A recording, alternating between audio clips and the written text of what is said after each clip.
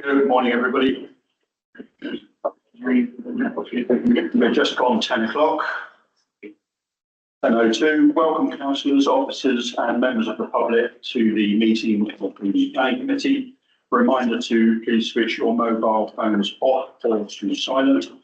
There are members of the public and press attending this meeting virtually. Can I please ask those attending virtually to switch off your microphone to avoid any disruption during the meeting. The meeting is being recorded and will be available in due course on the council's YouTube channel. We have toilets at either end of the building. There's no fire alarm planned. Therefore, if the fire alarm sounds, please leave the building immediately by the nearest exit and gather at the assembly point, which is located in the car park outside the main entrance. Members of the public who have registered to speak will be invited to use the microphone to address the committee and will have up to 3 minutes. I'll endeavour to give you a reminder at about 2 minutes and 30 seconds and ask you to wind up. To ensure that those attending virtually can hear the proceedings and the recording to capture the entire meeting, please ensure that you wait for the microphone and clearly speak into the microphone. I hope you can all hear me clearly. Please remember it's a formal meeting and therefore do not refer to councillors or officers by their first names. My name is Councillor Kevin Davies, and before we come to the agenda, I would ask our officers to please introduce themselves from my left. Steve, how do I use the microphone? Sorry. Steve, can you hear me? No. That's not the switch on each one. Slide towards you. Sorry, these are new microphones. I'm Steve Emery, Senior Planning Officer in the North team. Thank you. Morning, my name is Tracy Blackmore, I'm the Planning Manager at North Devon Council. Good morning, I'm Beverly Triggs, I'm clerk to the meeting. Morning, I'm Hannah Peterborough, Legal Officer today. Morning, I'm Carl Webster, Planning Officer at North Devon Council. Good morning, James Jackson, Senior Planning Officer at North Devon Council. Morning, Roger Bagley, Senior Planning Officer at North Devon Council. Morning, Chloe Roster, Senior Planner Officer, North Devon Council. Good morning, David Jeffrey, Senior Planning Officer.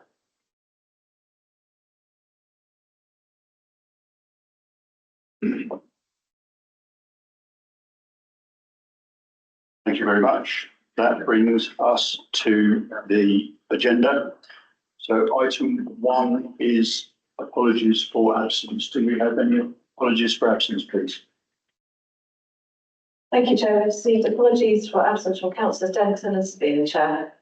And the 11th. Still on holiday. Hang on, Councillor Liverpool. Not back till tonight. Lucky for some. Item 2 is to approve as a correct record the minutes of the meetings held on the 2nd of July 2025 and the 16th of July 2025, pages 9 to 18 of your report. Can I have a mover, please? Moved by Councillor Bishop, seconded by Councillor Knight. All in favour, please? Everybody, thank you. Item 3, items brought forward which in the opinion of the chair should be considered by the meeting as a matter of urgency. We're going to have a very slight change to the order item in part A. So item 6, 7 and 8 are as per the schedule, but item 12, application 80422 and adjacent to the Linley Ashford is going to be brought forward. We have speakers on all 4 of those first applications. Then item 9 and item 13, which are applications that I have an interest in, will be vacating. We will shift to the end of the meeting after item 21 and before the appeal report. I would also like to remind members that we have mandatory planning training on the 17th of September, starting at 10 a.m. for the morning at the bar on Brinsworthy. There's also more training the following day on the 18th, and that's open to all councillors. It's not mandatory, but obviously see how the 17th goes. And if you can attend on the 17th, that would be lovely to see you. Item 4, declarations of interests. I believe we have items of interest, declarations of interest, and I have declared for application 80454 and 80508.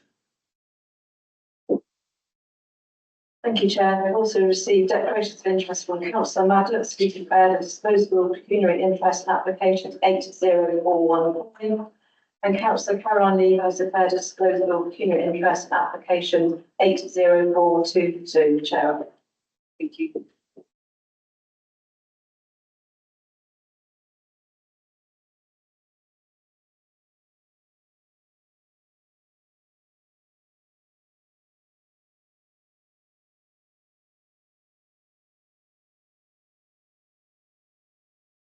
Thank you very much. Item 5, to agree the agenda between Part A and Part B, confidential restricted information. There is no Part B planned. So we move into Part A, item 6. Application 80389, Blue Valley, Upper Clay Park, Woolwich. So I will hand over to our officer for their presentation. Thank you. Thank you. Thank you, Chair. So this application 80389, which is the erection of one self-built dwelling with associated parking and landscaping. Before I start, there is a correction in my report where in places I've mentioned the protected landscape where it should have read national landscape. It is protected, but the actual proper term is national landscape, just a slight typo. Moving on to the slides to start off with, slide 1 is the location plan, which shows the site as outlined in red with the land in the ownership of the applicant, with the donor dwelling, Blue Bay, in blue. This is the aerial image showing the site and the conservation area. Excuse me, site being here.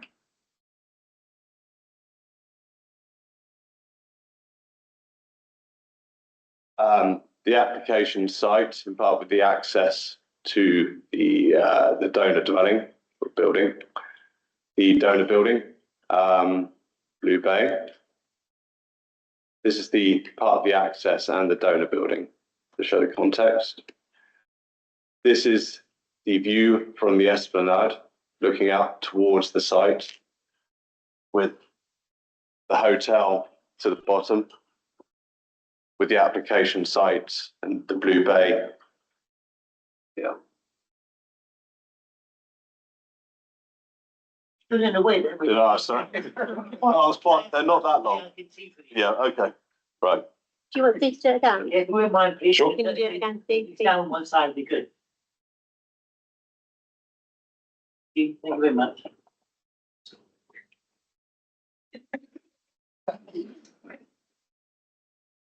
And again, this is from further towards the village, the main part of the village on the esplanade, looking across. And I don't think I need to stand up again, I can see where the site is. Thank you.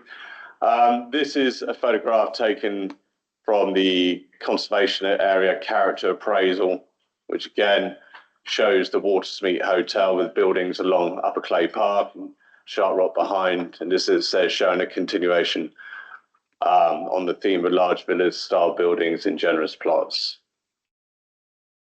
The existing block plan shows the garage, the access to Blue Bay, and the proposed block plan, which shows the footprint of the proposed dwelling. The ground floor plan, which shows the two of the bedrooms with garaging and other utility space. And the first floor plan showing the master bedroom and other living areas. And the roof plan showing the green roof. Elevational drawings showing the east, the southeast, the southwest elevation, northwest and north elevation. Again, just I'll leave the photograph on that one, showing this slide again for the character appraisal.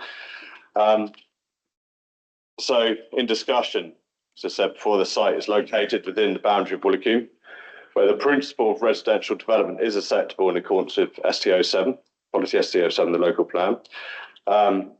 It's worth noting that, as we know, the councils can't identify a 5-year housing land supply. It is within the national landscape, where paragraph 11D1 does indicate that we should be granting applications unless the application of policies in the framework that protects assets or assets of particular importance, such as the national landscape, provides a strong reason for refusing the development proposed. Therefore, the tilted balance exercise is therefore not engaged. So given the siting within the North Devon Coast National Landscape, the consideration of the proposal needs to take into account new legislation that requires relevant authorities undertaking a function must seek to further the purpose of conserving and enhancing the natural beauty of the area of outstanding natural beauty. This is a more active duty than the previous duty of regard, and any proposed development needs to show how it will further the purpose of the national landscape. So in acknowledgement of the comments raised by the Conservation Officer and the North Devon Coast National Landscape Manager as the report, concerns are raised by officers that development will result in a building of massing and appearance that would not respect the character and appearance of the locality. The conservation area is predominantly characterised by pitched roof dwellings of relatively traditional proportions. In addition, the density of the conservation area decreases as you move higher up the hillside, where the building plot ratios decrease, resulting in detached villas set in large plots with open spaces between which connect with the landscape. The spacious arrangement, where the topography of the landscape can be appreciated in longer range views, is considered a dominant characteristic in this area. And this is a view that was from both the Conservation Officer and the National Landscape. In having regard to the above, it's recommended that the proposed development, by reason of its design, scale and appearance, would not preserve or enhance significance of the conservation area as a designated heritage asset, or conserve or enhance the landscape character, natural beauty and special qualities in the national landscape. So it's not considered to have a positive impact on the designated landscape. I could use a protected landscape there for both the conservation area and the national landscape, and it does not relate well in its setting. So it will not further the purpose of conserving and enhancing the beauty of this part of the national landscape. So for those reasons are set out in the conclusion, officers recommend refusal of this application.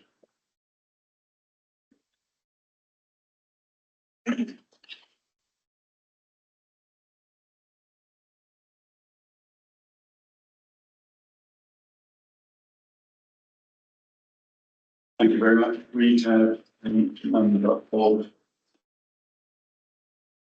people to speak. I'll just check.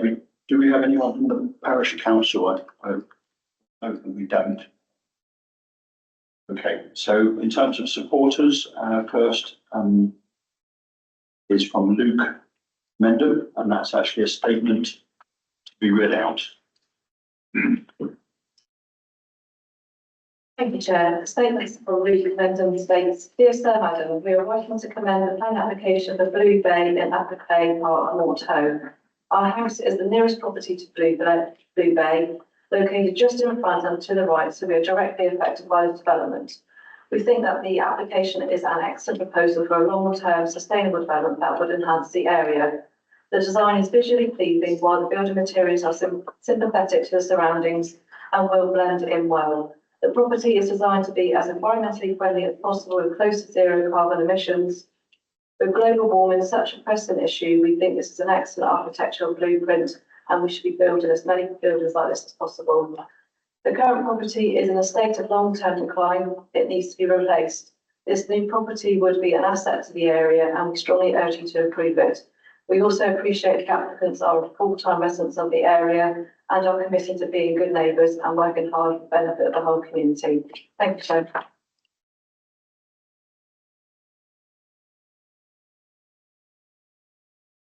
Very much. We have no objections registered to speak. Next is the applicant, Alan Green, please.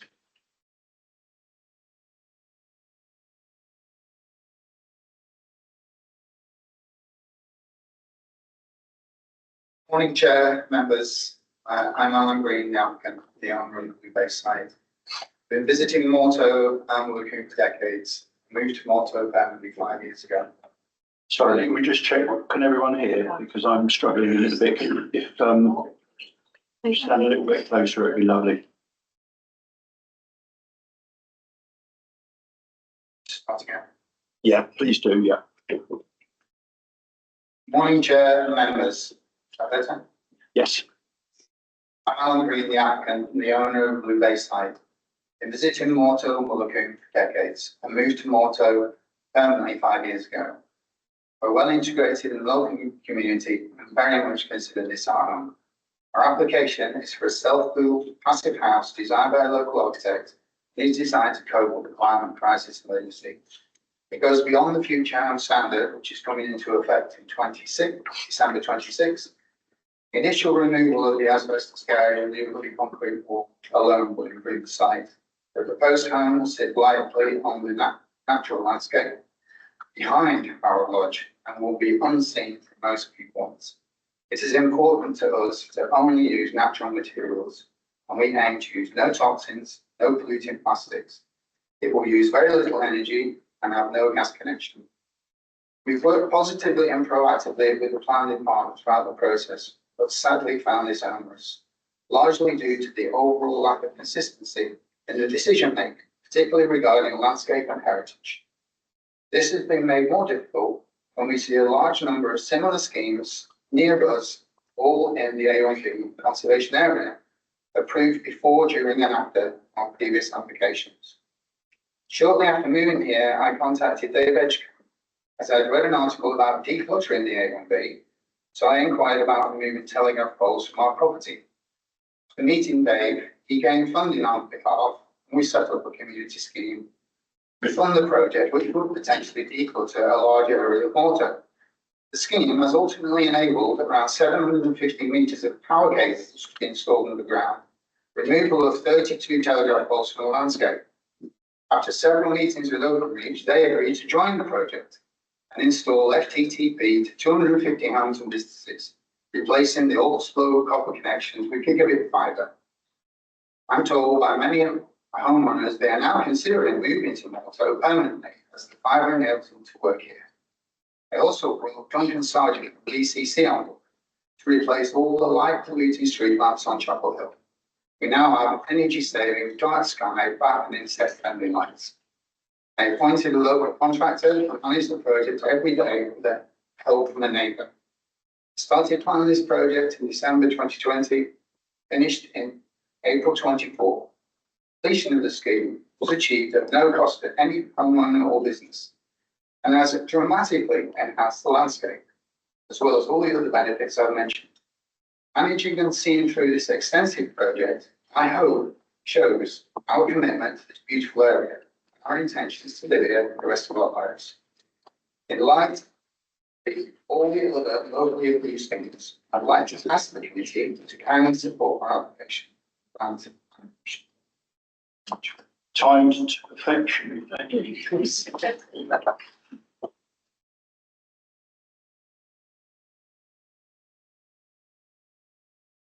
Next we have the agent.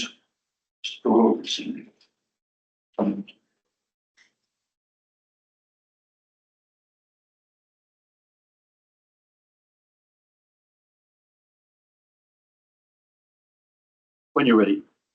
Morning Chair, members, I'm Chris Wilkinson of Avalon Planning and Heritage, speaking on behalf of the applicant in support of this application. The site lies within the development boundary of Willicombe, designated to the local centre in the adopted local plan. The principal residential development here is therefore not in question. The development will support the council's housing delivery in a sustainable location, and it is very much the intention of the applicant to build out the dwelling at the earliest opportunity. The character of this part of the conservation area has changed dramatically over recent years, such that it comprises dwellings of varying architectural styles, form, scale, and ages, with a number of modernised or new built dwellings having adopted a more contemporary design approach. This has been acknowledged by the Conservation Officer on a number of other schemes locally, and so it's slightly at us that a similar pragmatic approach has not been taken by officers in their assessment of these current proposals. The proposed design approach is entirely appropriate, suited to the conservation area and the elements coastal location can bring. It draws on regional and coastal influences with a refined and recessive material palette, which does not seek to imitate a predominant style, but sit alongside its high quality, interesting, and well resolved designs in its own right. The dwelling will achieve Passive House certification, representing the highest standards of energy efficiency. In a climate emergency, such exemplary sustainability should be celebrated and supported. The flat roof design is clear precedent locally, with recent approvals of Sharp Rock, Highfield, Rose Nest, and again demonstrating the council's acceptance of this approach elsewhere. The building has been carefully recessed into the hillside, positioned behind existing development, and preserves the important gaps between buildings that the conservation area appraisal identifies as a prevailing characteristic. Landscaping, window placement, and a proportionate balcony with obscure glazing and louvres are proposed to balance views, daylight, and privacy, delivering a high level of residential amenity whilst minimising external. Contrary to both the landscape and the comments, this generously sized plot will comfortably accommodate new dwelling.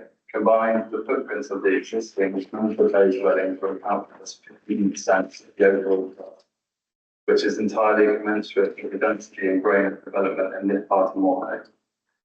The spacing and massing of the dwelling will ensure that the special qualities of the conservation area and the national landscape are preserved, with generous space between buildings allowing the form of the landscape to be read behind. The proposal provides the opportunity to deliver a dwelling of high quality design and sustainability appropriate to the site without giving rise to any landscape heritage harm. We therefore ask the committee to support the proposals and grant planning permission subject to proposed conditions. Thank you. Thank you very much.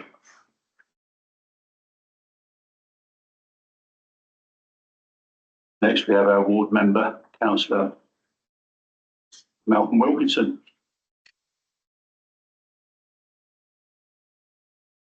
Thank you, members. Chair. Beauty of going third and fourth is that the main points have already been raised, so I won't use my full 3 minutes, but I will say the 3 main reasons that I called this one to yourselves.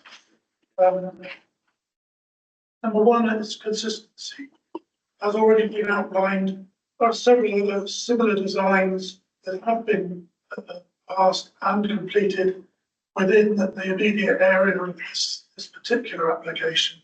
So we need to take that into consideration quite clearly. Secondly is the support from the people that actually live in the village. You can see by the comments there in your report that the parish council gave it unanimous support. You've already had a letter read out from the immediate neighbour giving unanimous support. So there is support from the immediate people that live and in the area. And the third one is Steve Emery outlined is the 5-year land supply. So he's already made the detail. All I'm asking is that you take all these points into consideration when you determine this application. So in the main, consistency, and in the second real one, I think, is the support from the local community. I'll leave that one to you. The final question, very quickly. Thank you, members. Thank you, Chair.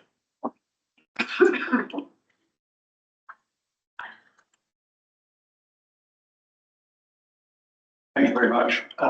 There's an opportunity for our officer to respond to any points raised there. And I think there's probably two points that would be beneficial to respond on, whether that's now or later. But the question of lack of consistency, I think, is probably the first one, if you could touch on that.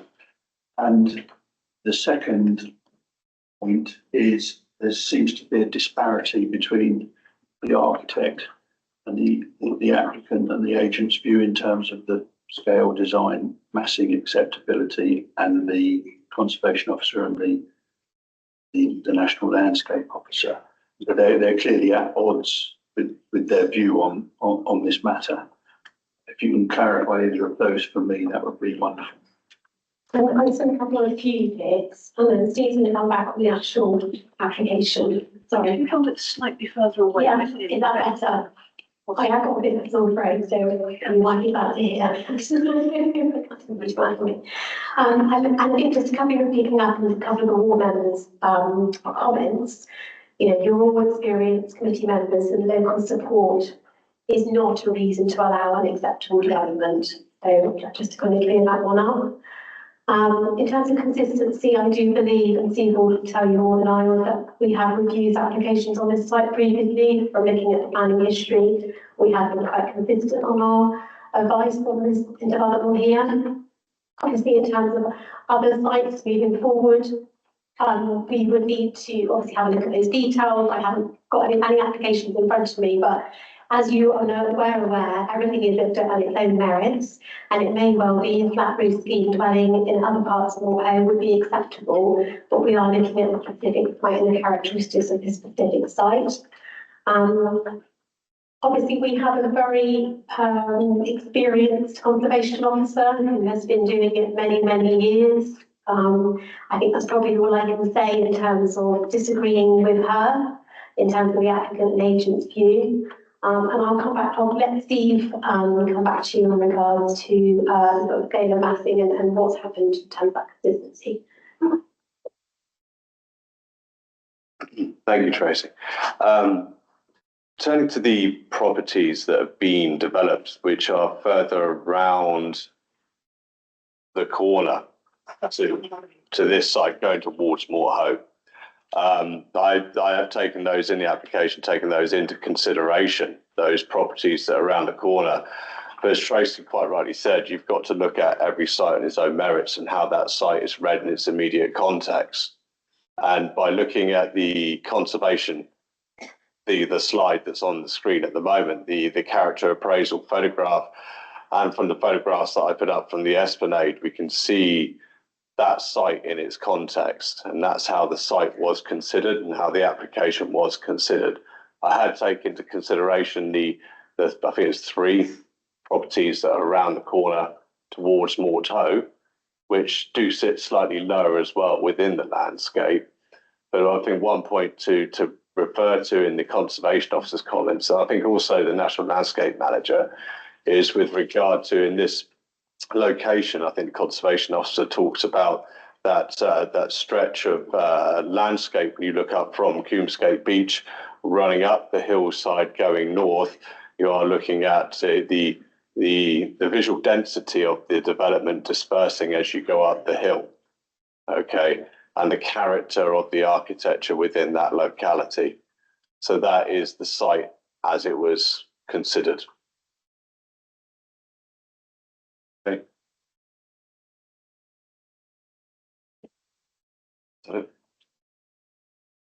Okay, thank you. So thank you very much. We'll go to members for any questions, please. So Councillor Walker. It was a little bit unclear about one of the people mentioned knocking down the existing property. Is that happening, or is it because it looks on the plans that it's being built in the garden of the existing property? Thank you, Councillor. The previous applications were for the demolition of the Blue Bay guest house dwelling as it is now, and the garage next to it, and the proposal, the refused application previous, for 2 dwellings, so it's a replacement dwelling and a new dwelling. but this application is just for the demolition of a garage and a new dwelling. So it is essentially, it's not a replacement dwelling, it is a new dwelling. Have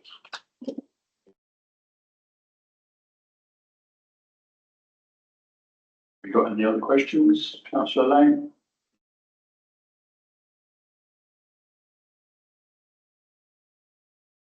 Thank you, Chairman. Looking on the location plan, of course, it looks a bit small, but then in where the red line is and the blue line.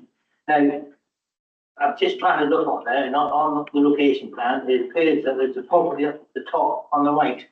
Now, am I assuming that's access for the piece of land which comes to go through on the red? Because it looks like there's a lane coming down there, so I'm just wondering where the access point is for the property above.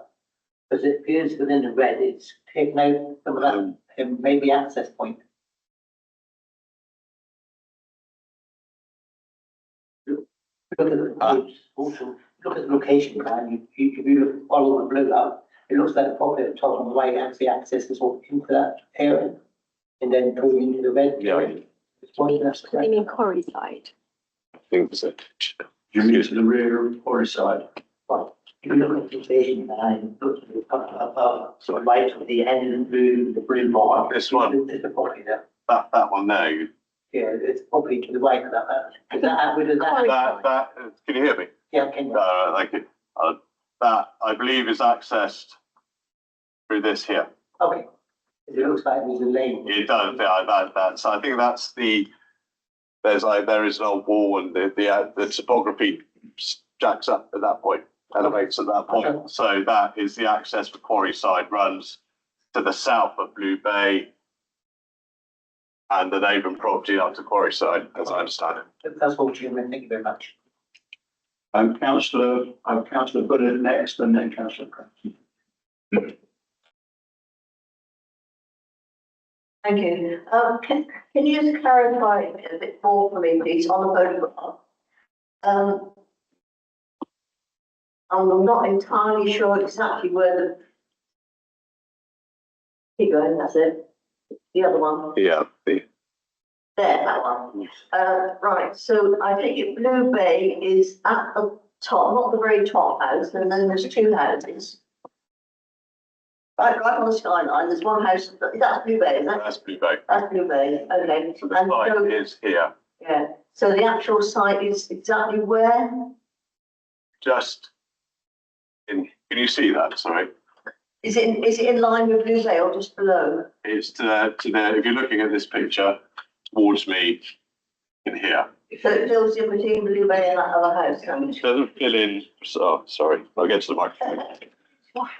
It will be easier to see. Yeah. So can you hear me now? Yeah, brilliant. Sorry, I'll get used to this microphone. Let me just get the different plan up for you, so it's easier to visualize. Have you got the elevations? That might be a bit more helpful. I don't think they show that. To be fair. I just want to see the. Bear with me, excuse me. House outside of it. Yeah, So you haven't got a question. Is there anything in the LVAA to show? I haven't got that. You've got no elevations It's on here. Isn't? Do you want me to find the LVAA? You can Councillor Bullitt, you Can I Raise get a look at the LVAA? It's on here. find in terms of context. Is Matt put it on for you? New member? No, that was the other application. Oh, is it not this one? That's not this Okay, no, sorry, it's not this one. It's not that one. Do you think you can show councillor Bullitt on the previous image again? Yeah, I will do, yeah. So I'm just showing this plan here to show, so you can see Blue Bay and you can see the eastern flank, shall we say, of the proposed dwelling. And that's the one you want to see, isn't it? So the property will come. Yep, sorry. The property will come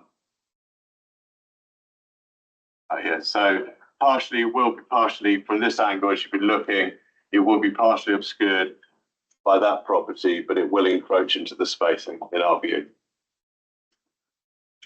Did you hear that? Okay. Yeah, but so would it be higher or lower than the properties beside it? Because we can't see.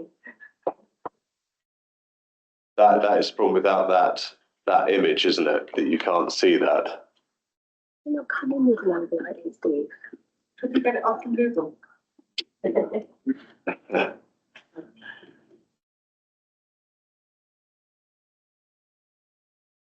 me. I'm allowed to say it's Yeah. directly behind Lodge. For clarity, you can see on the plan, the previous plan where it showed Harold Lodge, you can see it sits directly behind Harold Lodge. Harold Lodge is in front and to the left of Blue Bay, so you can see the line there. It's completely hidden. And also, Well, can we not add, can we just a statement of fact, that's fine, but no subjective, and, if you can come through the chair, I will invite you for clarity, and I will do that if I think it's necessary. We haven't got that. We haven't got that to hand. No, I just think we need to try and point out where it really being by. Yeah. Well, all I can do is reiterate what I said previously. Bear with me. So Harold Lodge is here. There's Blue Bay, and from this angle, yes, player will be partially behind Harold Lodge, and it will encroach partially beyond Harold Lodge in that aspect. In our view.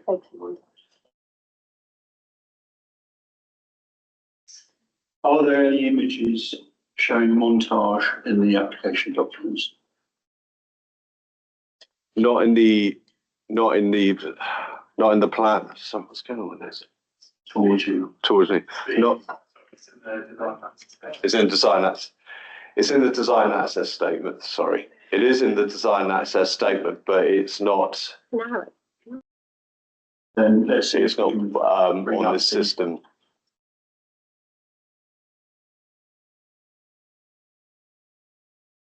All right, it's not anything more than that. Okay.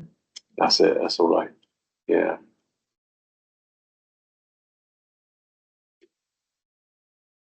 We go on the website on here.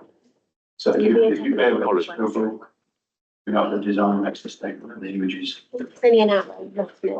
It's just that. in the design access. which identifies the site as opposed to a montage, I believe. It's just an arrow. So it's that.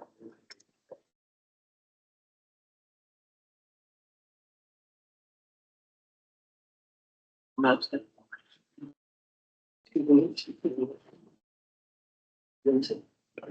website to pick up the application documents. Yeah.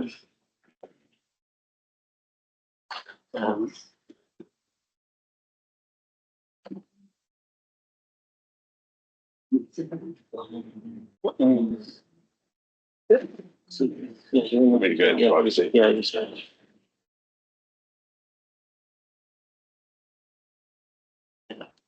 There's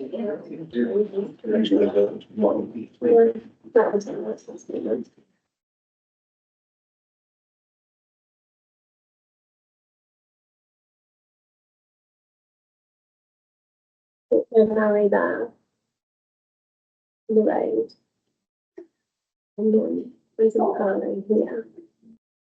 That's the road.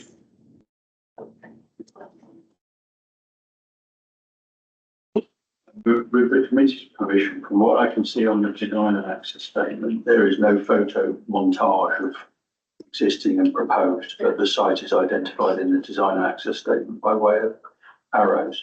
If I can just ask the applicant's agent to confirm if that's the case or not, please, because otherwise we're searching for something that we've already been shown.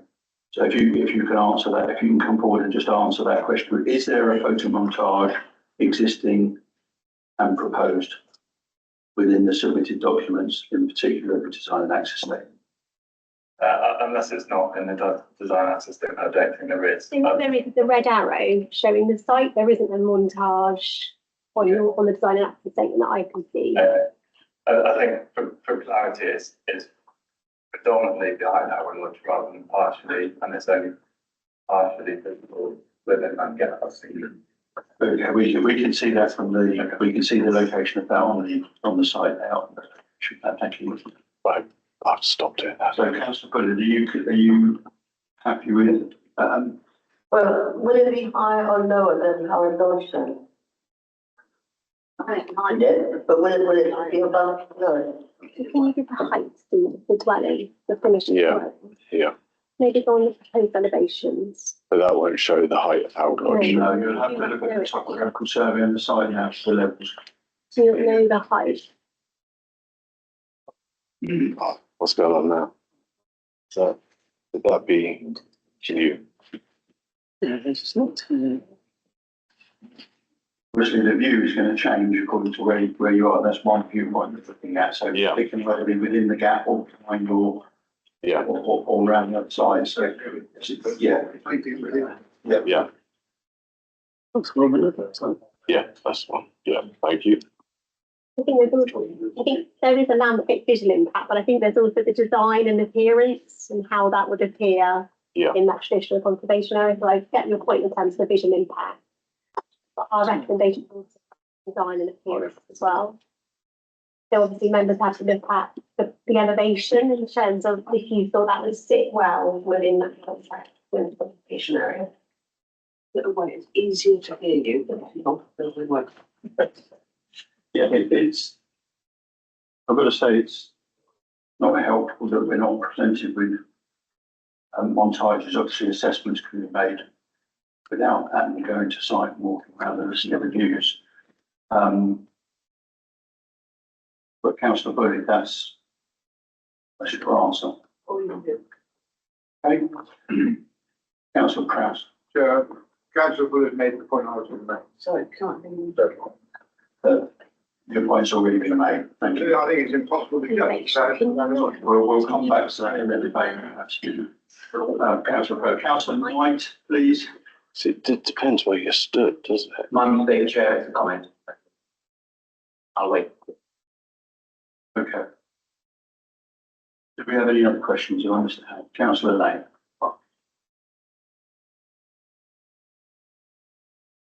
We asked any questions, haven't we? All the comment. Well, let's wait for the debate then. So if there's no more questions, it doesn't look like there is. Oh, sorry, Councillor Bishop. I've noticed that the applicant mentioned passive house at one point. Is this actually going to be a certified passive house? Or is it? Yes. Yes. That's what it says in the document submitted. Yeah, I believe. Okay, so if we have no more questions, we're moving to debate then, please.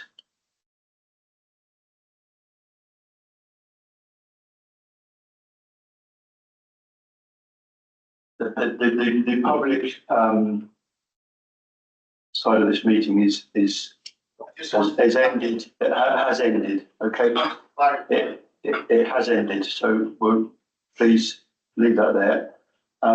So we're in debate, and I have Councillor Knight. Thank you, Chair. I'll speak later.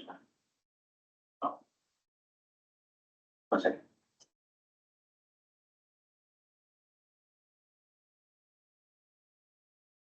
Okay. I'm quite, in terms of the information we've now received, I'm quite happy with the proposed proposed image of the proposed property being on the same elevation. And I'm also happy with the concept that it's in the lodge.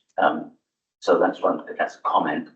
My other comment would be in terms of the presentations from the applicants. 3 points that really cheer me. Firstly, it's a passive house and they look fantastic. I speak as someone who grew up in Croydon now.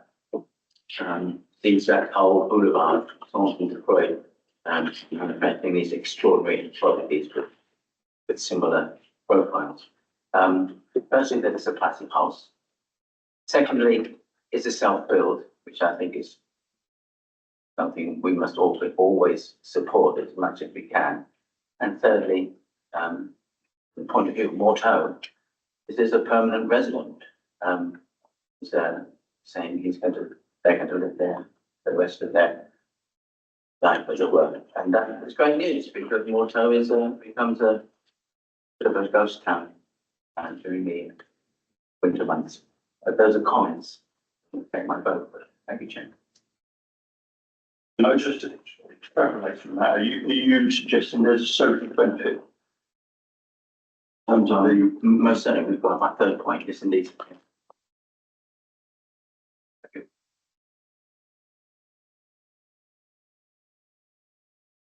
Councillor Walker?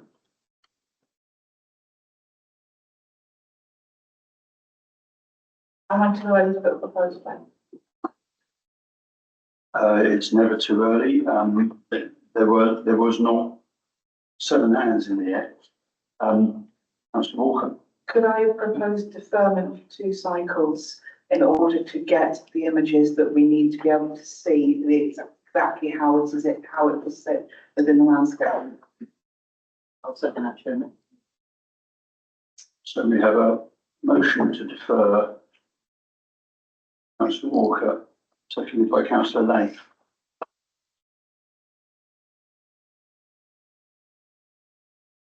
Anyone wanting to add anything that before I add something to that? Councillor Lane.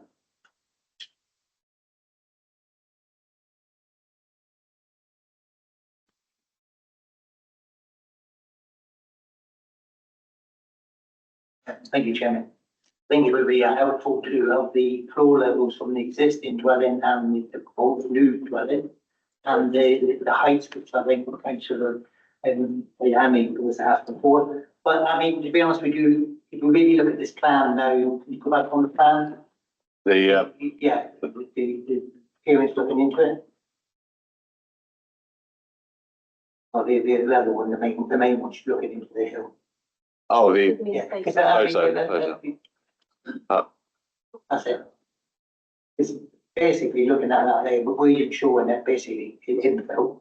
It looks like on that plan as a property above it at a higher level in here. And also, we don't actually see, if you go back to your original plans, it doesn't show the existing property on the lower side of it, which it shows in the, on our plan here. So I think this is missing. Go back. Because with there, is that a dwelling below it on the lower side of the building? that, what's wrong with this? That's, sorry, that's Harold Lodge, the property But that, in reality, that's actually not being shown in the picture you showed above, so it'll be, the context has gone all together. Okay, so you're reinforcing your point to defer 2 cycles. If I just put that in a little bit of the context with previous applications, I would hope very much that the Conservation Officer and the National Landscape Officer are over familiar with the site, having looked at 2 previous applications and this one. That said, it is very evident that members are having difficulty given the fact that the information does not seem to be submitted in terms of putting the proposed dwelling in its context, which makes it very difficult for us as members to agree with the significant weighting in the planning balance. So I would also support that. Have we got anyone else? Councillor Lever.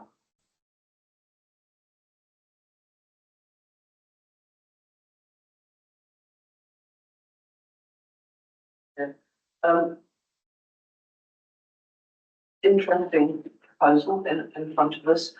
I think a couple of questions actually, which just arose as a result of what some of the comments have been.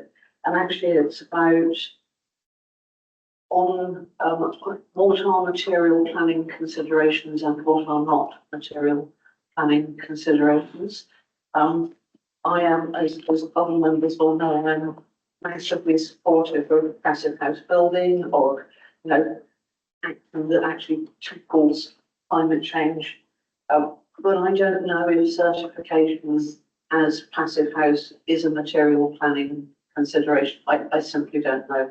Similarly, I'd be grateful for some clarification with regard to self-build, because my understanding of what we have in front of us and what we always have in front of us is that we have to look at each application on its individual merits. And we're not in a position to be able to take into account precedent set by others, which we don't have knowledge of. But from the planning officer's point of view, the previous applications which have been approved around the corner, I'm guessing that's north, that the aspect is further looking out to sea as opposed to looking down the coast. So perhaps not as visible, but I simply don't know. So I don't think I can take that into consideration when thinking about this. I don't know whether self-build, as I say, is a material planning consideration. I'd be grateful for some clarification on that. Nor indeed, although I am again concerned about the longevity of communities and the sustainability of communities, is permanent residence a material planning consideration? Because as we all know, as members of this committee, you know, we found ourselves in the position previously where we are desperate to either approve or not approve various applications for various different reasons, but reasons which are not necessarily planning reasons, and that we have to be bound by policy. I think if it sounds as though if this committee decides to defer this for a couple of cycles, I think it would be helpful perhaps to ask Conservation Officer and or National Landscapes to come and talk to us as well, because I think, you know, again, we've had this issue many times before where, you know, we are lay people, we are not technical people. And we have to rely on the technical advice that we are given by officers on policy and other matters. So I think it would be helpful for those points to be clarified. Thank you. I can come back on some of those. If you could hold it further away, honestly, it's easier. Yeah, about then. Also, so I can lip read. Yeah, perfect. So just to come back on a couple of things. So self-build, passive house, I think they are material considerations. I think we have a lot of self-build on here today.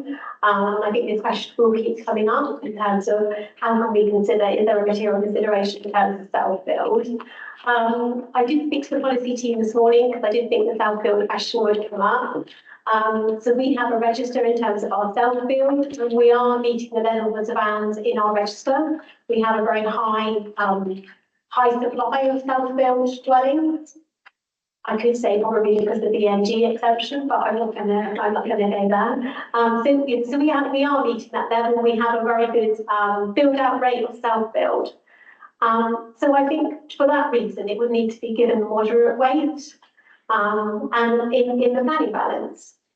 I think in respect to this application, obviously you have your Conservation Officer giving her views and the OAMB manager.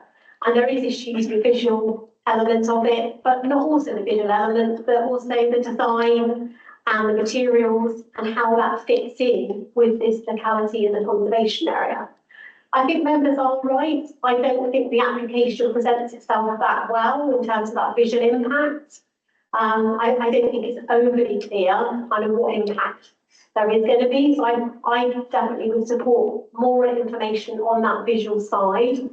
But as I say, it is a twofold issue really. There's the visual impact, but also the design and materials of the dwelling not really blending or fitting in with this, with what we have here in terms of that render, that pitch roof. And our Conservation Officer not feeling that actually sympathetic to the development. I am happy for the Conservation Officer to come back in 2 cycles' time, and she can perhaps explain to you her concerns with the application, and then hopefully that puts you in a better position to be able to obviously make your decision. That's very helpful. And just Councillor Lever, we do have a moderate weight for the sustainability of the location, in terms of the principle. We've got limited weight for the economic benefits and also for the biodiversity net gain. That can all get captured again in the next report, should we defer this. You've used two words, blending in, I think was one of them. I didn't like the wording. And harmonious. And I think it's appropriate and sympathetic that the key words. So there's a big interpretation about what blends and what is harmonious, and people interpret beauty in different ways, as we know. Councillor Lane. Just clarify residency, please, because. Oh, yeah, sorry, I didn't, I don't, Councillor Lane. So in terms of permanent residency, I'm going to get my microphone to work. There isn't we wouldn't be able to condition that in terms of making sure that the future of the dwelling was being used for permanent residency in this location. We wouldn't be able to have control over that. Absolutely. Well, this is just carrying on from my question earlier, really. Going back to the photograph, the visual impact to me on the photograph, there's a lot of horizontal lines we're looking at. In the front of the hotel from starts very horizontal line, and going back the houses behind, horizontal lines. As you go up through, it's all horizontal lines. So if this house is not got a pitched roof, to me, will appear to fit in with the horizontal lines. That's the reason why I asked that question. Thank you. Unless there's anyone else.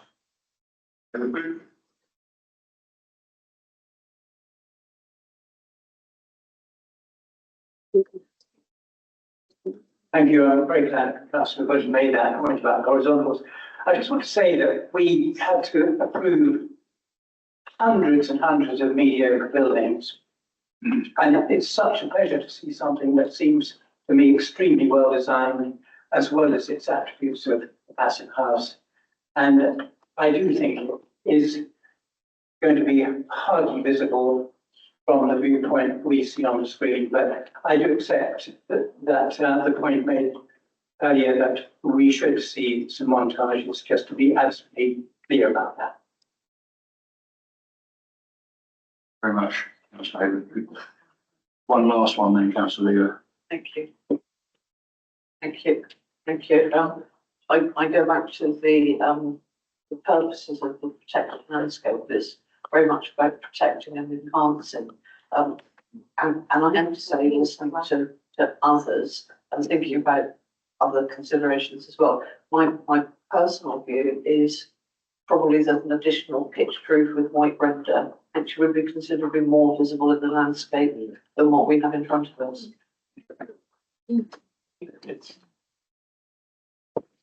I would imagine if time comes in there'll be some more discussion on design. So can I come back to Councillor Walker and just try and be clear on the reason for the deferment? As far as I'm aware, it's for the applicant to submit additional information, giving some photo montages and some elevations, giving levels and context. Yes, so and cross sections. yeah, the proposal is to defer the 2 cycles to allow the applicant to provide exactly what council data suggests.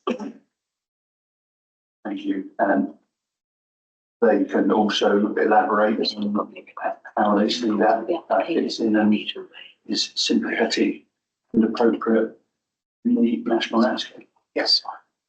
So we have Councillor Lane. I assume it even include updates to the what's needed for the conservation area bit as well. Yeah, and also that, Colette Hall will attend. Yeah. So our conservation has to attend the meeting to, explain why it doesn't fit in with the landscape. So it'd be useful if those two consultations are revisited with, when that information has been submitted. We'll reconsult the conceptions, but I'll also ask Colette to come along as well.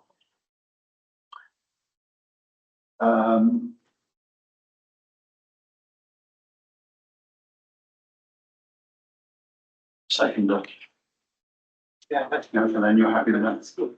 Yes. Lovely. So all in favour of the motion to defer the few samples? I believe that is everybody. Thank you very much. We will take a very short time break. So, and let's understand, all the members are back, so we will, members of the public, councillors. So we are Me, sorry. 9 minutes past 11. So we move to item 7 of the agenda, application 80252, which is land of Bottoms Lane, Darracott, Georgia. And I will hand back to our officer, the report. Thank you. Thank you, Chair. Thank you, Chair. Everyone hear me okay? I am getting used to this microphone, so apologise. Please let me know. As said, 80252 is demolition of equestrian buildings and erection of a local needs self-build dwelling and associated landscaping. This is land off Bottoms Lane in Darracott. Just as usual, go through the slides. This is the application site outlined in red. So just sort of put on that, the application is located within the countryside. Is part of a field that comprises a row of small equestrian buildings and a riding arena. The site is at the top of a hill within the designated national landscape, and is visually prominent from areas which will be shown later, and it's currently in use for keeping of horses. This is an aerial image of the site. You see this in the centre there. Again, with me. You probably quite clearly see the site here. The arena, I guess it's called, the large arena there with the buildings in here. The access off the road.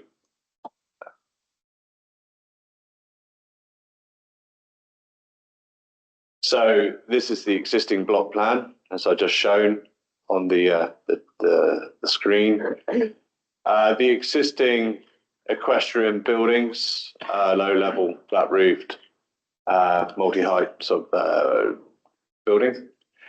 The application site take this just to show the buildings as they are on close proximity.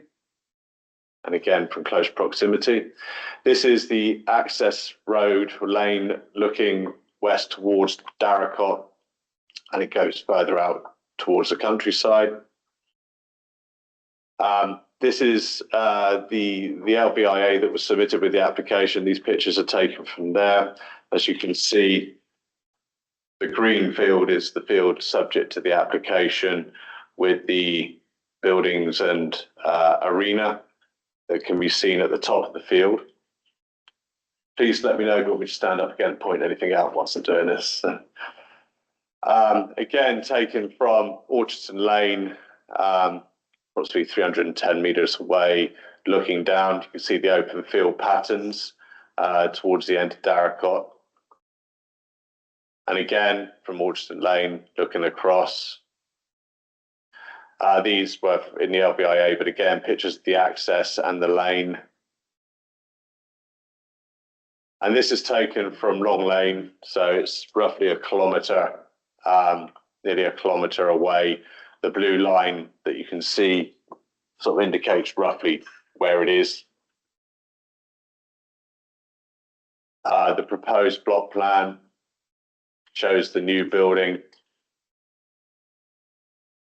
the parking arrangements, and the proposed landscaping plan. And this is the proposed elevations of the dwelling and elevation comparison between the existing equestrian estate, the equine stables, and the proposed dwelling, and a photo comparison as submitted by the applicant of existing and proposed.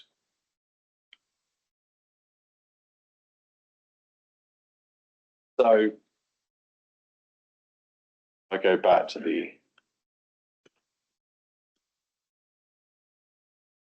one of these. I think it would be handy.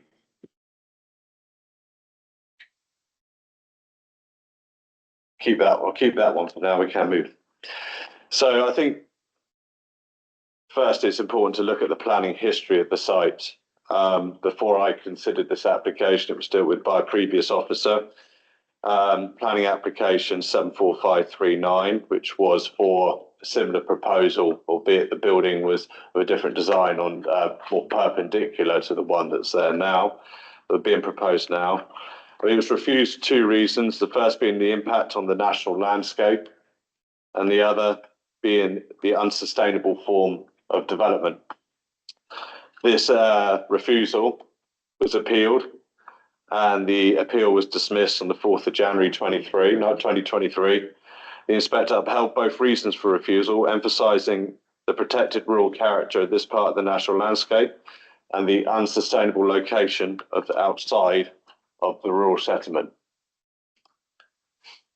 The rural settlement being Georgian, not Darragog. These decisions are recent and also made at a time when the councils could not identify a 5-year housing land supply.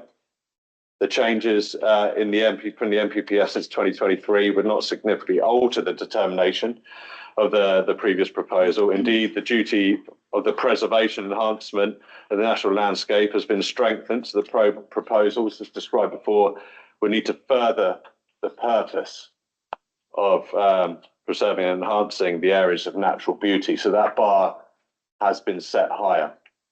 For these reasons, planning history holds significant weight when considering these applications.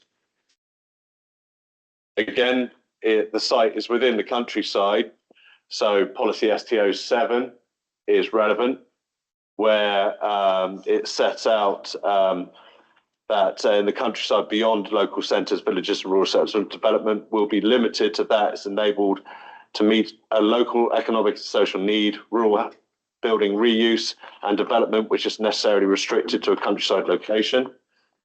The application has been made for a local needs dwelling. Policy DM24 states that in qualifying rural settlements, support must be given for proposals for local occupancy dwellings. However, it's determined in the previous refusal and by the planning inspector, the site is not located within a rural settlement.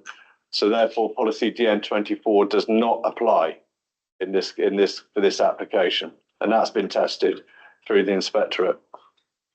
The planning statement supporting the application makes reference to policy H3 of the Georgian Neighbourhood Plan.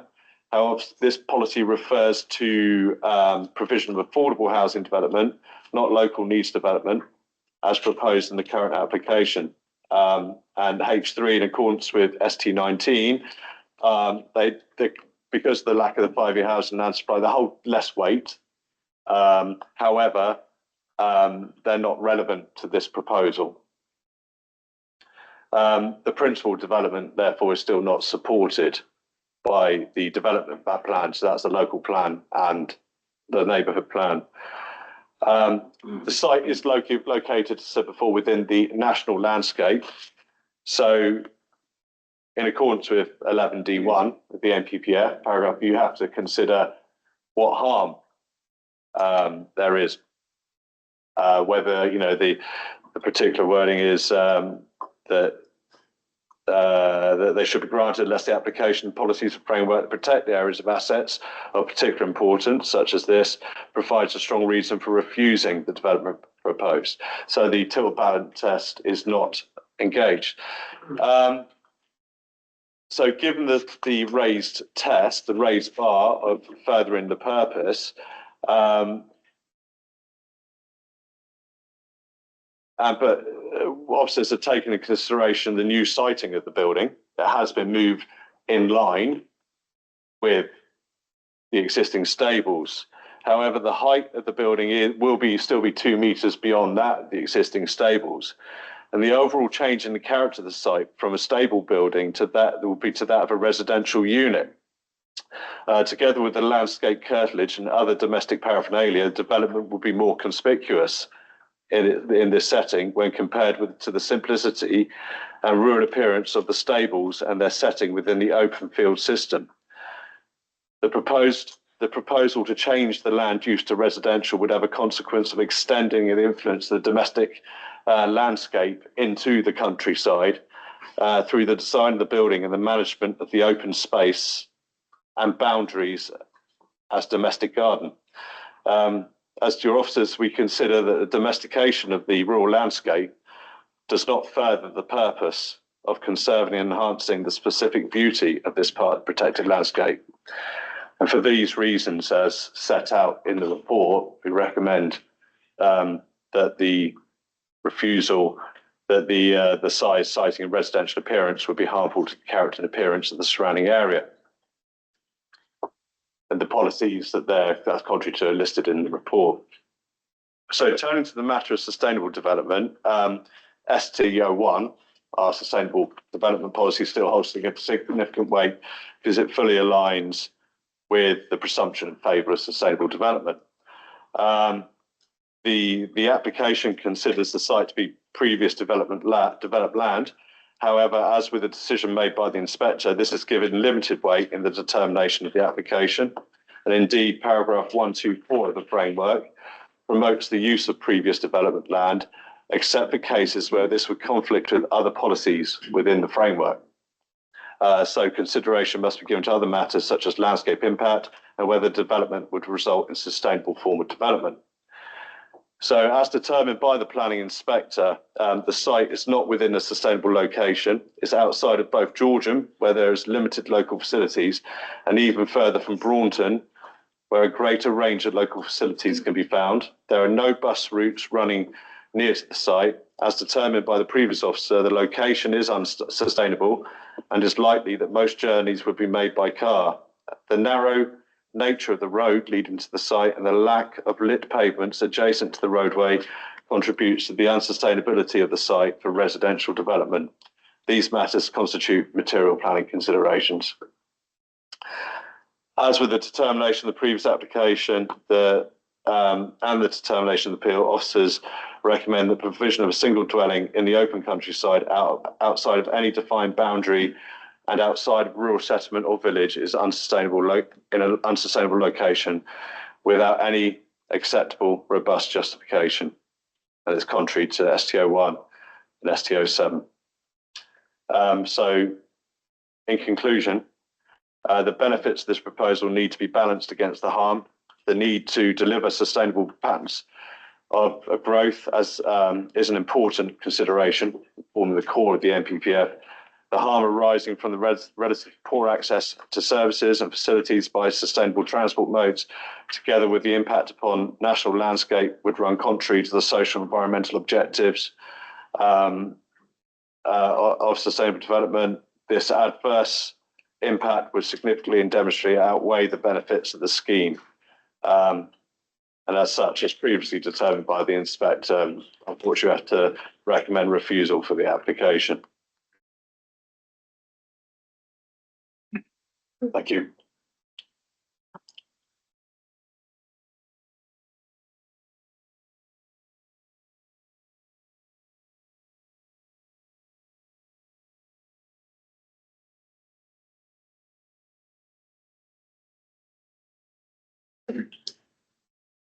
Okay, so we have a number of members to speak or statements to be read out. I don't believe we have a parish council representative. If you are here, come forward now. No, so we have 1, 2, 3, 4, 5 supporters.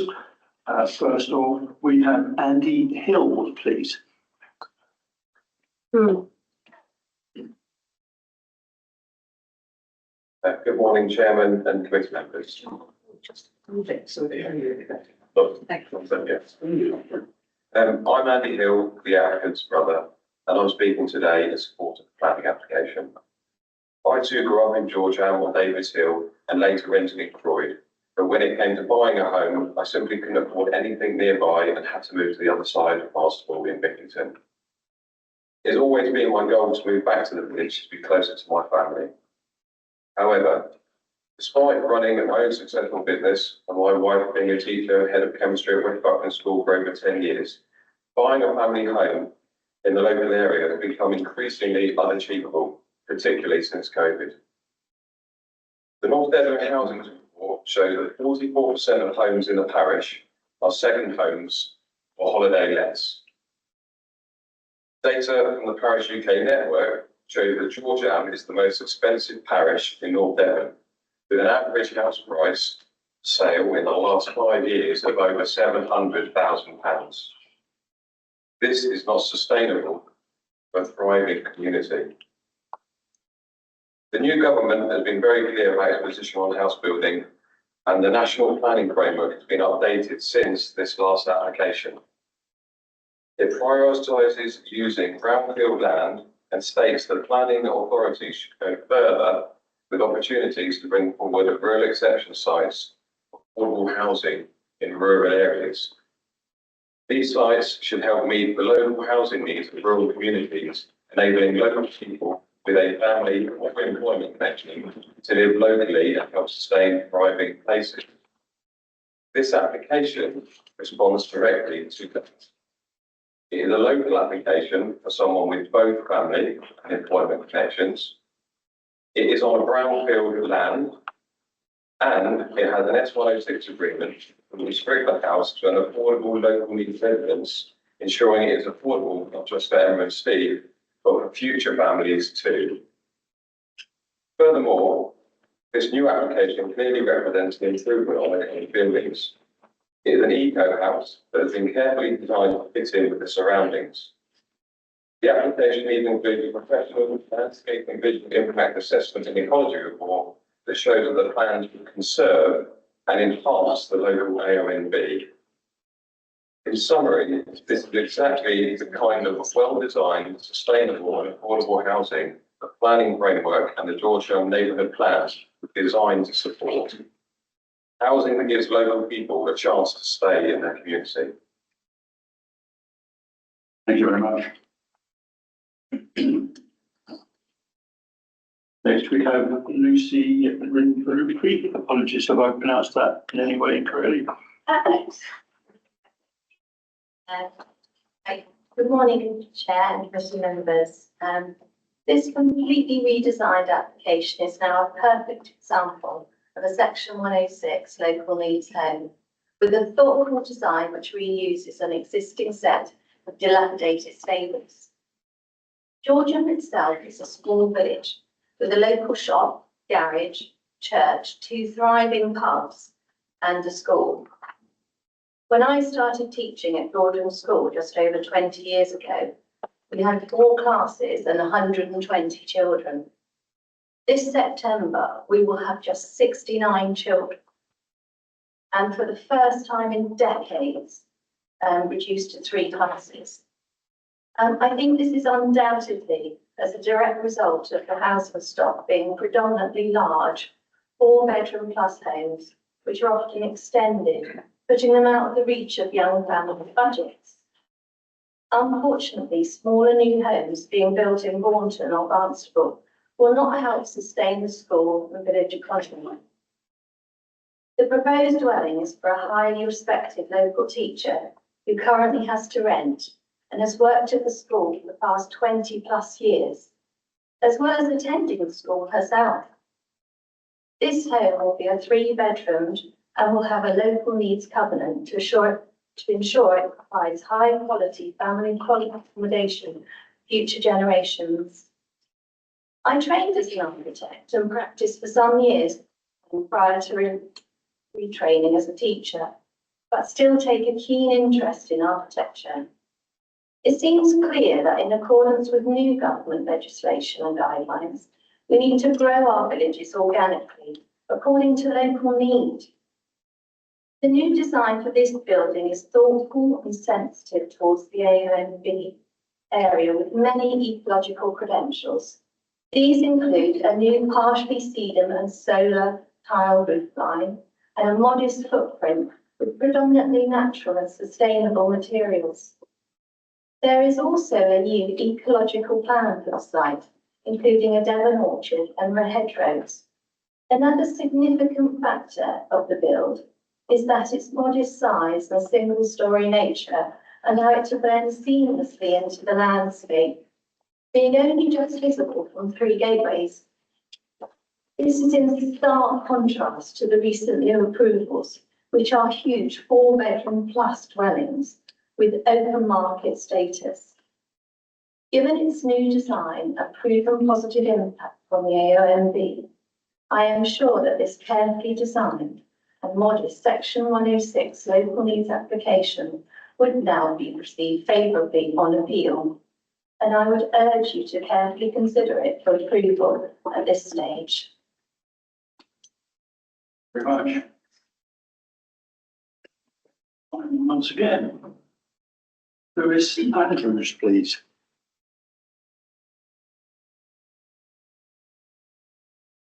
View from the south.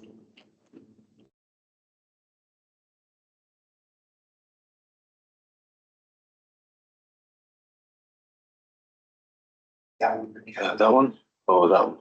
Okay, thank you, Chair. My name is Lewis Andrews. I talk today on behalf of the North Devon Coast National Landscape Designation. I've been a chartered town planner for over 30 years. I'm not going to talk about the consultation response from the National Landscape, and that's been set out in your committee report. Just going to talk generally. The National Landscape is a finite resource.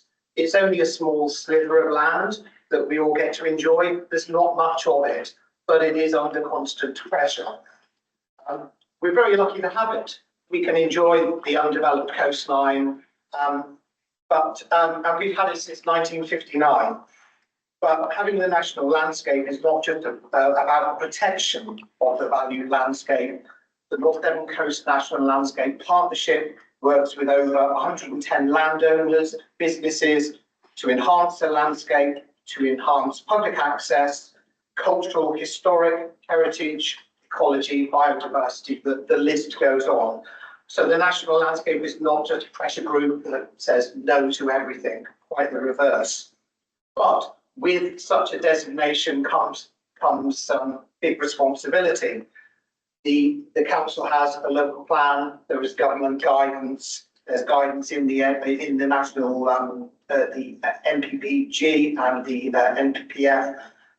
And in 2023, and the government don't do a lot for us down here, but they did, as Mr. Emery said earlier, they enhanced actually the protection of national landscapes, changing the duty in the Countryside and Rights of Way Act to one of previously having regard to seeking to further the purpose. So that is a big change, and it really is a much more proactive protection rather than just seeking to remain the status quo. Turning to this application, as you've heard from the planning officer, put simply, this proposal has already been determined in terms of its location. It was determined by the planning inspectorate, and as Mr. Emery said, it was deemed to be an unsustainable location, and the impact on the national landscape was one of harm. But yes, there has been slight changes to the design, but it's still 2 meters higher. I've asked for that viewpoint to be put up. I'll just quote a couple of short paragraphs from the planning inspector, who said that the scheme would lack a sense of suppleness. It would be a dominant building causing harm to the landscape and scenic beauty of the AONB. He said, even though there were existing buildings on site, he said, having regard to the factors, the harm of the AONB would be moderate, but applying the NPPF, the harm is something which great weight should be given, and concluded that there would be harm to the character and appearance of the landscape contrary to the local planning. I want you to wind up, please. Yeah, what's important is that it's not just the built form. It is about the change in character, the domestication, the change from a stable to a dwelling with its light, noise, disturbance. And just finally, the national landscape is supportive of local needs properties, and that's enshrined in the AONB planning policies, but it has to be in the right location. And we feel that this is not the correct location. Thank you. Thank you very much. We have you down as a supporter of the application. Give it a shame. That's right. We're just going to close that door, we can't hear what's going on. Let's ask someone to close the door. Thank you, Councillor Bell. Hugely helpful.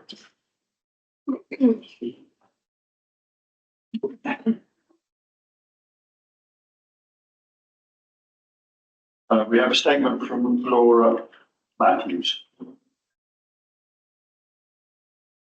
Thank you, Chair.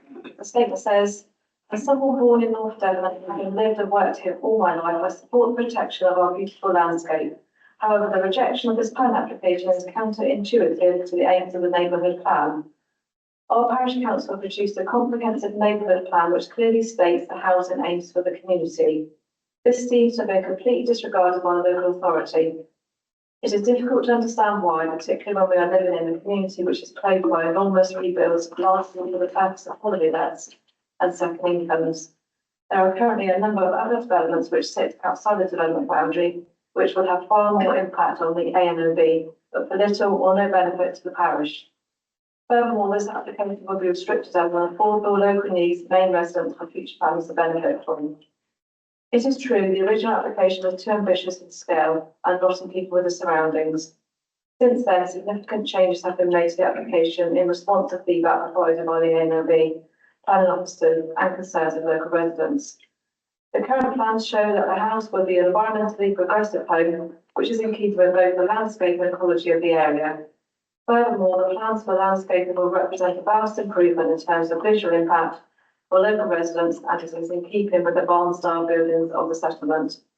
To conclude, it seems important to acknowledge the moral arguments supporting this plan application. We live in a parish which is besieged by second homes and holiday homes. The simple fact is that most local people are unable to afford homes here. This application is for a local person who would like to build a house in which to live with her family on land which they have owned for in excess of 40 years. She has actively contributed to our community through her teacher role at Georgetown School. If we are truly committed to sustainability, not just in terms of the environment, but also in terms of the community, then surely this application, which has been significantly amended in response to feedback, must be supported. Thank you, Chair.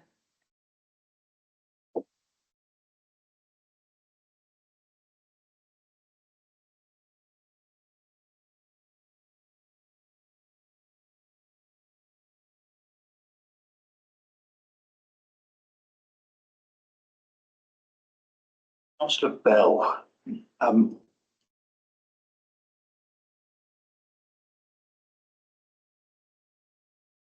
you'll be pleased to hear you're not limited on time, but that isn't an invitation. I think Councillor Mascal is the ward councillor who will be speaking. I'm just here as an independent. Are you speaking as a member of the public? Well, I've timed myself down to 3 minutes and I was edited heavily to remove things that have already been covered. So if I ever run, I'm going to hold you to that.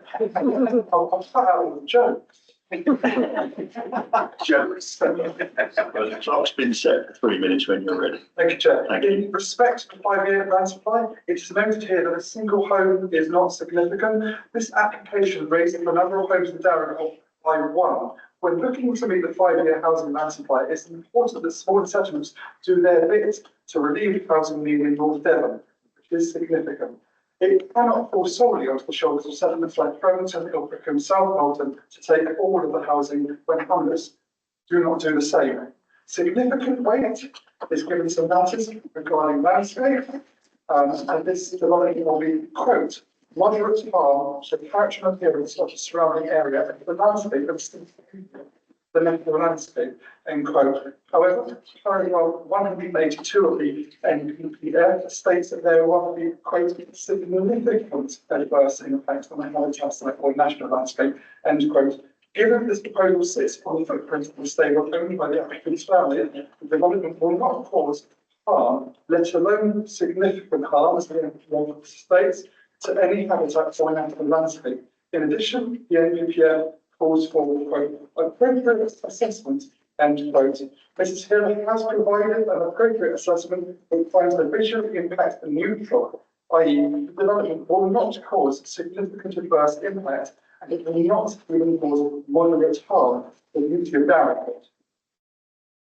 Moderate weight has been given to access to Darracott as the hamlet is an isolated location, although other homes have not received these challenges in recent years. It must be noted that while Darracott is a short walk from bus service to St George, probably the site in question is used as a riding school, bringing private transport throughout the day for dead. I don't have a horse, I'm not giving horses, I don't know how these things work. Building a home here increases the sustainability of the community as it reduces private transport to the riding school and while returning a affordable residence in perpetuity, not simply for the applicant's family, but thanks to their willingness to enter into an agreement, future generations of Darracott and Jordan families. Thank you very much.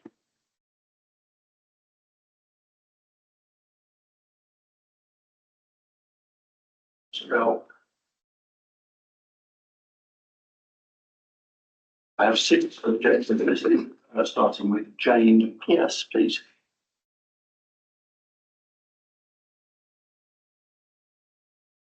Get the board member to speak. I have the ward member as the last speaker. As the last speaker. Sorry. Yeah, Councillor Maskell, you are down as the last speaker, fear not.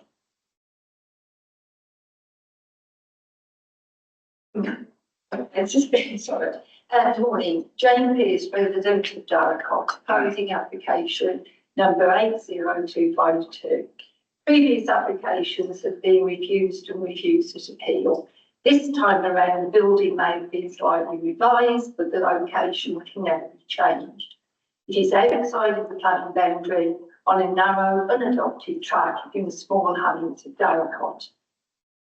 My opposition is based on this dwelling is not needed by the local community as per the local plan. It is not an affordable build, but a self-build. And as it hasn't been submitted as an affordable build, it does not meet the criteria for consideration to build on an exception site. It will greatly impact the environment, the field for grazing horses to become a fully serviced dwelling, together with domesticated landscaping, associated noise and light pollution, and the additional vehicular traffic to and from the dwelling, with parking for 3 cars. A standard which remains in use, but has no separate access. If added later, this would have a major environmental impact too. This precedent would be set for stables on any exception sites to become houses. The parish council's support has only been secured with the chair's casting vote. Building on exception sites should only be when there is a need for essential affordable houses within a rural settlement. Darracott has no services, is not mentioned in the rural settlement register, and therefore does not meet the terms of policy DM24. Georgian Parish Council commissioned a survey to identify local housing needs, and an application has since been submitted for 19 affordable rental dwellings to be built within Georgehurst. The applicant is a well-liked school teacher, but this is not a popularity contest. And having lived and worked in the locality for over 20 years, this means she doesn't need paragraph 4.5 of the neighbourhood plan to create new opportunities to live and work in the area.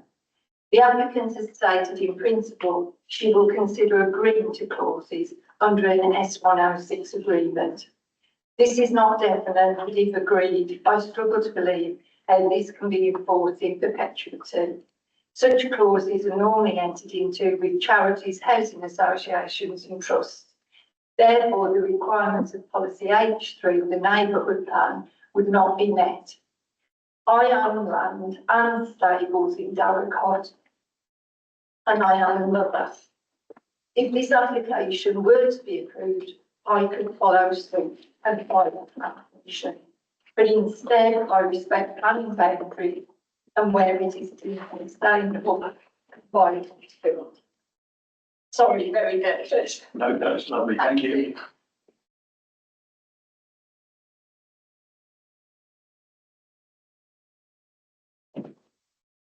So we have a statement to be read out on behalf of Claire Lure. Thank you, Chair. The statement says, I wish to object to the proposal because it is contrary to local and national policy as set out in the officer report, and I believe policies put in place to protect our country should be upheld. A dwelling on a site has no applicable and appeal dismissed. The site does not enjoy the benefit of an existing consent to provide a dwelling, and as such represents a proposal for a dwelling in open countryside without a fallback position as a material consideration to justify a departure from the development plan. Even allowing for a lack of a demonstrable 5-year house and land supply, the proposal is still contrary to the requirements section 245 protected landscapes of the Land and Urban Regeneration Act 2023, which amends the duty of relevant authorities to themselves to inspect the functions which affect protected landscapes legally. Relevant authorities must now seek to further the statutory purposes protected landscapes. This replaces and increases the previous duty on relevant authorities to have regard to the statutory purposes. The AOMB have set out at length and in considerable detail why they don't facilitate the duty of the LPA can be met by an approval of this application. The proposal cannot realistically be seen to further statutory purposes of the national landscape, and as such, the LPA, as the decision maker, should reject it as creating harm that significantly and demonstrably outweighs any benefits of the development. The previous appeal is effectively concluded that Darracott did not meet the rural settlement requirements, and therefore policy DM24 did not support the delivery of a dwelling on this site. Should the committee members choose to come to a different conclusion, they would have to demonstrate substantive reasons going against such a precedent decision, and also the departure from the officer's advice. It is appreciated that half the parish council and chair, who have the council vote, have sought to support a local applicant in their desire to create a new dwelling. But this support seems more based on sentiment than a correct and defensible interpretation of planning policy. Accordingly, I request that members use their integrity to support the officer's recommendation and refuse this application.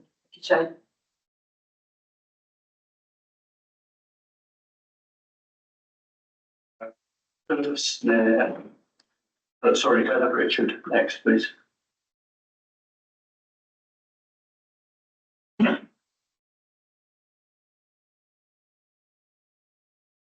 Thank you, Mr. Chairman.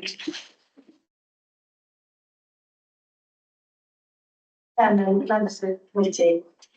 My name is Heather Richard and I object to this proposal. I live in Darracott at the bottom of the track where it joins Bottoms Lane. The post site is at the top of the track. I object because I think the proposal is an unwarranted inclusion into the countryside and is against the rules and guidance laid down to protect national landscapes. Those are the 46 areas of outstanding landfall in Yeovil Wales. There are only 46 of them in the whole of the Yeovil Wales, and we need to make sure that these precious places are kept for future generations. I think such an intrusion into the countryside is unnecessary because the capacity of building this high-spec, large dwelling will be of the order of 400k, according to the local builder who has done work at my house, who has looked at the plans. Together with the land value, which is estimated to be about 100k, that gives a sum of £500,000, which should be more than enough to buy a 3-bedroom house in the vicinity of Georgetown, even with the high house prices in our area. There is no shortage acknowledged of 3-bedroom houses at that price, as the recent Georgian Parish Council Housing Survey concluded. I also object because the location is unsustainable. Unlike other developments approved outside the Georgian development boundary, this proposal is not on a main thoroughfare. It is at an elevated site at the top of a narrow, rutted, unadopted track that goes uphill from my house at the bottom. There are no buildings on the south side of the track between my house and the proposed site, just agricultural fields. The track can be a charming green lane in a dry summer where children play and dog walkers continue up the footpath over the fields beyond. In a wet winter, however, it becomes a mud puddle. It's potentially treacherous.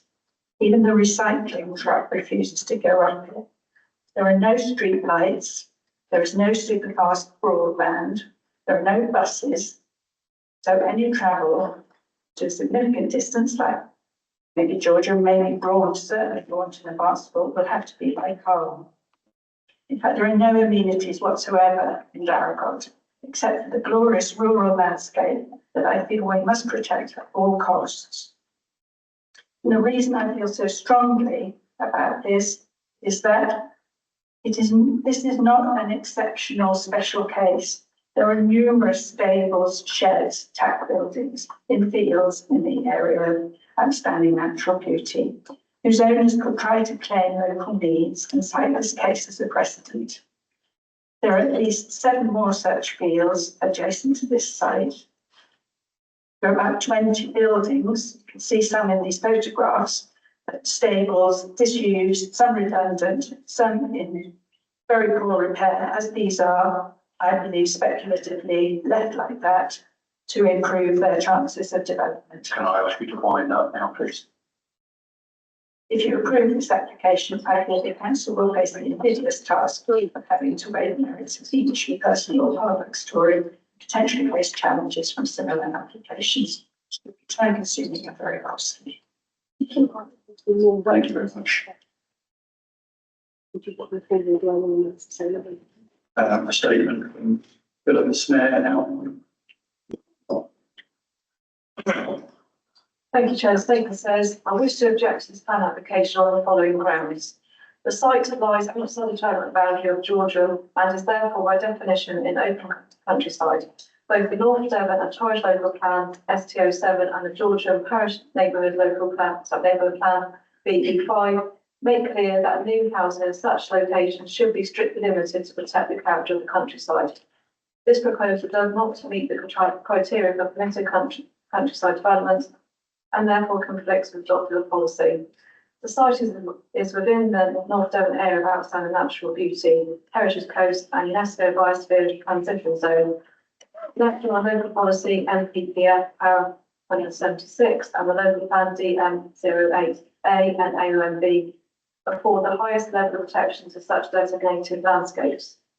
Introducing a domestic dwelling, however modest, into this rural setting would inevitably erode the openness and tranquility of AOMB, setting a damaging precedent for incremental development in sensitive locations. Although the applicant presents the scheme as a replacement of existing equestrian structures, these barns are of agricultural equestrian character and do not establish a precedent for residential development. A permanent dwelling represents entirely different and more intrusive land with year-round lighting, parking, domestic activity, and associated curtilage. Proposed landscaping cannot fully mitigate this fundamental change of character. Fourthly, the site is not a sustainable location. Despite claims of proximity to Georgia, in practice, the majority of journeys would be car dependent along narrow rural lanes. The absence of safe pedestrian routes or street lighting mean reliance on private vehicles is unavoidable, contrary to the NPPF objective of promoting sustainable patterns of development. Prior appeals to the decisions for this site have already recognised this weakness. The disruption of getting the building materials and vehicles alone would be detrimental to the community and the track integrity. I've recently had some very small work done to our property on this track, and the construction was extremely difficult at Norman Lane. The builders were unable to get any skips or concrete delivered, and the council were also unable to fix our electricity supply without specialised cherry picking. I really have no idea how anyone could be would be able to build an entirely new dwelling with these kind of access issues without totally destroying the track and severely disrupting everyone who lives on the track. Finally, approval would undermine confidence in the local plan and neighbourhood plan by encouraging piecemeal housing outside the 5 settlements. There is clearly policy of meeting local housing need within appropriate sites or by genuine rural exception sites to build affordable housing in perpetuity. This proposal does not convincingly satisfy those requirements.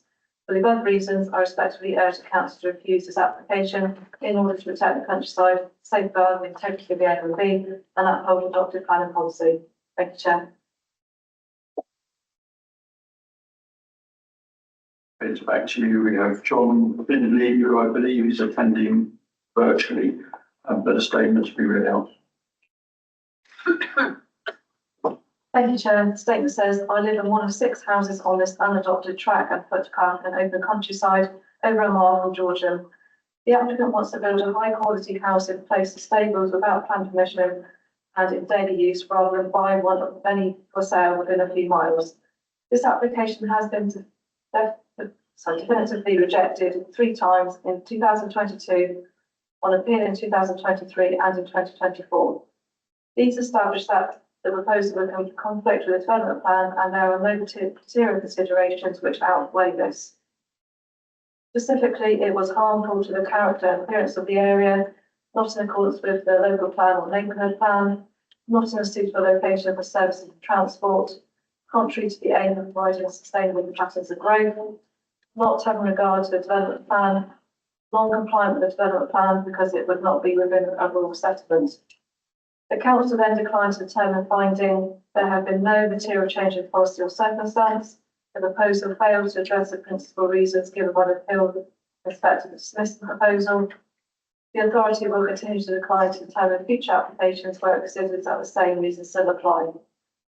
Cosmetic changes have been made, but these reasons cannot be addressed. The site is still in an AONB outside development boundary and rural settlement and is contrary to a sustainable development pattern and a development and neighbourhood plans.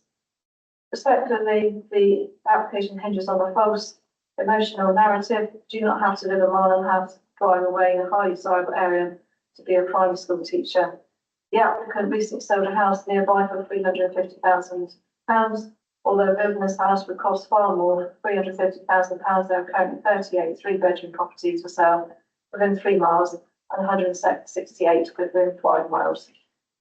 The track and Darren Holt are unanimous in objecting and all support comes from outside the community.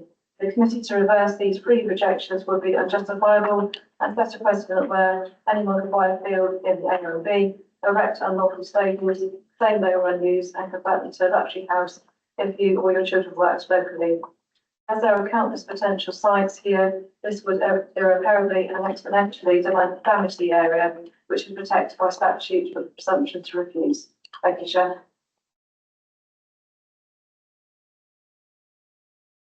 Thank you.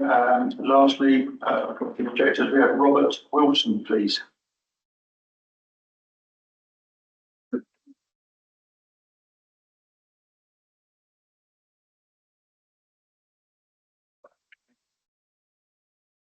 Chair of the Committee, I'm Robbie Wilson. I live on the same private track as the proposed development site.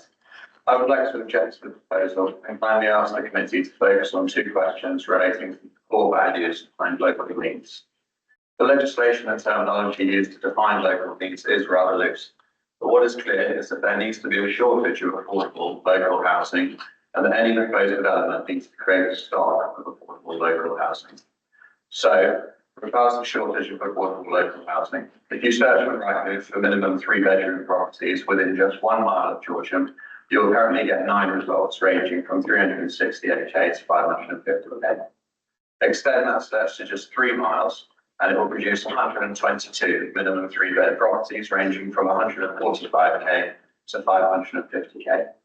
Why have I chosen 550k as my ceiling? Well, it's not my place to speculate on the cost of the proposed bill, and I appreciate that the cost of the bill is not a material concern. But it does stand to reason that if the applicant has the means to embark on a self-funded, high-end project such as this, she can already afford to enter the local housing market with the options available. Which brings me to my second point that I urge the committee to consider. While the terminology around local needs is loose, it repeatedly exhausts the need to create a stock of affordable local housing. While the cost of such a bill may not be a material consideration, the market value of such a bill certainly is. This is a high-end eco bill that, if completed today, I expect will enter the market at a figure in excess of 650k, likely much more, given that it will be situated with its own extensive equestrian facilities. Therefore, should you approve this project, regardless of any restrictions you may place on future sale of the property, you do so acknowledge that this project is not affordable in the planning sense. It does not create a stock of housing, nor does it fill a gap in the market. It simply duplicates what is already available locally. If Georgian Parish Council is truly concerned about the lack of affordable housing, rather than just worried about the rising house prices across the board, it needs to work with a developer to create a site within the development boundary to erect multiple houses, therefore using an economy of scale in the build project to keep costs low, savings that can then be handed on to buyers through a controlled purchasing process for local families. Handing out planning permission to individual workers so they can build high-end homes on their own equestrian land simply does not fit the description or intended purpose of local needs. Finally, please know that I have all due respect for the applicant and have no doubt at all with regards to her values for the school and the community. But this application simply does not fulfil the core requirements or values of local needs. If approved, it will set a very dangerous precedent for future development.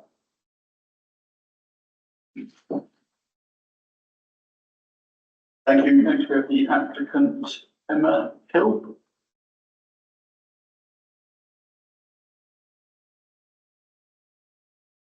Good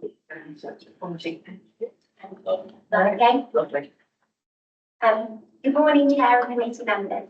We're currently renting in Croyd and our applications for a permanent home in the parish on land owned by my family for over 40 years.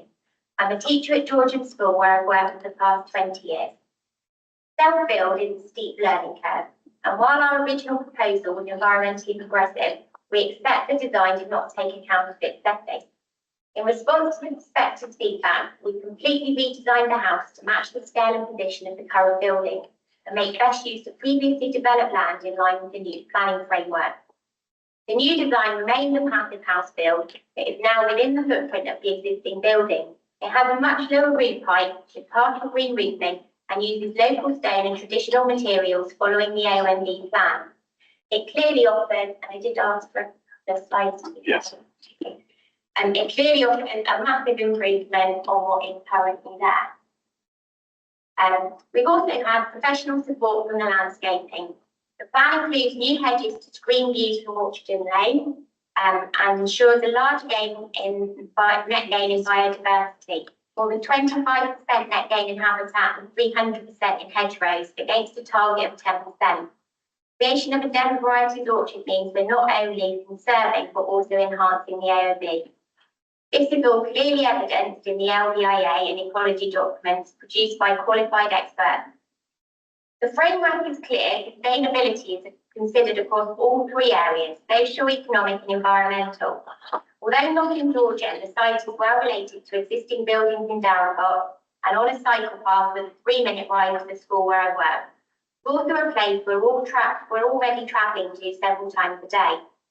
Any concerns regarding the site raised by the inspector are now more than outweighed in this application by the use of previously developed land and the social benefits which he could not previously give weight to as there was no F106. There are many new houses currently being built outside the development boundary around Georgian at a similar distance from the village. All of these are large open market houses which we have so many of them already in the village, and none of these sites were considered unsustainable.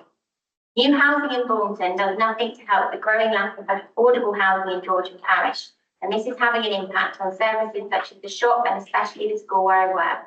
The neighbourhood plan aims to support local people to live and work in the parish, but it isn't possible within the development boundary where the land price alone is higher than the national average house price. I grew up in the parish, I have elderly parents living in the parish, I have a long-term key worker job in the parish. We've responded to all the inspectors' concerns with visual impact, have an S106 so it's now compliant with policy H3, and feel we now have a well thought out, a genuinely sustainable proposal that provides a well-designed, affordable local needs option in a parish without any. Thank you very much. Next, we have the agent, Naomi Jackson, please.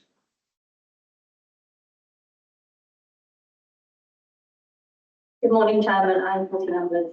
Within the inspector's appeal decision for the previous application, they found the site not to be isolated and that the site has a good relationship with Darragh and the surrounding settlements. The NPPF states that authorities should support opportunities for sites that meet local rural housing needs, as development in one settlement can support nearby villages and services, which the proposal would achieve. The inspector did consider the location of the stables to be classified as previously developed land, but the dwelling was not fully situated on the different stables. The dwelling does now utilise this. The inspector has accepted that the existing hedge banks help mitigate the provision impact. The proposed design and landscaping details of the dwelling are now substantially different, remaining linear to the western boundary, following the modest, low height of the equestrian building. The submitted LVIA concludes the development is not visually harmful and has a neutral visual impact on the OMB, but with landscape enhancements. Whilst outside the defined document boundary, policy ST07 recognises that there are smaller settlements with health services which do contribute to the sustainability of the rural area, and development can be enabled to meet a local need. In light of the 5-year housing land supply shortfall, the tilted balance approach is applied and with local planning policies out of date. However, we do not consider the material considerations have been reasonably balanced under the refusal recommendation. Only limited weight has been applied to the B&G and environmental benefits of the scheme, which provide a 332% gain in habitat and hectare units within the national landscape. Greater weight can be applied to these environmental benefits. Plantings, green roofs, solar panels contribute to a sustainable design, and the site area has only been increased to accommodate these new families. Permitted development rights can also be removed to control development within the heritage. The social and economic benefits of the scheme have been given limited weight. The National Landscape Management Plan also supports local needs housing, and the affordable dwelling makes a modest contribution towards the housing shortfall. Section 106 agreement has been provided, which is permissible on an exception basis under the local policies for principal residence occupancy, local needs, and sale at a discounted market value, which carries weight. Whilst there are transport concerns with the provision of EV charging, the ability for residents to walk and cycle to Georgeham with onward bus options, and the removal of the need of the applicant to travel daily to the village for work results in no severe highways impact being created. On balance, this application meets a local need that otherwise cannot be met. The benefits of the scheme outweigh any harm caused, and no other conflict has been found with other development framework policies. We respectfully request the planning committee to vote in favour of the application. Thank you very much. And over to the board member, Councillor Mascall, please.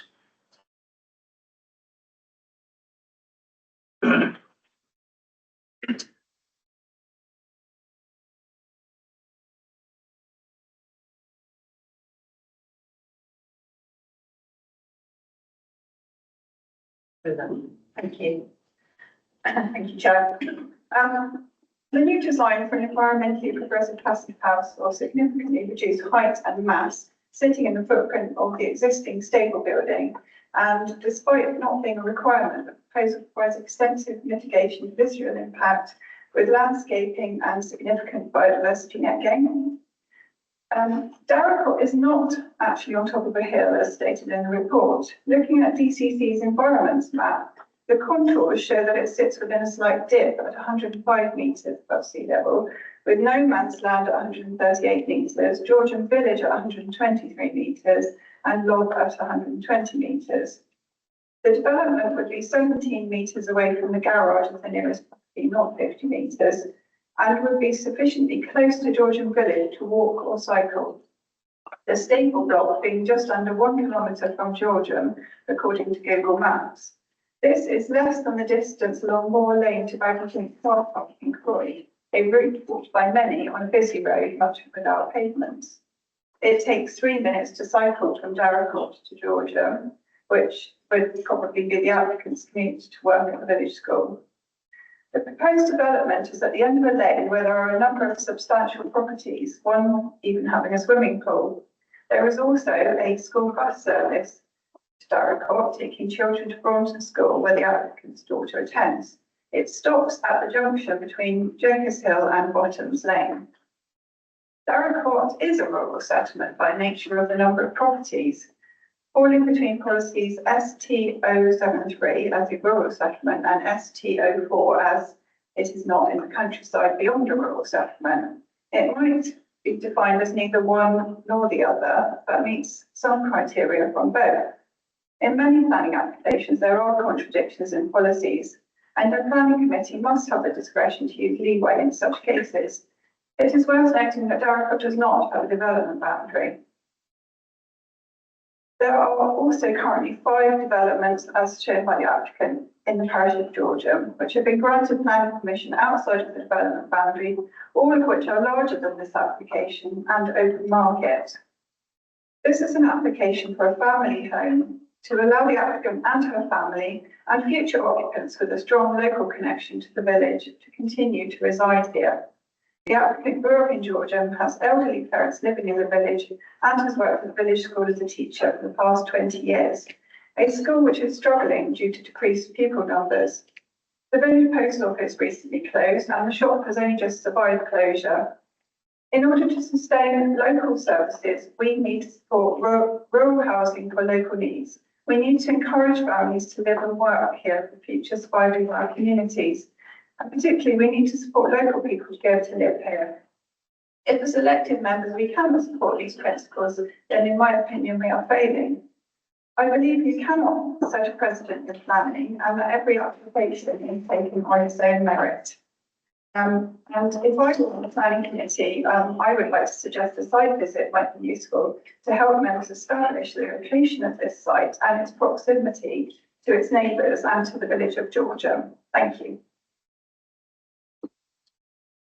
Thank you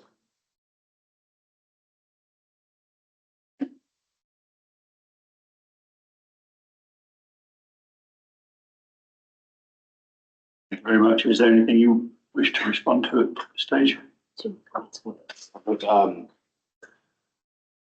don't think there is this. No, I don't think there is at this stage. No, sorry. Okay.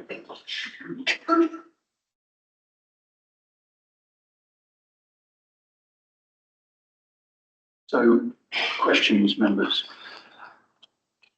Councillor Lever.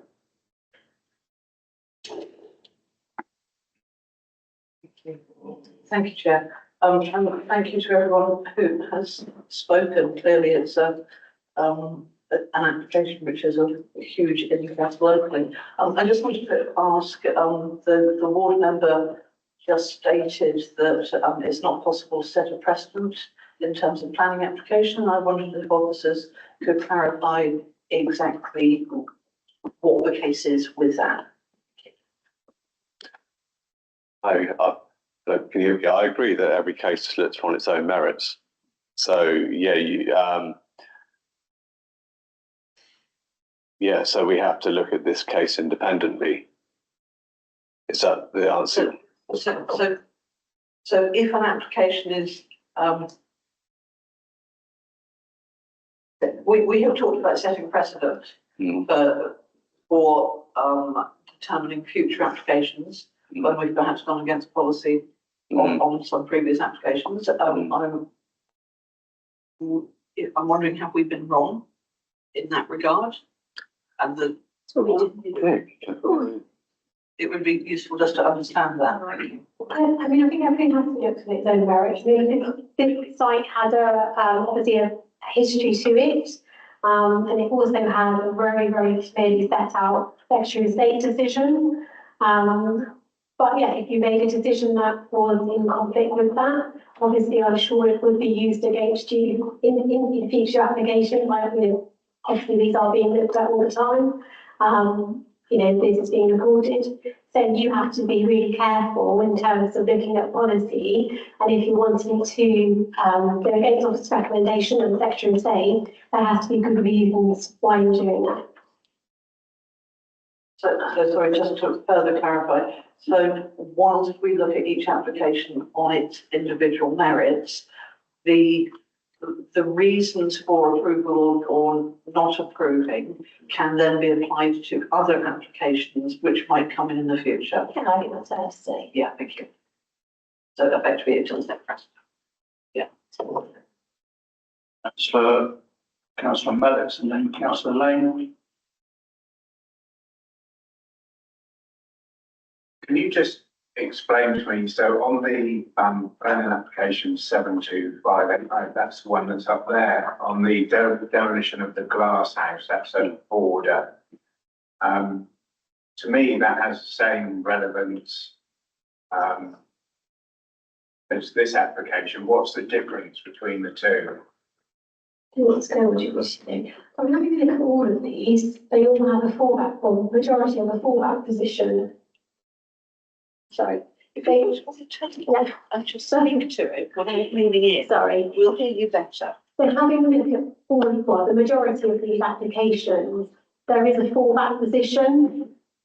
You explain to me the fallback. So the fallback would mean there's a dwelling that has planning permission for a conversion or a Class Q permission.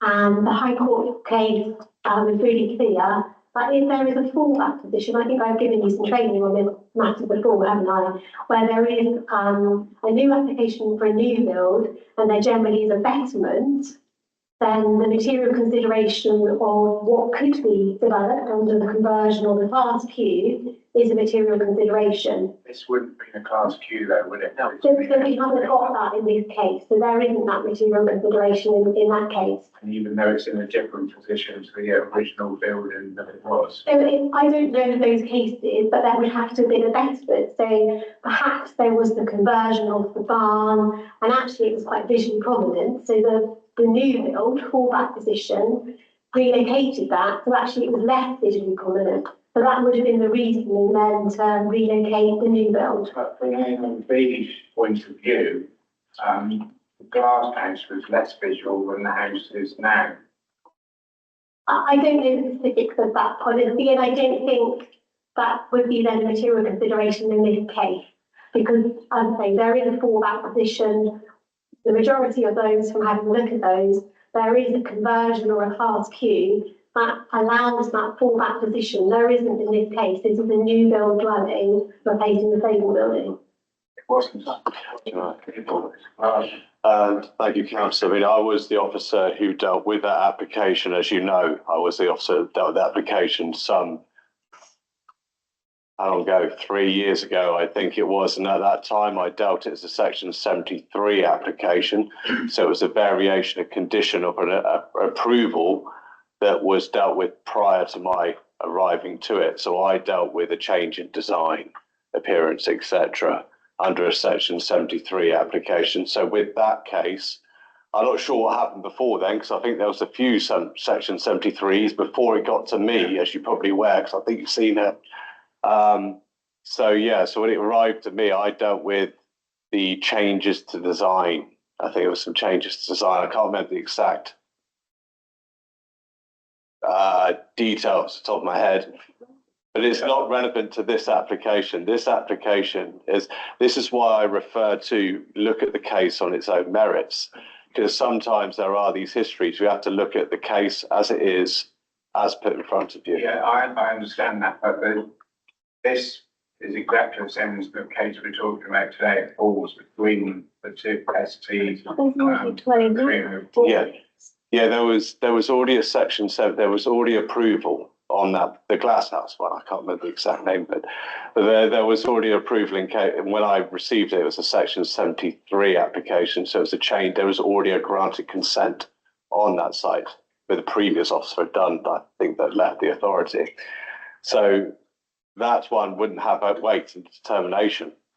I think that you shouldn't be drawn away from the determination of this application. As Tracy quite rightly said, we've got to look at the inspector's decision, the previous refusal, and what's being proposed now. Yeah, let's stick to those questions as well. So there is no fallback, and there are, in terms of the history, the two refusals. entering the appeal dismissal, which is in your report that you're obviously aware of on page 49. Councillor Lane?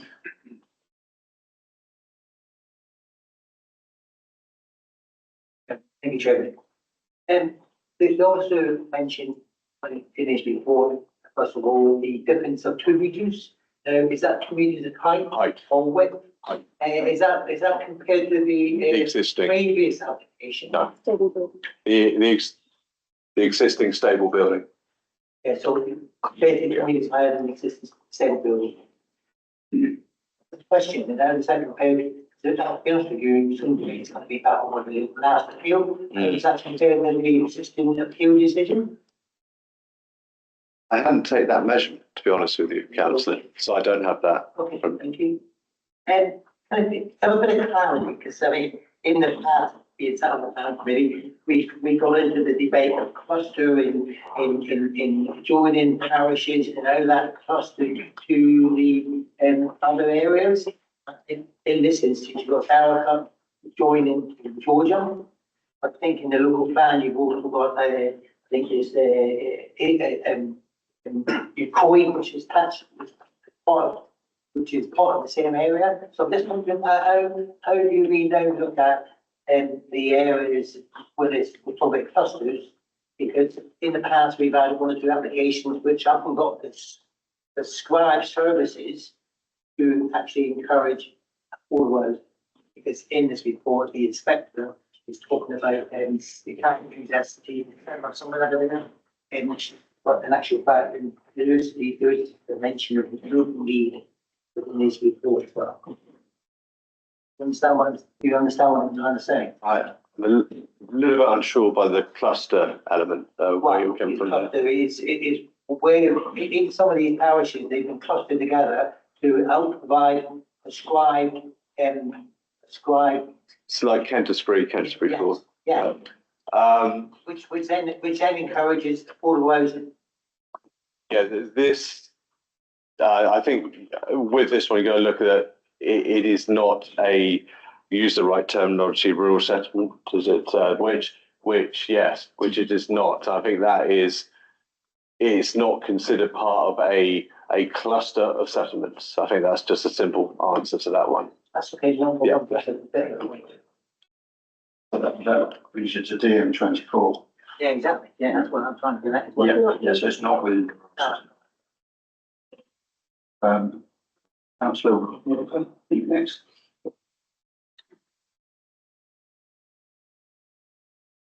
I just wanted a bit more clarity on, obviously this is not a class Q application, but considering it is a placement of derelict farm buildings, could it have been brought in as a class Q application? Thank you, councillor. We do not have that information. There's no structural survey. The existing buildings have not been considered under the prior approval process. Yeah, so. So as it's primarily a stable building and that's primary use for horses, it wouldn't be considered under Class Q legislation. So I think we just need to not count that. Yeah, thank you very much. The second question I have is, great mention has been made of S106 agreement to retain this as an affordable house within Georgia. Is that actually doable? So I've got the section 106 in front of me. Obviously, it's not signed. It isn't for an affordable dwelling. It's for a local needs dwelling. I think members have to be really clear between affordable dwelling and local needs. So it's not being presented as an affordable dwelling. I haven't got any information to say that the applicant, Ms. Hill, is in need of local affordable dwelling, like in terms of Devon Home Choice. And obviously that she can't afford to buy or rent from the local housing market. The section 106 is in front of me for a local needs dwelling, but obviously we're aware it's not a rural assessment in line with policy DM24, so that wouldn't bite in any instance. Just to follow up on that, so a local needs dwelling doesn't have the weight behind it of an affordable. So a local needs dwelling is not in terms of our affordable housing definition, in terms of policy H3 for a rural exception site, which clearly says affordable. As I said, the section 106 in front of me is for a local needs dwelling. Obviously there is a lot of information around that in terms of, you have to have a local connection. So there is that requirement of you're sort of restricting the market in terms of who can buy those local needs, but it isn't an affordable, as in what we would say in the definition of an affordable dwelling.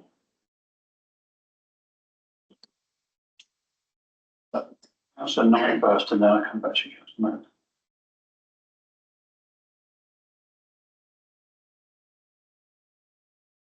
Can you bring up the aerial photo of the site? Is there?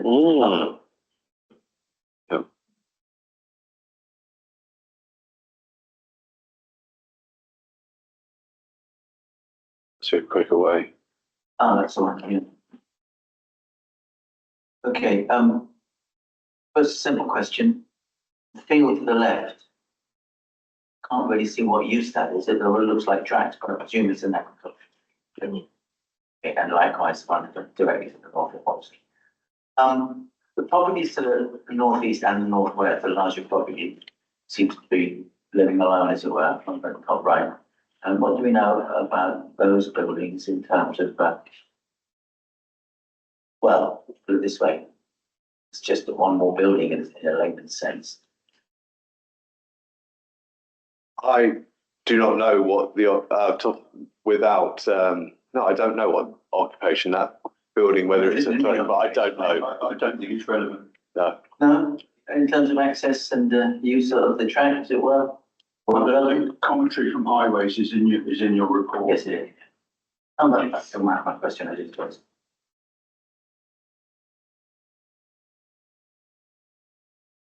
Alex.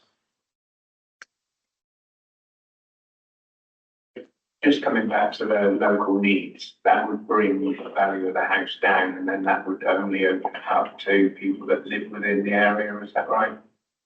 It would, but Darragh not the M24 settlement, so it wouldn't be within policy to ask or to seek that local needs connection. I would actually be charged for it.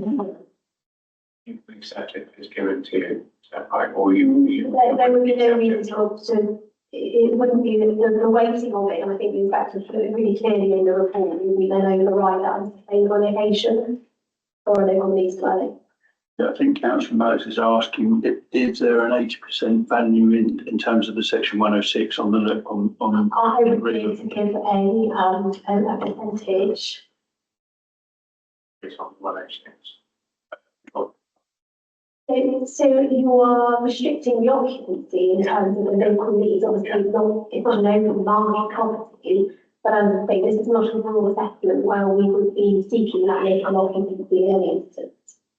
And it's differently in the countryside. I can't see, couldn't see any more hands up. I can now.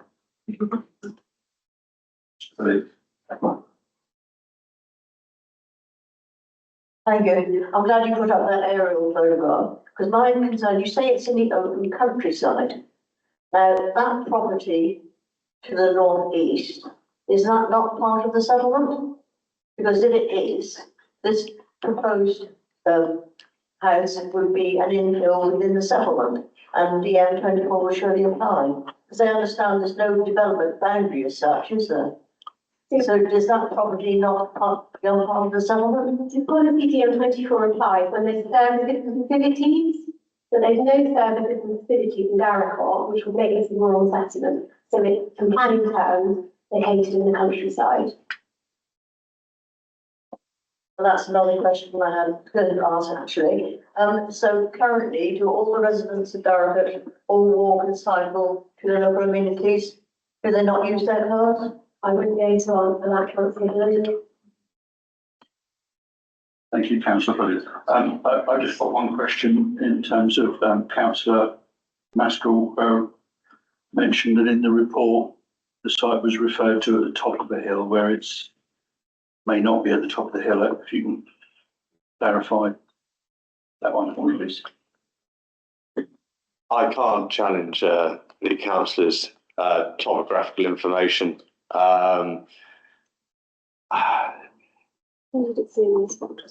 Yeah, just bear with me 2 seconds. Yeah, you probably be fair to make the assumption that it's on the same level as the rest of the buildings along the highway. Maybe it's very difficult to tell from the aerial, but I doubt the radius, I doubt the road has got a steep incline. Yeah. But that's not beyond the possibility.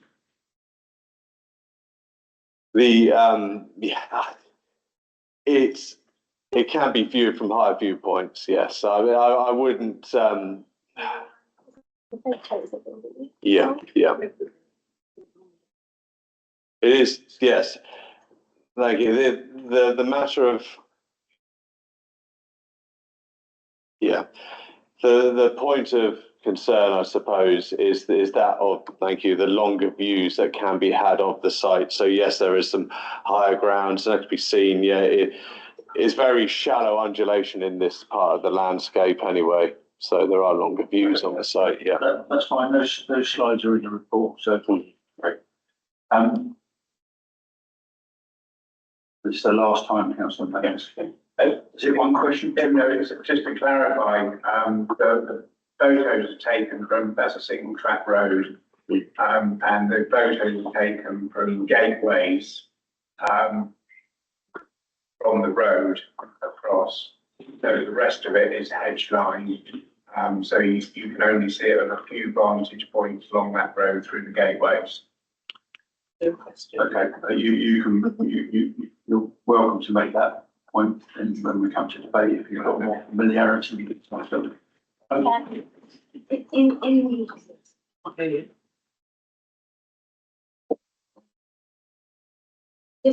Just going back on the point, in the appeal, it sets out at paragraph 3, the appeal site is part of a field that comprises of a road, small equestrian buildings and a riding arena, are located on the eastern side of Bottoms Lane and the hamlet Darragh. A track providing access to the site from Bottoms Lane that runs along its northern boundary. The northern part of the field is relatively flat, with the land in the south falling away to the boundary of the field. There are fields by either side, with the main nucleus buildings in the Darragh to the west. So it falls away. Thank you. I think that's clear on the image that's in front of us. Thank you very much. I think that's all on the questions. So normally we would come to our ward member at this stage. If you'd like to start the debate, you're more than welcome to. You don't have to. And I'm very clear you're here on the understanding when you came into the meeting, you had an open mind. So yeah. So I just want to clarify. So there was some mention of from the parish council meeting in June, when I expressed an interest in a planning application. It wasn't what it was that because it was coming to this planning meeting, I didn't want to actually sit within that meeting while the debate was going on. So I removed myself so that I was clear here today so that I could have an open mind. Thank you, Councillor Mellis. That's clear and understood. Would you like to talk about the application? Well, I mean, most of what I could say has been said today, to be honest, at the moment. I clarified, how you can see that building from there. I would say I'm a great advocate of the ANOB, and I really understand why they're saying what they're saying, but at the same time, there's a lot of balance in the area of family. So it's having the effect of businesses being affected because they haven't got the workers. And it's like even like the local restaurants, one of them only open for 3 days a week because they can't get staff, and the other restaurant closed through the day because they can't get staff. As my kids grew up, they worked in the batch pretty much, and they progressed, but there aren't families now in the village. So, you know, a lot of these, and this was my question really, you know, again, to this House of Order, that they're out of the reach of families that live here. You know, it's 700,000 in Georgia. It's creeping close to 900,000 to 1 million employed with the properties. And for local people, myself included, back in the 1980s when my house was passed, with the help of the local district councillor, I wouldn't have been able to afford to live in Croy, but that, because he helped me then, the economy with the riding estate was not how it grew. But the businesses here need local youngsters to work. And, you know, some of the comments, so we can buy a house in Rawlinson, buy a house in Barnsley, but that's pushing people away from the area and making them drive here, which again, that's sustainability, surely. But I can't say any more really than what's been said today by, you know, and it says something that there's two council members here that had to come and talk about it, you know, for no benefit to themselves. Okay, thank you. I mean, I think we are all acutely aware the housing crisis, as it were, now, and locally, there's absolutely no doubt about that. We've been given clarity on the DM24 and not in the settlement, so just once again that policy doesn't apply. We've heard about different values. I have not spent yesterday or any day previously looking at the values. I'm sure there's 3 billion some, but that's not a planning consideration either way, is it? Okay. Councillor Lever. Are we on to comments? We're on to 8, yeah. In debate, thanks. Good. Thank you. Thank you, Chair.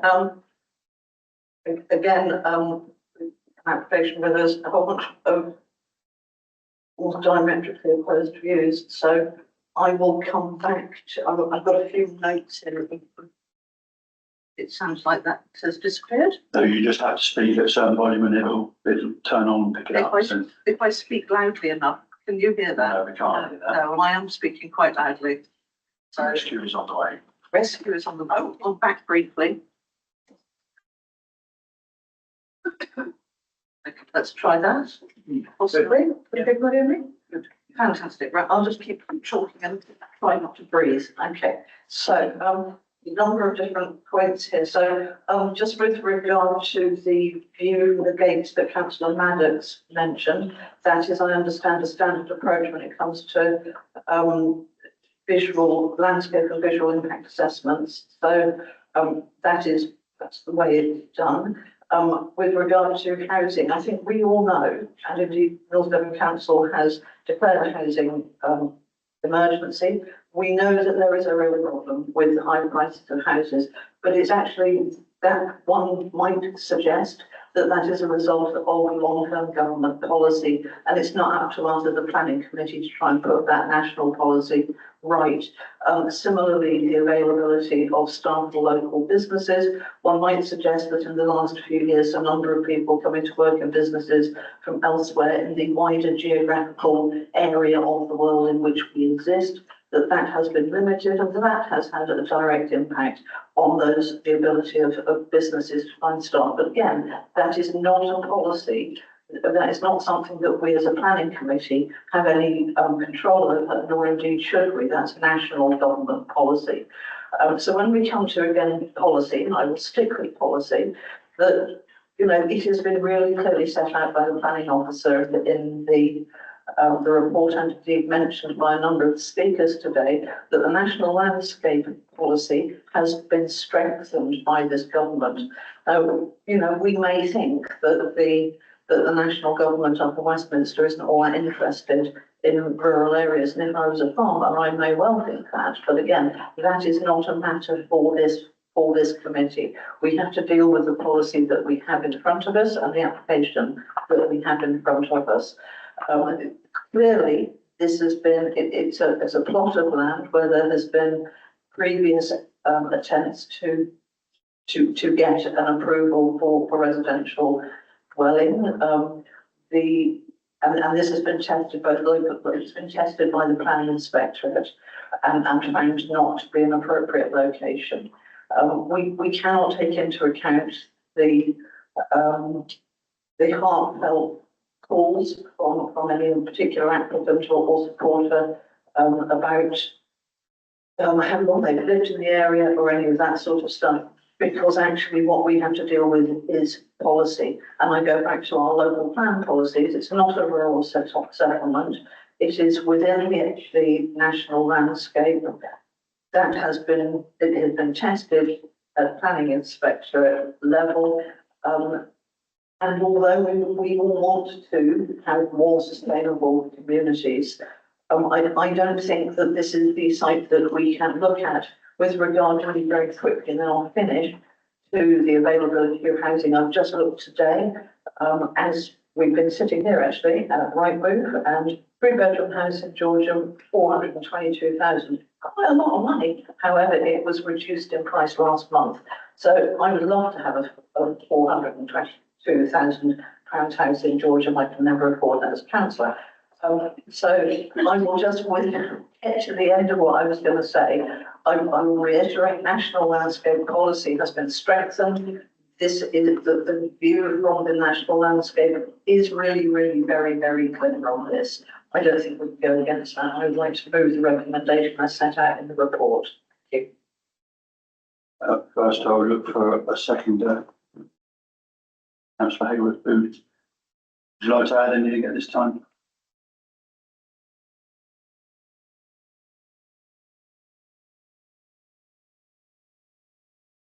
Two more hands. So Councillor Lane and Councillor Bullard.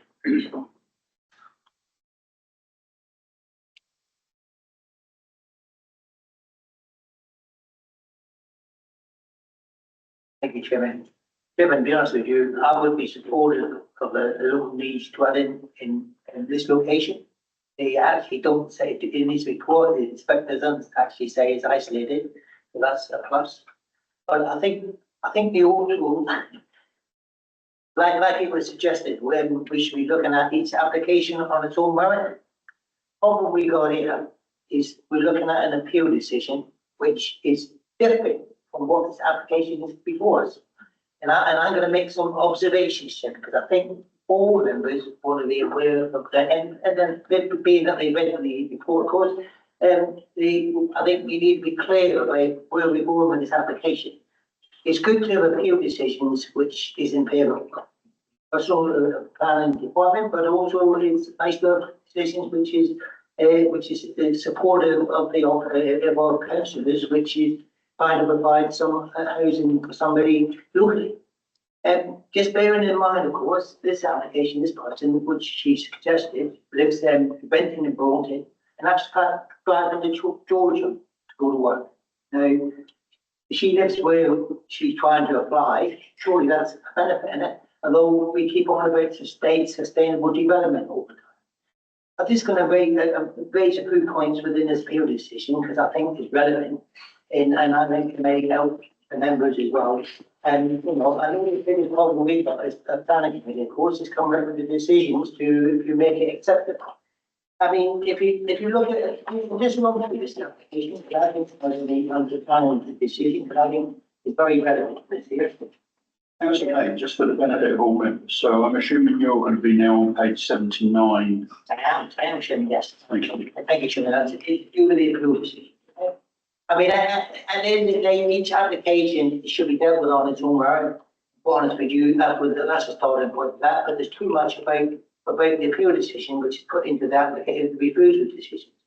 But if you actually go at point six to start with, I mean, to be honest with you, the inspector is suggesting that the design of the building is in conflict with the design of the building going through the lane itself. And the reality of the lane, what I can gather, it's probably 2-story dwellings going through the lane. So as Councillor Knights was trying to suggest today, the house on the opposite side of the road is actually already elevated compared to what is trying to be proposed now. Although it's going to be slightly 2 meters higher than it is. So I think this point there, the inspector has actually suggested here, we fail to assimilate with existing residential buildings within the setting. So he doesn't like it because the actual part you've got the same dwellings down through what they're proposing is the same as already there. That's one point. Can I just add on that? They use the word uncharacteristic. Yeah. Yeah, because it doesn't match up what's already there. Anyhow, so you could actually argue, well, should they be putting out a 2-story dwelling because it's more in keeping what's earlier. Anyway, we move on from that one. On point 10, we talk about in the inspector actually says that it's within 1 kilometre, and I think this referred to the report as on the boundary of Georgia. The point I would make there, of course, is when we expect our children to go to school, primary or secondary, how far are we expected to let them walk to school? And if you look at the report from the one at down here, proposed report, I think you can walk up to about 1.5 miles with primary school children. In here, we've got a site which is only 0.63 away from 0.63 of a mile away from the main centre of Georgia, which actually has all the services available. So I think that we can see a bit of a bonus here, because I think that's a move in the right direction. And it suggested Law 106, at 12 we suggested Law 106, but we have actually got an agreement which is local needs. And I think that's what we need to be looking at. It's a local need for a local person. And quite honestly, you come into this plan and listening to people talking about the cost of housing, I think for a local need, we should be talking about what's the best benefit for local people. So, I mean, I'm quite happy that if we can tie up a local needs 106 agreement, or the local needs agreement, I think that's a bonus. In the inspector's report at 14, right? If you read what we do down there, it suggests that the framework paragraph 104, then it goes on to say it requires that significant development should be focused on locations with significant development. This is not significant development. This is one significant. These properties you put in a equalization gap. This is not significant development, to be honest with you. So in actual fact, you probably could comply with paragraph 104 within the decision, because this is not significant development. And in relation, he also goes on at 50, due to the relationship with that proposal they're not resolved in an isolated way. That's supported that it probably could be located in this dwelling. So the question really is a local needs dwelling suitable in this location? Because he's saying it's actually not isolated. And I'll go back again, when we talk about looking at the landscape and the appearance to the landscape, bearing in mind, of course, now we've actually got an application now which is different from the one which has got refused and the one which is on appeal, which has nothing to do with it, it's nothing to do with this application. And the difference is now, of course, the inspector was talking about them being on, in effect, greenfield land, partly on ground, but mainly on greenfield land. This application is actually on brownfield, a brownfield site, which falls completely different to the last application. If you look at the orders, you'll find that it looks like to me, and I asked the officer that they was a different type from yours. But he was talking about a plan before, which probably is a lot higher than what was originally now. And you also got, I think as members, we also need to look at the backdrop of this plan. Look at this picture here. I mean, can you see any issues with this picture here?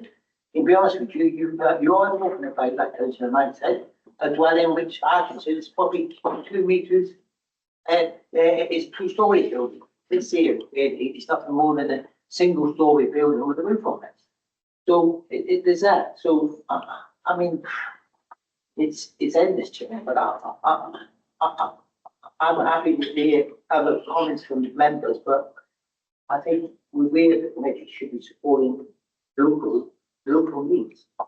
Because this is, you know, and outside of an inspector making this decision on this does actually refer to what we're dealing with today. Councillor Lane, thank you for that. I think members understand that appeal, the decision and the appeal were at the time they were.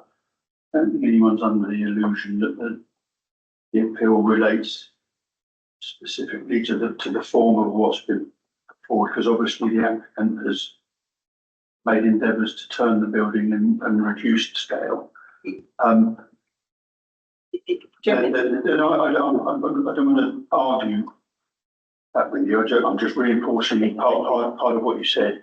But I would ask on page 75 of the report. So how you've made the points strongly. I think everyone understands in terms of the local needs and the realities of it. The applicants driving up and down the road. How would it further the purpose of conserving, enhancing specific beauty of this part of the national landscape? Because that's what the policy says. I know you may not like it. Chairman, and what you've got to look at in that respect, Chairman, is if you were actually looking to put a dwelling on the same location of a building which exists now, you've got to actually say to yourself, what impact is that actually going to have on what exists now? Now, can we get a betterment from doing by allowing this application to come forward? And because of, you can see on the plans that there is, I can see though it's slightly higher in height, it's lower than what's behind it. If you look at the scenery at the end of the day, you've now got in front of us, Chairman, a brownfield site. You've got a property kind of being located on a brownfield area, which we should be supporting brownfield. And it is 2 meters higher than it was originally. But in actual fact, with the Peel decision here, I would suggest it's a lot lower than what the Peel was previously. So the impact of that is a benefit for us. So you clear from my point of view, you're clear in your mind that you don't think there's harm, and you'll go further than that, then you think there are benefits that haven't been weighted in the balance. In the balance, I'm not sure, because you've got 2 different applications which we will separate. Okay, thank you very much. Got Councillor Maddox first. Perhaps you can come back after that. Yeah. So Councillor Maddox. So I'm just looking at number 12 on the current refer to policy H3 national neighbourhood plan, which is concerned with rural exception sites, generally affordable housing development. However, there is no sign of a 106 agreement, but there is now, isn't there? Affordable though. Well, section 106, not for an affordable dwelling, it's for a local needs dwelling. So the second line in the second line under 12 refers to for delivery of affordable housing. Can I just come back on a couple of Councillor Lane's points? Yes, please. I mean, I do have slight concerns with, in terms of your first sentence about officers winning or members, because we are all on, you know, we should be all looking at the application in accordance with the development plan.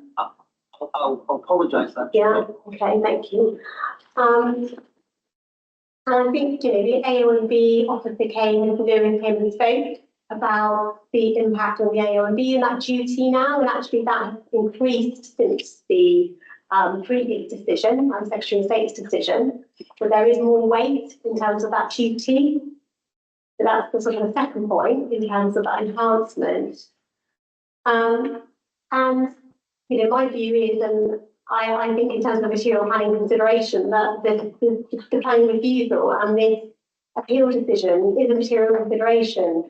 So if members are wanting to go a different way, we really are going to have to tackle the unsustainable location that the Secretary of State is saying. And also in terms of the previous development plan, he's given moderate weight to that. I think it's on page 21, saying that, you know, actually, it's sort of likely to diminish it because it is a previous development now, because it's on an unsustainable location. So I think you are going to need to have a think about it. You can't pick up the site and move the site in a more sustainable location. I think it's one of the things you mentioned earlier. So I think the issue really is in terms of the location. I think you still have an issue with the AONB and the duty is raised in terms of conserving and enhancing, and the duty is actually increased in terms of what we should be seeking to do. We're not just no impact, but actually going higher than that. And I don't see that in this application. Councillor Leno, do you need to come back on that? Or no, fine. Councillor Maddox was next, and then Councillor Bullen.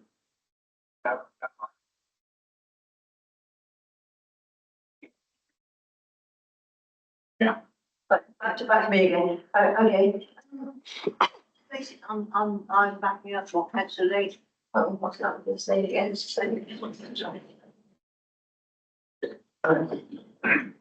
you hear me now? No? Am I now right? No? Apparently just got to keep talking, not breathing. I've got to keep talking. There we are. I'm coming back to you now. There you are. I'm here now.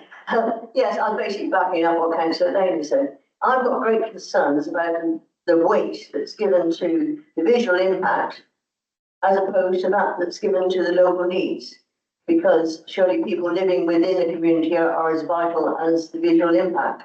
And going back to the appeal and everything, this situation is different orientation, it's lower, it's in the same footprint basically as the current falling down stables. And with the planting, I can imagine it's going to be the planting when that grows in, the trees will be higher than the 2 meters higher of this shed than the current buildings that are there. So to me, it's a betterment for the visual impact rather than a detrimental impact on it. And like everyone's saying, you know, we need young local people living within our community. Local needs should have a really strong recommendation. Carry more weight, because that is what's needed. We want to keep the young people in our communities, not to become the dead dormitories they are turning into.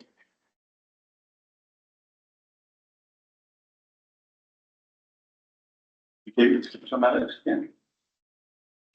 So on the NP framework, the 83 promote sustainable development of rural areas, housing should be located where it enhances and maintains vitality of rural communities, planning policies, support local services, whether improve the smaller settlement development in one village may support services in another. Is that not relevant? But this isn't sustainable development. The Secretary of State and the Planning Inspector will clear that out for you. This is not a sustainable location. You have to read it as a whole, and the overriding message of the NPPF is about directing development to sustainable location. Unless you'd like to correct me on that.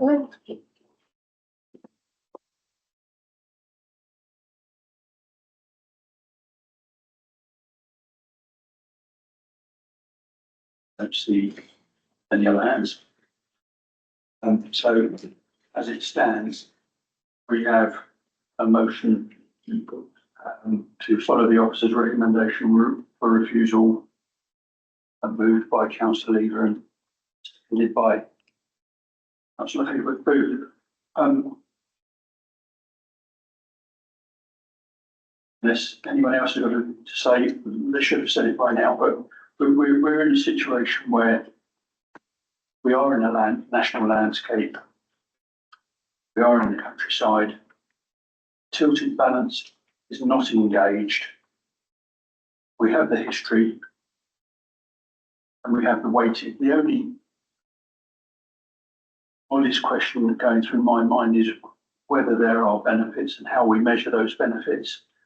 But I can't see myself how that overcomes the weighting of the presumption in favour on the NPPF paragraph on page 75 of your report, which has been given a significant weight, the national landscape, how that is furthered, which it has to be. So Councillor Lever wants to come back. Sure. Okay, I'll try and keep talking. It just kind of strikes me that, you know, we're talking a lot about a previous application. We've talked about the view of the planning inspectorate, and now we're looking at a different application. And in the meantime, there has been a strengthening of the protection offered to our very, very special landscape, which is, of course, one of our key strengths in this area. One of the things that keeps this area, frankly, a place that people want to come and live, because why would anyone want to go anywhere else, in my view?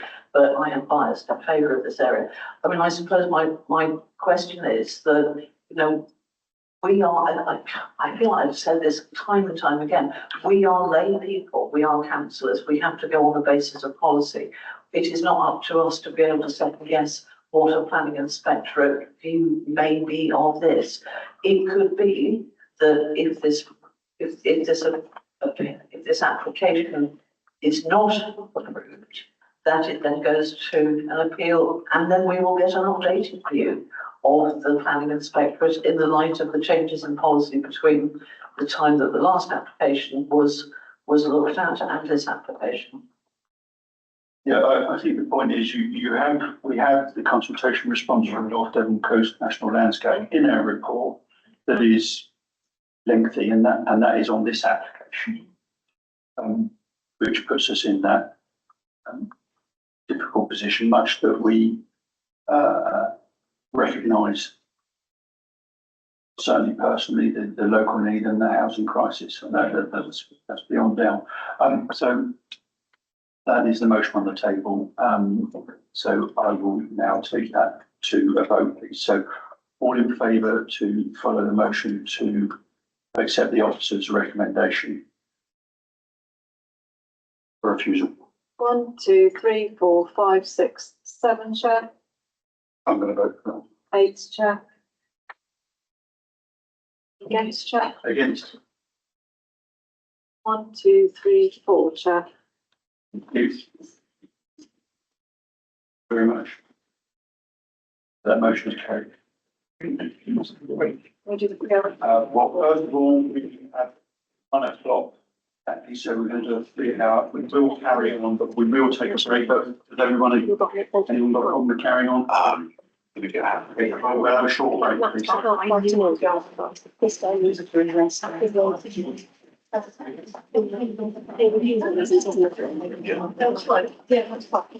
All customers of the public are obviously here for reasons.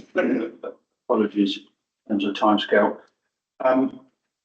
So our next application is item 8 as per the agenda 80095, and just to remind members of the public that we will then go to 80422.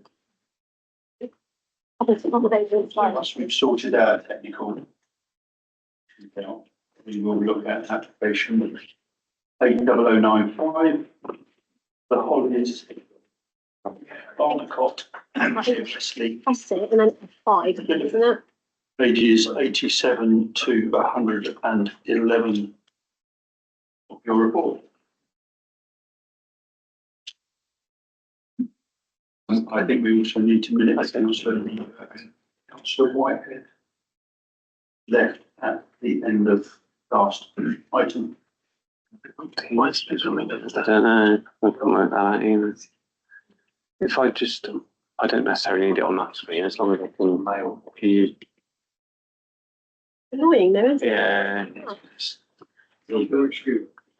Because it obviously is open, because it's showing on that screen. Can you see the presentation on that drop down as well? Yeah, okay. It's not displaying here, which is not necessarily a problem, but. No, that's fine. I'll just. I'm going to come out of it, then come back into it.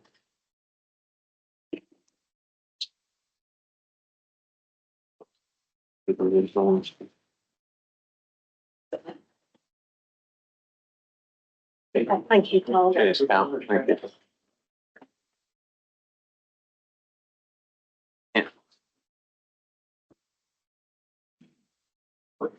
you. Okay, thank you, Chair. Can everyone hear me okay? Oh, is that working? No? Will be now. That better? Yeah, okay. I'm not having problems there. Okay, thank you, Chair. This is application 80095. The proposal is the part retrospective erection of a single dwelling together with associated parking and landscaping, and the site address is the Hollies, Barnacott near Wesley in Bideford. There's no verbal updates today, so there's no representations received since the publication of the officer report. And your officer report is set out on pages 87 to 112 of your agenda. There's just a couple of minor corrections to the report. First of all, if I can ask you to turn to page 87 first of all. And under the heading site description, the second paragraph describes what is accommodated on the site, and it mentions that there's a white caravan, vegetable planters and greenhouse.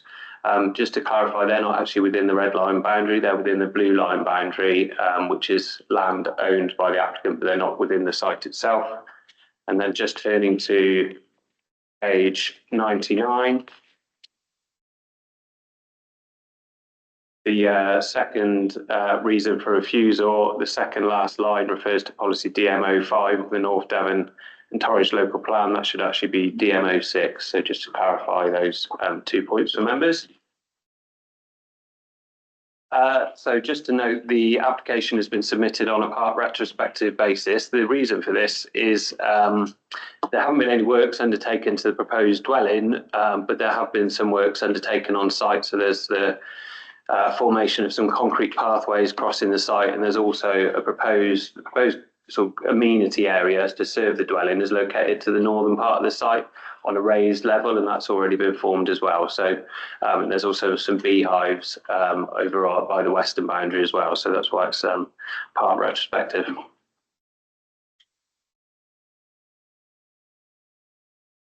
Okay, this slide shows the site location plan with the site edged in red. Other land within the applicant's ownership is shown edged in blue as normal, and the site accommodates the ruins of an agricultural building, a blue-coloured shipping container, a single-storey flat-roof building with corrugated cladding to its external elevations, and some beehives. The site is bounded by a mature hedgerow and a ditch on its eastern edge, an agricultural stock fence to the western boundary, and a timber fence and trees to the north. The A39 public highway is located also to the north beyond the trees. The site is accessed via a gate at its northeastern corner, and a narrow lane provides access to the hamlet of Eastleigh to the southwest and various scattered farmsteads. A public right-of-way crosses the agricultural field to the immediate east of the site, and the site is located within open countryside approximately 4 kilometres to the northeast of Bideford. This slide just shows an aerial view of the site and the surrounding area. Again, the site is shown edged in red. The ruins of the agricultural building and the outline of the remaining building on the site and the shipping container are visible. An existing dwelling and associated outbuildings are located to the south of the site and are also visible within that aerial image. And the A39, as mentioned previously, passes to the north of the site, and you can see that there. Just for members to note, there's no vehicular or pedestrian access from the site to the A39. The highway that accesses the site terminates at that point and is a no-through road.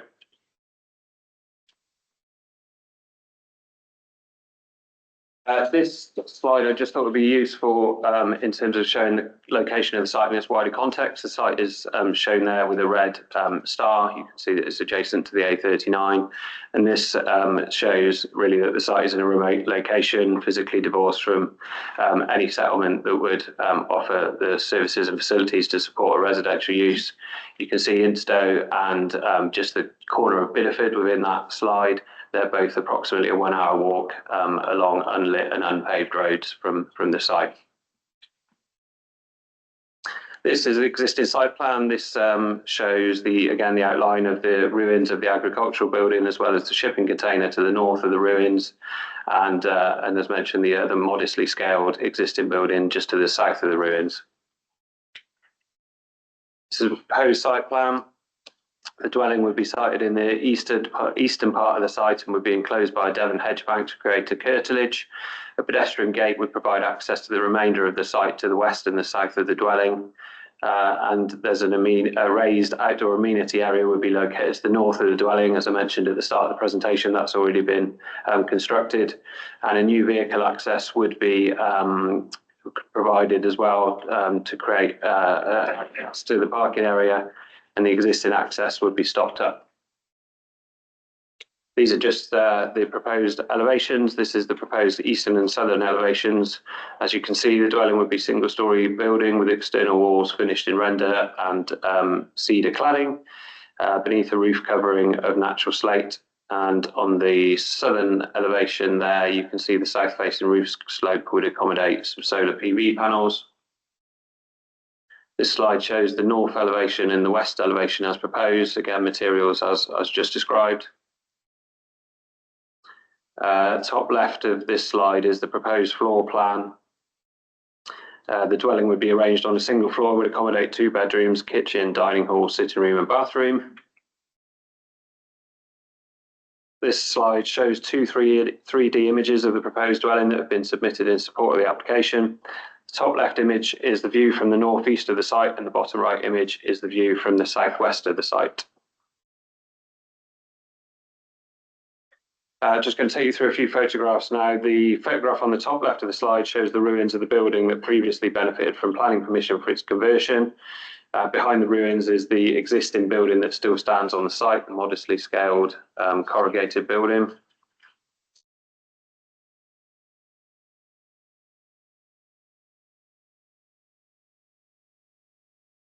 And top left photograph here is the public highway to the east of the site. This is looking south.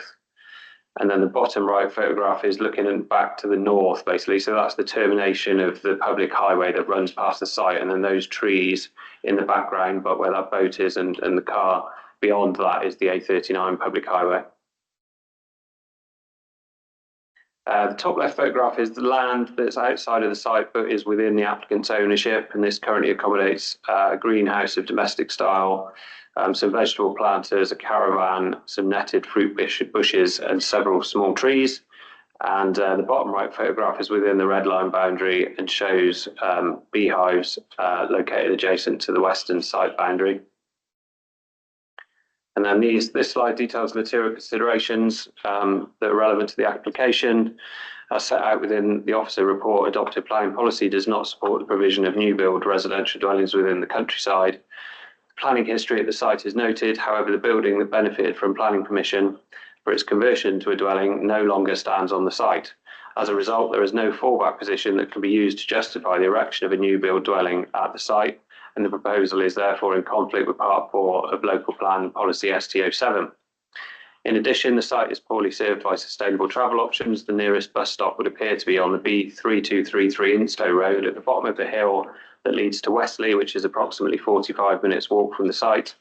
In addition, the lanes surrounding the site are unlit and unpaved, and consequently future occupiers of the site would be reliant on private motor vehicles to access the key services and facilities such as schools, employment options, healthcare facilities, etc., which are needed to support a residential use.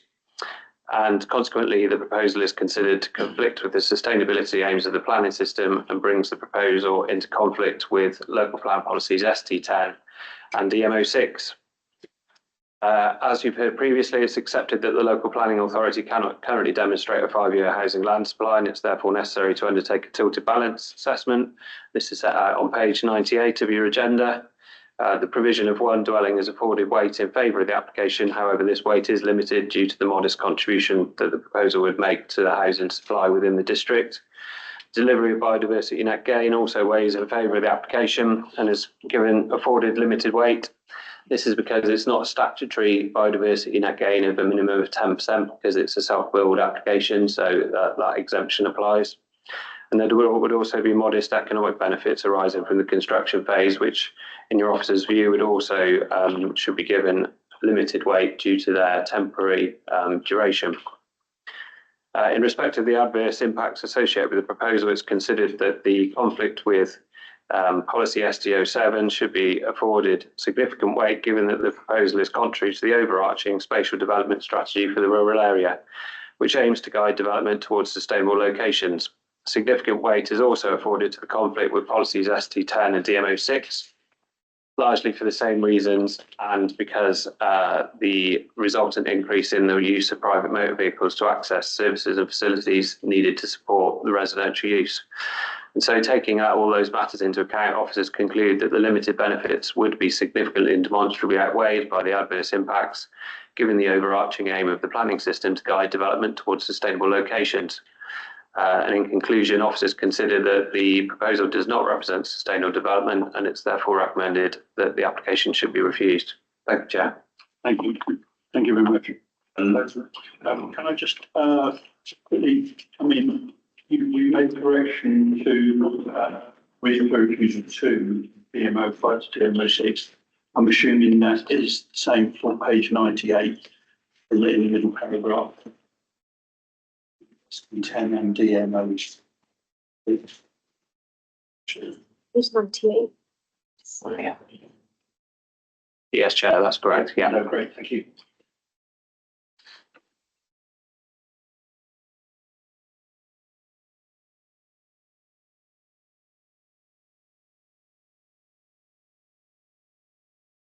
I don't believe we have a parish council representative here unless I'm mistaken. No.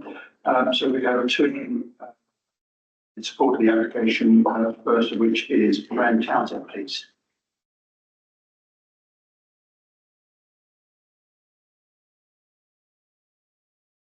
Thank you, Chair and members. The key to the case before you seems to be the interpretation of the intent of policy at both national and local level. The officer of the court references cases quoted in support of the replacement of originally consented conversions with rebuilds. The key to Watson Tracy Down decision by the Secretary of State was that the completed building would be so close to periods that conversion was previously approved that there would be no discernible difference in the planning outcome. The Sherwell location was indeed centrally sustainable in its own right. The inspector also noted that there was an expectation that the approved scheme would yield a dwelling, and the appellant will have expended considerable finances in implementing it, and there was no suggestion that any deliberate attempts to abuse the conversion process. In the Rackenford case, one of your own officers accepted that there would what would result be materially the same as what actually attempted, and again, that there was no attempt to abuse the system. Conversion has been referred to by the case officer. In this case, a substantial element of demolition and rebuild was already allowed for in the originally approved scheme. Thus, it could legitimately be argued that it's only the extent of that rebuilding that is an issue here. There have been 2 consents on this site in the past. In neither case did your authority take the view that this was unsuitable location, the provision of a dwelling. Planning policy must surely be seen as there to provide optimal planning outcomes, not just as an aim in itself. National and local policy has twice allowed the dwelling to be approved in this location. The applicant bought the site in good faith, believing the permission had been commenced and that you would be able to build a consented dwelling. Due to circumstances beyond his control, a part of the rebuild needs to be turned into a more substantial rebuild in order for him to achieve that. In another appeal in 2021, a clause in Torridge, the inspector noted in the absence of a 5-year housing land supply, national policy should be followed. And the NPPF simply supports the reuse of redundant or disused buildings that enhance their immediate setting. He observes there are no further criteria about the extent of works. This proposal may only contribute one extra dwelling to the council's land supply, but single dwelling houses make up only 12.75% of North Devon Torridge's latest published supply, so that should be given appropriate weight. Members are therefore respectfully asked to approve the delivery of simple, unobtrusive dwelling as originally envisaged in this location. Thank you for your consideration. Thank you very much. Next, Councillor Graham Bell.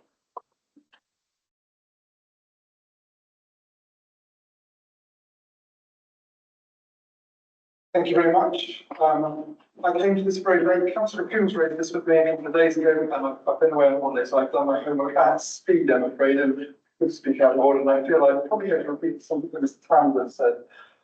An application, so I've had a very sharp learning curve here. Active law versus planning, very difficult to understand. An application for a home residence proposal has been approved under law in 2017 and 2020. There is no question that without substantial storm damage, and the sensible recommendation that the site being safe from the roadside, because it would have been dangerous people there, this project would have been completed without issue, and we would have one less item on the docket today. We'll go home or 6 o'clock maybe. Any barn conversion does require an element of adaptation, removal and replacement. And in the same vein, any severe storm will require expensive rebuilding and restoration. In this case, very unfortunately, the two have overlapped. Severely damaged, the ongoing conversion requiring expensive, bring it back to a level where the accepted conversion can continue. The applicant has simply continued the conversion in good faith, despite setbacks, ensuring the safety of the building and working towards the already approved outcome, which is a family home. While there is the legal question, there is no reason to penalise North Devon residents for having their home damaged in this way. We have seen it in similar situations, just outlined, the homes were able to continue. On sustainability, and again, I think I'm repeating something Graham said, so I will be brief. Members should note that the dwelling was approved here in 2020. Nothing about the location changed in 5 years. The planning report highlights that the design and the materials are appropriate, and I point out that elements of the damaged building are still being used in the renovation and restoration work. So now call it unsustainable is inconsistent, as I understand it, but I will take advice. And we should remember the wider context in a district struggling with its 5-year housing land supply and a government dedicated to increasing housing stock. Tilted balance, I feel, should apply to one home as much as it might to 400 homes. This means benefits must be weighed positively unless the harms significantly and demonstrably outweigh them. The Devon Housing Report and the North Devon Housing Strategy show that we need every type of home. These small, unique builds that enhance our rural landscape and way of life are an essential component of our rural character, our ongoing commitment to the people of Devon.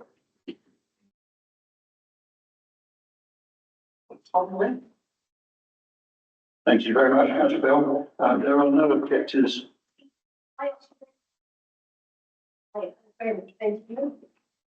Yeah, are you down? You can see, yeah, okay, that's May I ask who you are? I'm Jefferson Dole, the architect. You're the agent and you want to speak here. That's absolutely fine. When I said that's the end, what I meant was that's the end of the supporters. Okay. There are no objections. Next I have the applicant, Rob Edwards. Thank you, Chair and members of the committee. My name is Rob Edwards. My wife Nikki and I are the applicants for the Planning Commission 80095, Barnacock, which was purchased by us 4 years ago. We moved to North Devon in 2002 with our younger family, following the footsteps of my mother, sister, who had moved to Devon years previously, and now grandchildren remain in North Devon, working locally.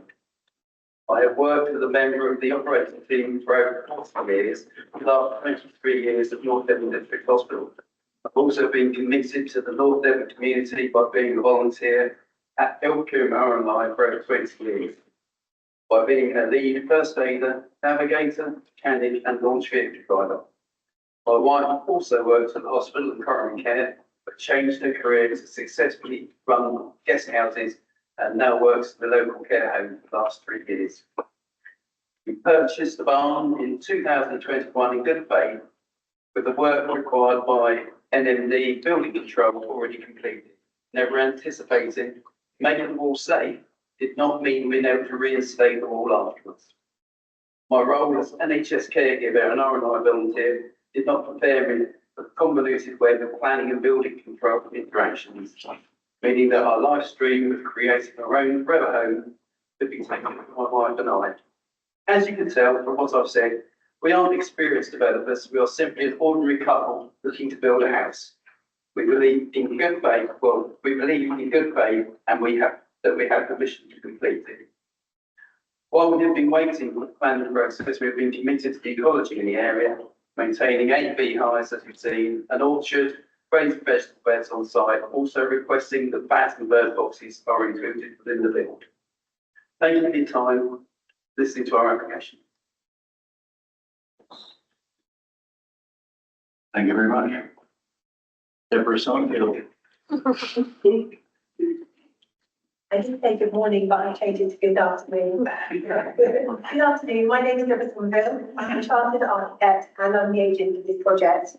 We were originally appointed in March 2020 by the former owner of the site, redesign the scheme to convert a redundant agricultural building into a 2-bedroom dwelling. A project that was firstly approved by NDC back in August 2017. Works involved the conversion of the main barn and complete replacement of the attached shed structure with an extension that would increase the overall internal footprint by approximately 88% new build. Planning approval was again granted by NDC in October 2020. Following this approval, the site and building were once again sold, this time to my clients, Rob and Nikki.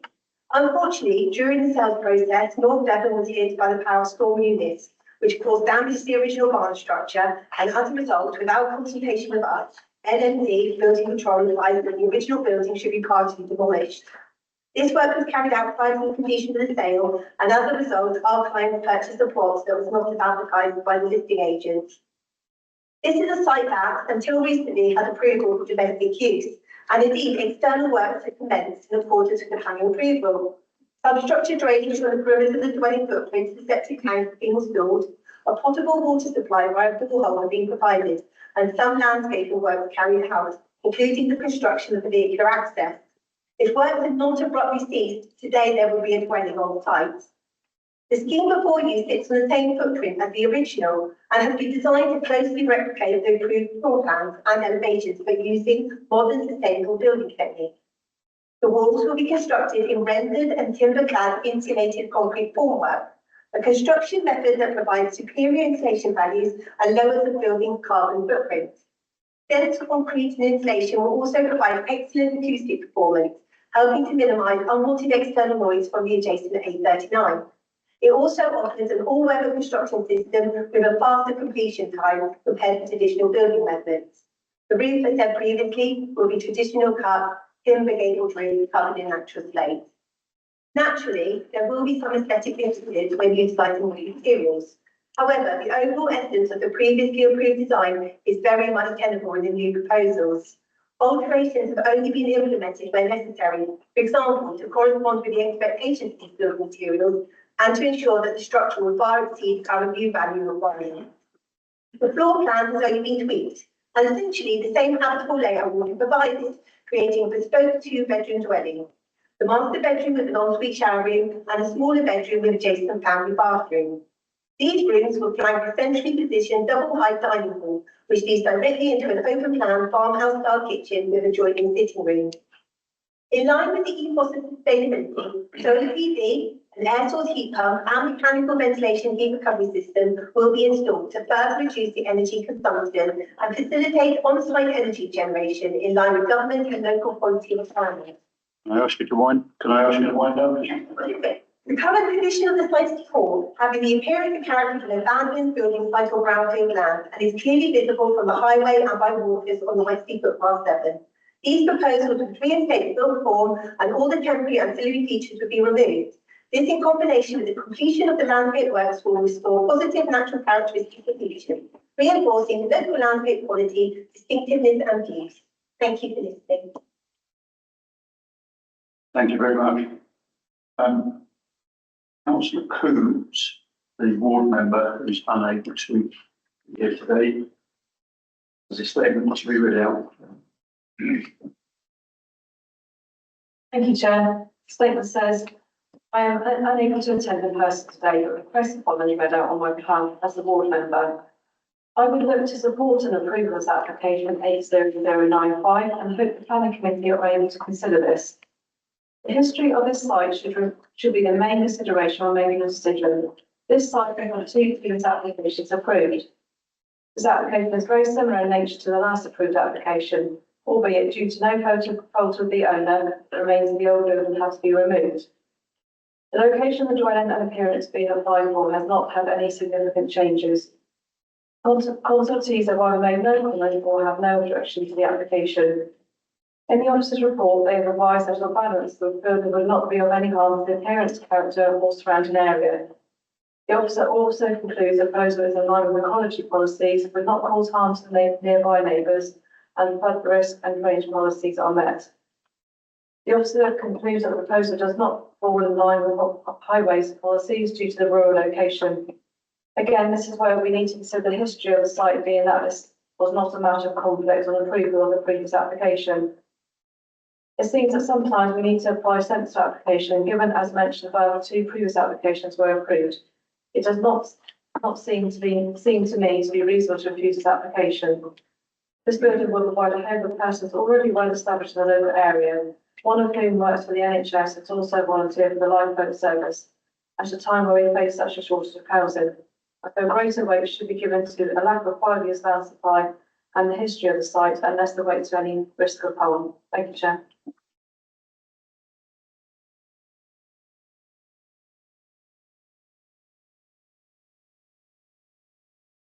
Thank you very much. Is there anything you wanted to come back on? Yep. Right. Thank you, Chair. Okay, I'm just going to take back to this photo here. So this shows the extent of the building that now stands on the site. And there was mention there in the speakers there about the extent of the rebuild that was allowed for the consented scheme.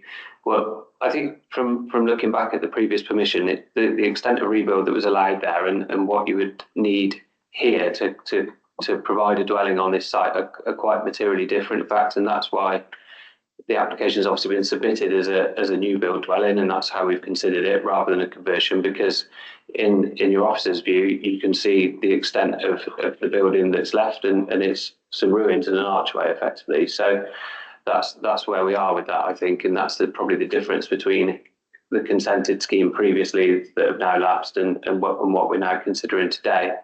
The other comment I think that just needs picking up on is about the location of the site and how that was not considered to be an issue before with the previous permissions. And the reason for that is that national and local planning policy supports the reuse of existing buildings, and there is an inherent sustainability involved in that, because you're obviously taking a lot of carbon that's involved in that building, you're reusing it for another purpose, and that's why that's supported at a national and local level. As soon as you've got the situation here where you're basically starting again and you're creating a new build dwelling, then obviously you lose that inherent sustainability of the conversion, and then it's important to consider sustainability in the round, really, and that's why officers have concerns in respect of this application in terms of its location. As we pointed out earlier in the presentation, it's about an hour's walk to Instow, it's about another hour's walk to Bideford along unlit and unpaved roads, and so for those reasons, it's not considered to be sustainable development, and that's resulted in the recommendation that we have today. Yeah, just clarifies those couple of points for members. Much. Councillor Walker has left us. That brings us into questions? I've got any burning questions. Councillor Prowse.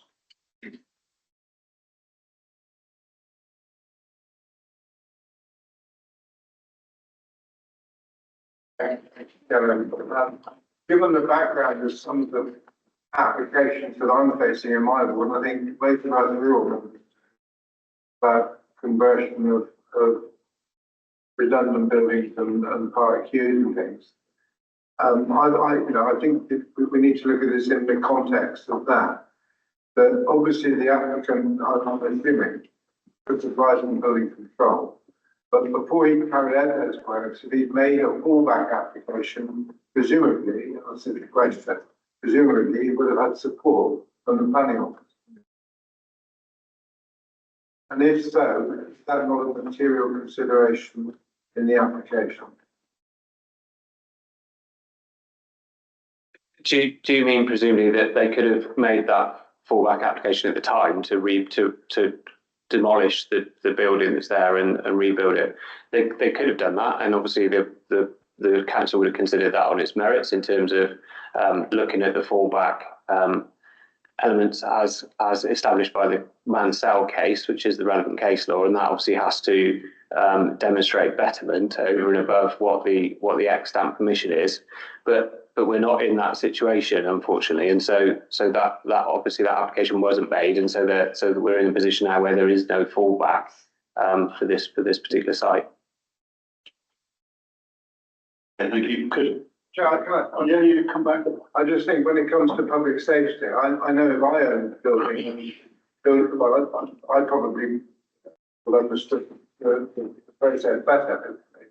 But most members of the public faced with an issue like this about the safety of the building, with building control on their back, so they're going to immediately think, I'm going to deal with that, not think of the big picture. Madam Chair, and I just think, we're not talking about a building company here, we're talking about individuals. That's why I wanted to ask that question.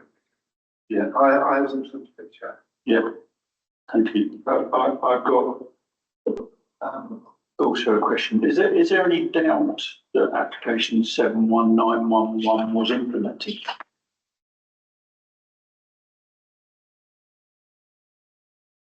As far as I'm aware, how I read the report, it has been implemented. Sure, irrespective of the conversion. Yeah, I think potentially, I think they would have been implemented by virtue of the works that have been undertaken, i.e. the installation of drainage, et cetera. I think but the problem is that because the building is no longer there, that can't be carried on. And I think in terms of the two appeal decisions that we've appended to the officer report, one of those in particular that relates to Bolford in Torridge is very, very similar in terms of storm damage to a building and extant permission. They undertook works which they considered commenced that and implemented that permission. Torridge District Council refused that, basically, went to appeal. The inspector concluded that they had in fact implemented that permission by virtue of the installation of radon sumps, but then held that actually because of the limited amount of material that was left at the building, that they couldn't lawfully implement that permission. And so I do think that's going to be very similar to this instance, really. I know it's not before us, but there would be nothing to prevent them applying to reconstruct the building in its original form, even though it may not be formed part of an agricultural holding. No, that's a bit of an oblique. Yeah. Yeah.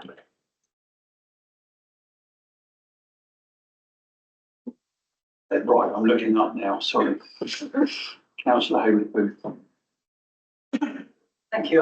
My question is really about how much weight should we give to the idea of sustainable development in terms of distances to the bus stop that was mentioned 45 minutes walk, because if, I don't live anywhere near a bus stop, and I'm very happy that I'm in that lovely position of being far away down a muddy lane. And I just wonder, and we're now in the era of e-bikes, so what a 45-minute walk is a 10-minute ride these days. So I'd just like to know how much weight one would have to give to that aspect that has been emphasised. So I think for this application for a new build dwelling, I think there is weight in terms of the sustainability of the location, very much similar to the last application in terms of new build and that presumption in favour of sustainable development. And that's a real key thread through the whole of the NPPF. And, you know, unfortunately, this is not considered to be a sustainable location for new build. This one is a bit more challenging, and I do have some sympathy with the applicant in terms of perhaps they were misled in terms of what they were buying. I don't know. So so though the officer's report, I think, and the recommendation is correct, I can hold some sympathy with the applicant in terms of the planning issue of what they've got. Yeah, I think that's. Do you want to? Yeah, it's quite a unique set of circumstances that I certainly haven't come across before, but yes. Can I add a bit more on that? Yeah. Is that all right, Chair? Yeah, I think just to echo Tracy's comment there, I think officers certainly do have some great deal of sympathy with the applicant's predicament. Really, it's very unfortunate. I think from strictly a planning perspective, it's important to start with the development plan, really, as always, and then thinking about Councillor question about the sustainable location. Well, the whole of the plan's settlement strategy is really built around that kind of principle, really, in terms of guiding development towards sustainable locations and looking at settlements in terms of the hierarchy of how they perform, what functions they offer, etc. And you end up with the bottom rung of that, which is open countryside, which is what we're dealing with here. So it is quite fundamental in terms of how the plan deals with the issue of sustainable locations and sustainable development in the round, I think.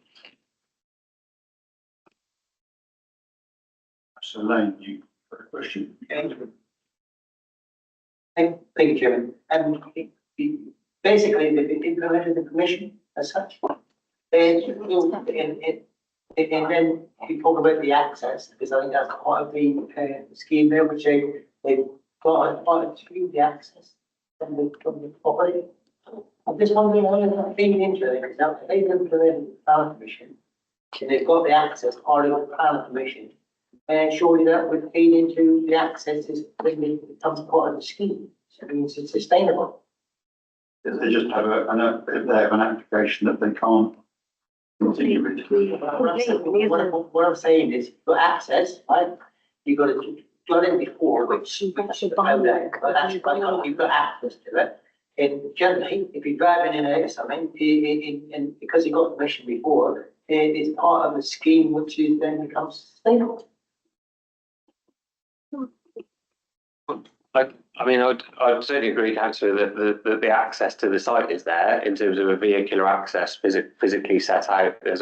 Obviously then they can provide the parking area as shown on the proposed drawings, etc. But that doesn't alter the fact that the future occupiers are going to be reliant on journeys being made by private motor vehicles, really, and because of the inability to walk to settlements or cycle from those locations. That's probably our principal concern, really, and that as sort of set out within the report is contrary to the national and local planning policy, really.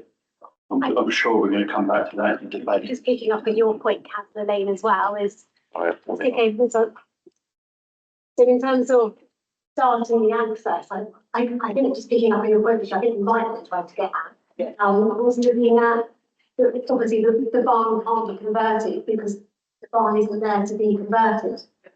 No, we have to take it. The access part of the plan commission. Yeah. But they can't complete that. I understand that. Yeah. That's why we got that application in front of us now. But you run it to the sustainability, it's a part of the new access, it's part of they've been accepted. And you approved it. That aligns with the conversion of the barn. Yeah. But it also then become part of the application been approved with the access. What I'm saying there is you've got a bit of a mix because we've got sustainability, you've already approved the access, which is actually moving in and out there. But I guess there's no residential use of the building of the site, is there? And that's not capable of being able to be achieved under that previous commission. I think I get what councillor Lane's looking at. I see what you're That's saying. that's part of the application has already been implemented by virtue of the. Then a sense sustainable, so that's sustainable, but it should come over. I'm sure we're going to come back to, I've got one question, if it's right. On the planning and balance, and if we can bring you to page 98, 95, character and appearance.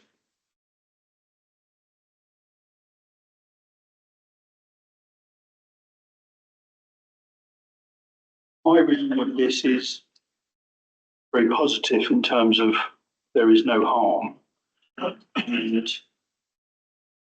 there may well be benefits.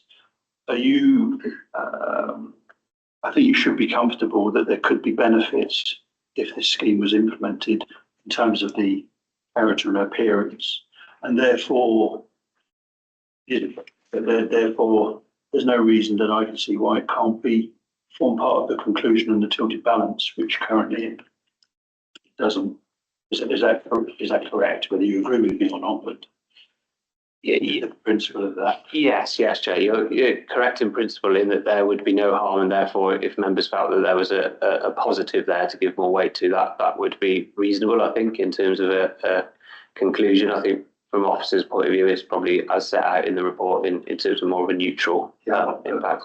There may be conditions that could help with that, but I haven't moved anything. Just about.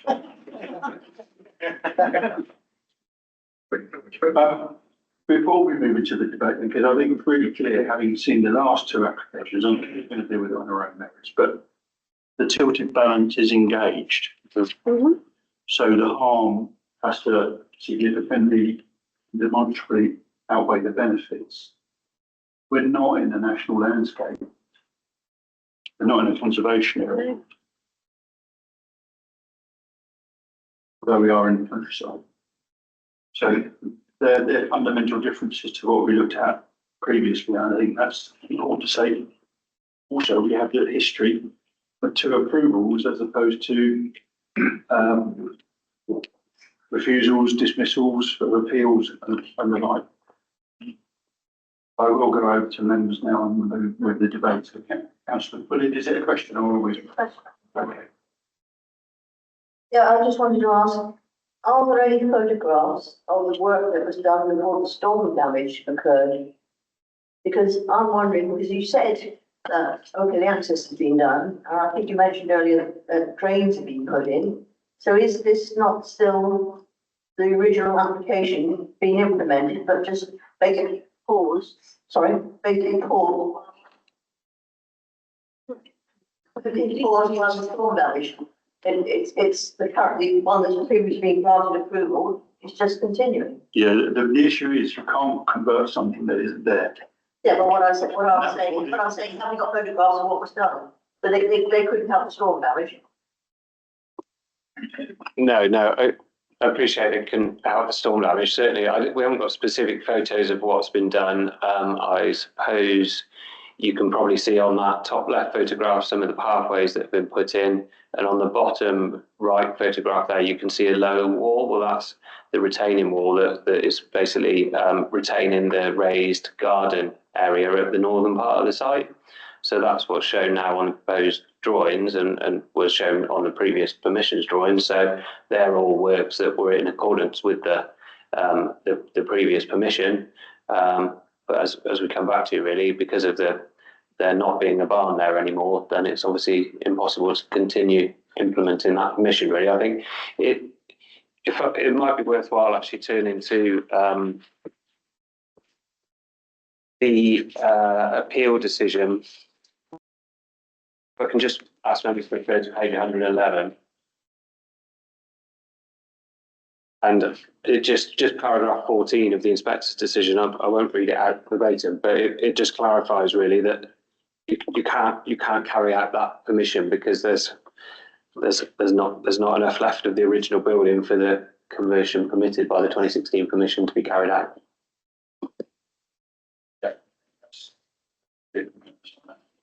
So there's basically no force majeure involved. Force majeure. Yeah.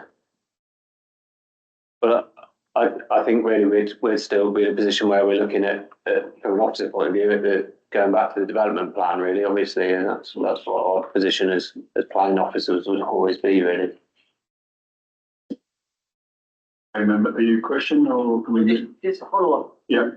Just a follow up on the review, right? But you don't want to launch it, is it? That's all the launch it mentioned. No. Yeah, that's right, St Giles.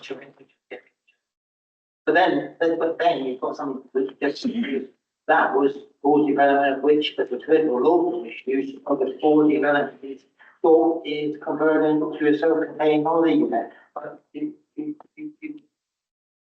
is for.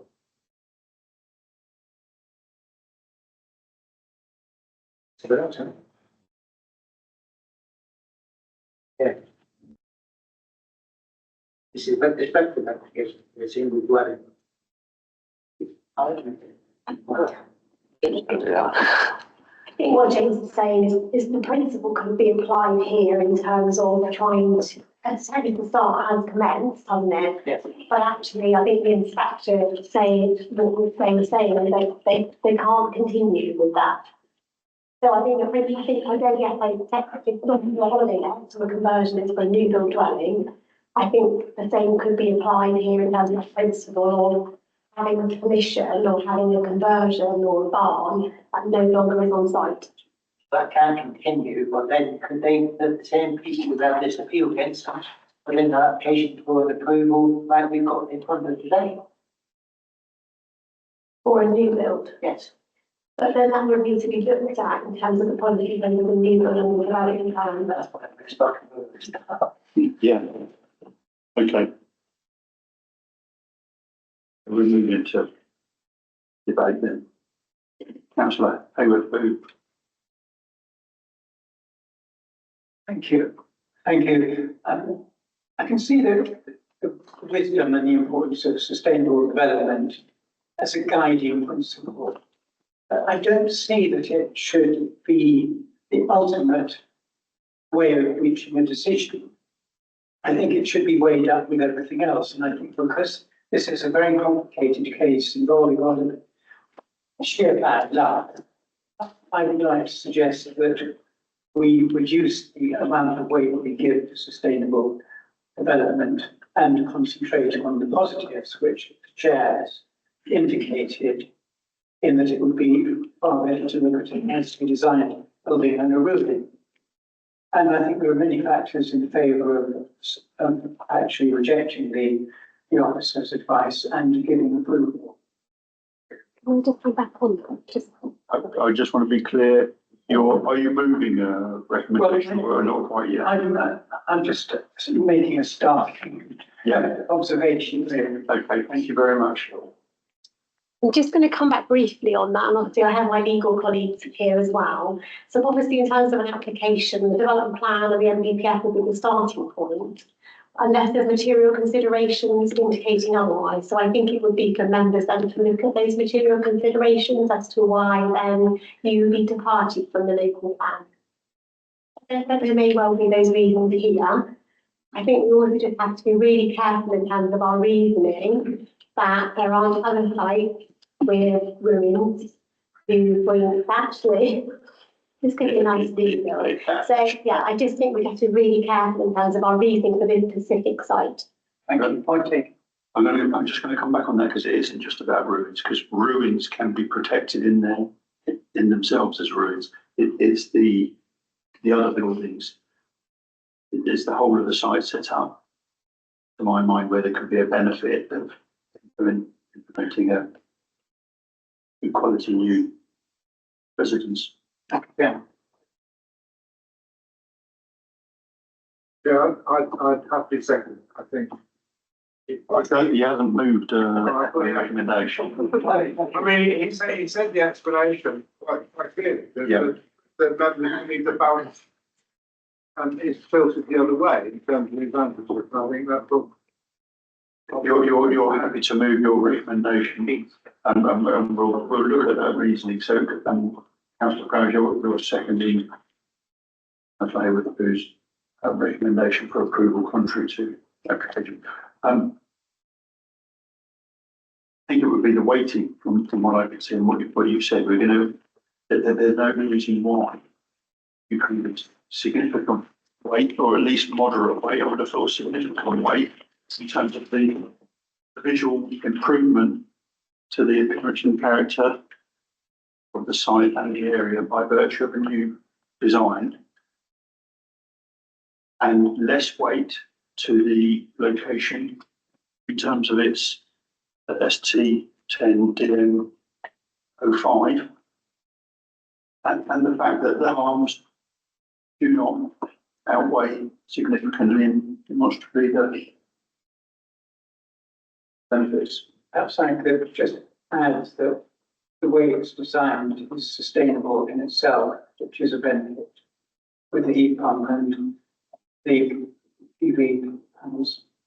But we'd need to look at conditions as well. That's, yeah, I wonder whether we had anything about the fact, like the point that Councillor Lane added in terms of the reusing the existing access. Do you want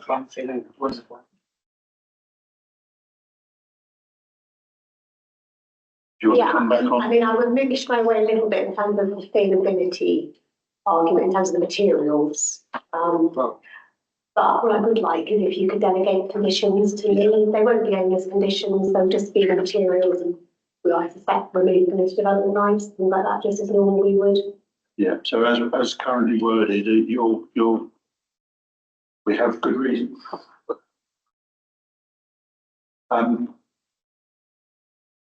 You're very good, sorry.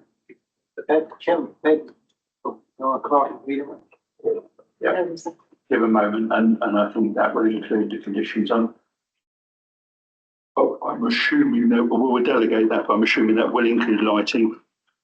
Yeah, so we would ensure that the lighting specification, sort of make sure the natural materials that there are slate, we would remove heating rights, landscaping, anything else that's needed. There would just be an unexpected contamination finding, which won't involve a phase 1 report or anything being prepared. There won't be any pre-commencement conditions or anything like that. Okay.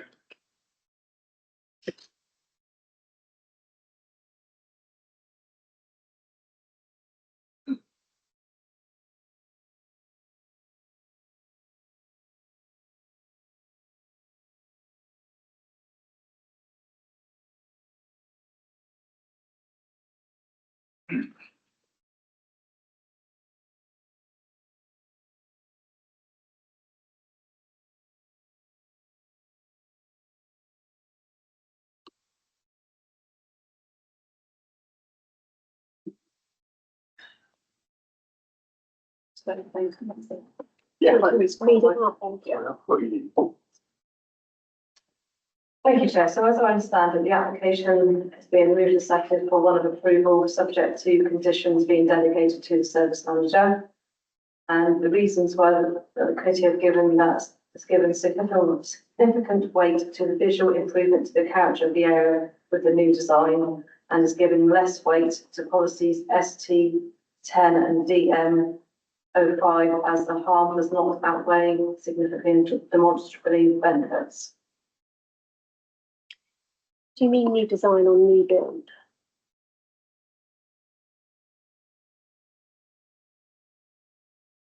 Being pedantic, sorry. Doesn't matter. Not necessarily new design, is it? The new build. New build. You have I think a new build. would be more clearer if we were challenged on it. Yeah. Yeah. Okay. The new build. Sorry, Chair, can I just ask, in terms of the reference to the policies that you just read out there, I think it should be DM06, not DM05. You're quite right. Change at the start.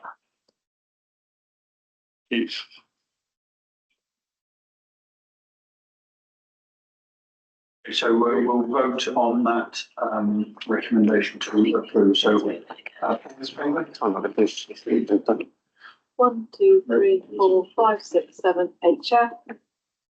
those against? There isn't that one. Abstentions? Wait. Thank you very much. So that's pretty. We've only got about another 9 items to get from.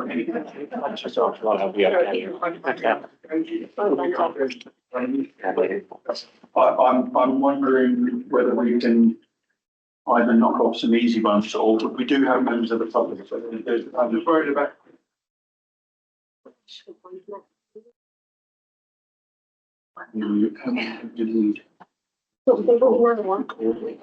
Oh, sorry. I didn't know. That would be the full.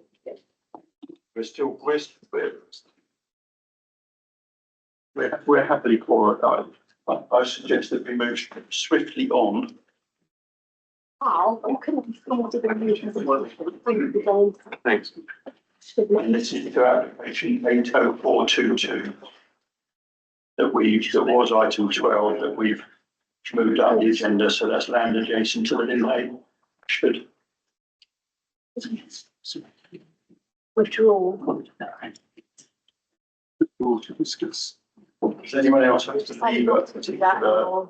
It's legal advice and so I not transparent. You decided it was more transparent. Yeah. We can try and Oh God. on this application because we have got members that have been here on the days. Okay.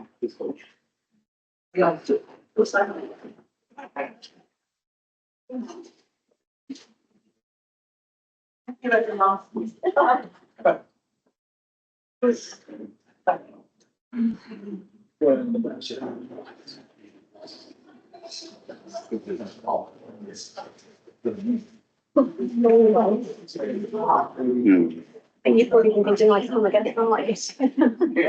That's way too size, isn't it? Not for any easy ones off. I know, maybe we should have done the other way. I don't know what the right thing to do.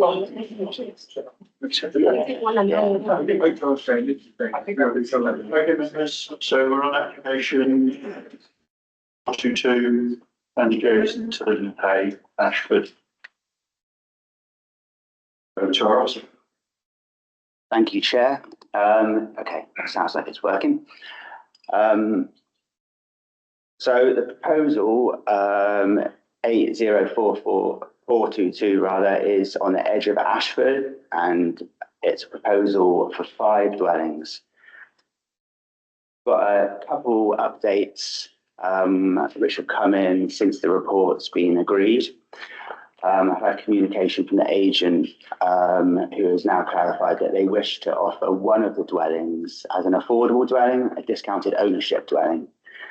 The applicant has also clarified that they'll be prepared to provide a village green, and this would be in line with the recommendations received from our public open space officer, which are included in the report. There have also been 3 additional objections received.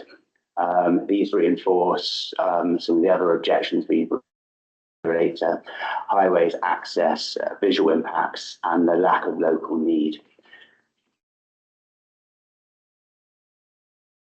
So moving on to the application, the site is located off Grattan Lane to the north of Ashford. It's open agricultural land.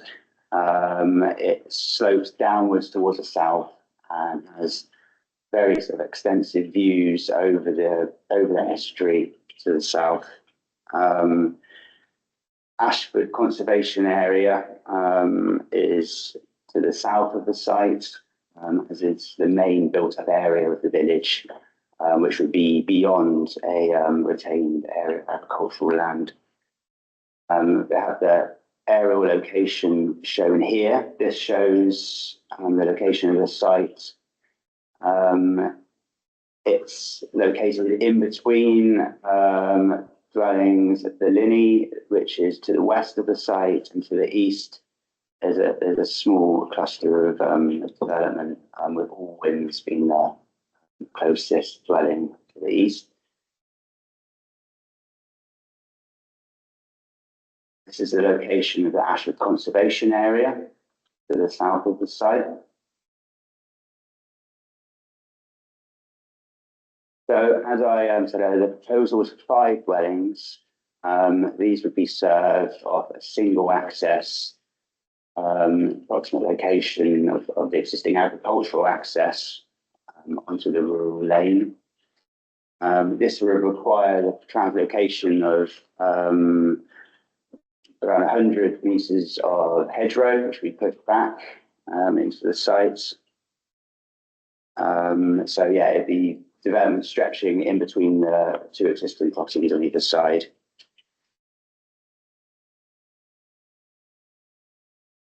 Got some site sections here. The lower one is viewed from the south. The upper section shows the site viewed from the north from Grattan Lane. Because of the sloping nature of the site, some cut and fill will be required. There'll be retaining walls at the backs of the properties. And I'll show its plans here for each of the 5 plots. And you can see the sort of nature of the sort of retaining structures and the terraces at the back. So these are chalet style dwellings, accommodation in the roof.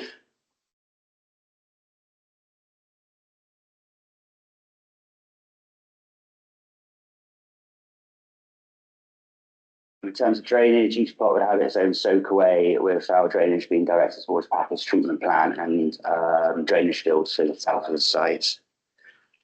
I include some photos here of the site. The top left is looking towards Linney to the west, and these workarounds in a clockwise position, sort of showing the views down towards Estuary, and then finally in the bottom right, view towards Allwins.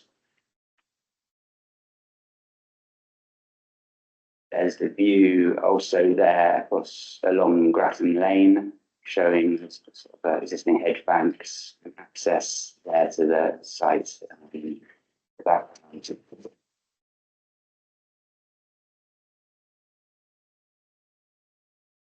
These are a few images from the LBIA. This is an image looking from the site access. The red line shows the approximate extent of development, with the remainder of the field between the site and Ashford being left as agricultural land. You have some imagery here from the North Bank Tarka Trail, showing the sort of elevated nature of the site above the village on the skyline. This is from the Southern Bank Tarka Trail, sorry, the estuary. Again, sort of showing the development site at the top of Ashford. From Flemington Quay. Moving on to the assessment of the development. Ashford is a rural settlement. It's located sort of lower in the settlement hierarchy, and as we've sort of covered off in some earlier applications, it has to have local services to qualify as a rural settlement. Ashford has a church and a village hall, so it could be considered a rural settlement. For rural settlements, for housing to be acceptable, it has to comply with policy DN24 to set a number of criteria. Criteria A, C, and E assess how the development is related to that rural settlement. In this instance, it's the view of officers that the proposals are somewhat detached from the settlements. Grattan Lane has a very strong rural character. The proposal was for a stretch of ribbon development along Grattan Lane, which is removed from the main core of the village. New build development, as previously generally happens in the lower slopes of Ashford, closer to the A361. It's less sensitive and has better sort of access to the village itself.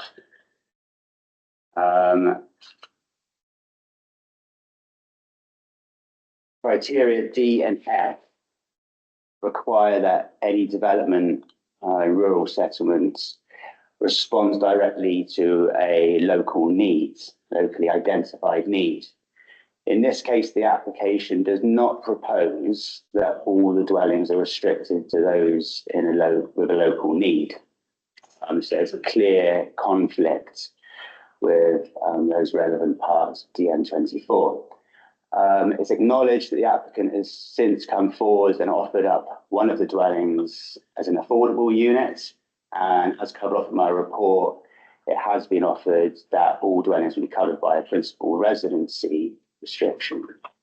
But there's no policy basis for covering these dwellings with a principal residency requirements in this location, and there is a clear conflict in that all the dwellings to comply with DN24 should either be affordable or restricted to a locally identified need.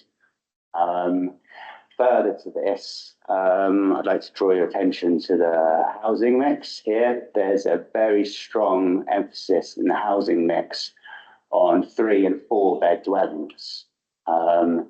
In this case, 40% of the dwellings are proposed to be 4 bed.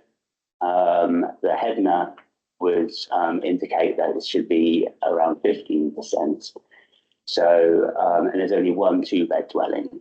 So there are sort of clear conflicts in sort of the housing mix and the lack of response to local need in this instance. In terms of the design and visual impacts, I've covered it. It's a very elevated site, sits on the skyline above the village, and it is somewhat detached from the, to paraphrase the wording of the M24, contiguous built-up area of Ashford itself. There would also be a significant degree of visual harm in putting the access into the rural lane, pushing the hedge banks back. So we have significant concerns over the impact on Ashford's rural setting in this instance. In terms of some B&G lands over to the south of the site, there are no major concerns in terms of amenity highways and drainage. The highways officer, the county council, has been consulted, has returned no objections, subject to conditions. And I would also like to point out that the financial contributions that would be required as a result of the development would be around 28,000 for education. And I touched on the issue of the village green previously, but this has not been secured by any legal mechanism at this point. Moving on, we acknowledge that the tilted balance is engaged because the council cannot demonstrate a 5-year housing land supply. So, we need to sort of balance the harm against the benefits of addressing our housing shortfall. I'd add that the NPPF does not set aside the need to provide affordable housing, and it's very clear that there's a direct conflict in not providing local occupancy dwellings or affordable dwellings in this instance, which is clearly required for a rural settlement of this nature. And it's very clear that speculative development is not supported such locations. The tilted balance does not quite carry as much weight lower in the settlement hierarchy, places like Ashford. In terms of the balancing exercise in this instance, it is acknowledged that there is a positive benefit contribution towards a 5-year housing land supply. There's moderate weight applied to B&G, which would be delivered. And although it's a positive that an affordable house, one affordable dwelling has been offered up in this instance, it doesn't overcome the direct conflict with policy DN24 and requiring all of these dwellings to be for a locally identified need. Adding to the harm in the tenure of the dwellings, also, which is significant weight is laid against the scheme because of the focus on very large dwellings. And also significant weight is provided against the scheme because of the poor relationship to Ashford and its consequent harm to its rural setting. Thank you. Thank you very much. So we do have some speakers, and we have, don't believe the parish council were here, and numbers are thinning out over there, so there can't be that many. For objectors, we have Mr. Coe. We have a statement to read. We have 3 statements to read. So the first one is Mr. Coe, then Simon Harris, and then Penny Mills. Penny Mills, sorry. Mr. Coe temporarily, he's not come back yet. I have a statement to read. He should be here. Is he coming back? We'll read the other 2 statements first, and if he comes back in the room, he can do it then. Okay, thank you, Chair. So the first statement from Simon Harris. It states, as residents of Ashford, we are objecting to this proposed development on the following grounds. 1, inappropriate skyline development in a highly visible position on the hill above Ashford. 2, poor access to the site, and the existing access into the field has been enlarged recently. This until very recently was a simple bar, 5-bar gate to give an access for the farm for agricultural purposes. 3, the loss of natural habitat would have a significant detrimental effect on the surrounding area, especially removing an extensive length of natural well-established hedgerow. 4, the access roads in the immediate area are narrow and visibility afforded to this proposal. 4, 5, the site is currently farmland and development is wholly inappropriate and out of reach of the village boundary. The property proposed by on Chapel Road are not good to local vernacular and using these as examples to match is inappropriate. 6, we are concerned with the drainage and the discharge of the water from the roofs, hard standing and foul drainage treatment plants. Our property is at a lower level and could experience groundwater issues. 7, the site is prominent and will emit significant light pollution that not only will affect the skyline, but local wildlife and ecology. 8, materials proposed are inappropriate and not indigenous of the area. Concrete tiles are not in keeping. Fibre cement board and use of rent are not appropriate. The area close by in Ashford is a conservation area and proposed development will have a significant detrimental effect. The setting of historic buildings in Ashfield Lane and on Forest Farm and its traditional buildings. That's all.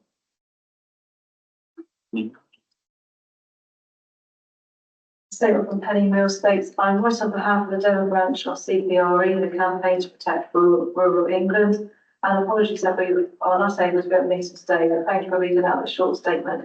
We are very pleased to read the comprehensive report of the plan officer and the recommendations to refuse this application. We support this recommendation and sincerely hope that council follow officers advise and vote to refuse it. This is purely speculative development on a greenfield in the countryside where development should be and strictly controlled. There is no justification to build on this greenfield. It is simply the wrong location, an unsustainable location, and we believe any development here would cause unacceptable harm to the landscape. The proposal is in conflict with both national and local planning policies contained in the North Devon Forest Local Plan and the NPPF. Reporting noting the 5-year housing land supply shortfall, the proposal fails to satisfy the requirements of paragraph 11D2 of the NPPF, which states that plan permission should be granted unless any adverse impacts of doing so would significantly and demonstrably outweigh the benefits when assessed against the policies in this framework taken as a whole, and in particular regard to policies with direct and development sustainable locations, making effective use of land, securing well-designed places, and providing affordable homes individually or in combination.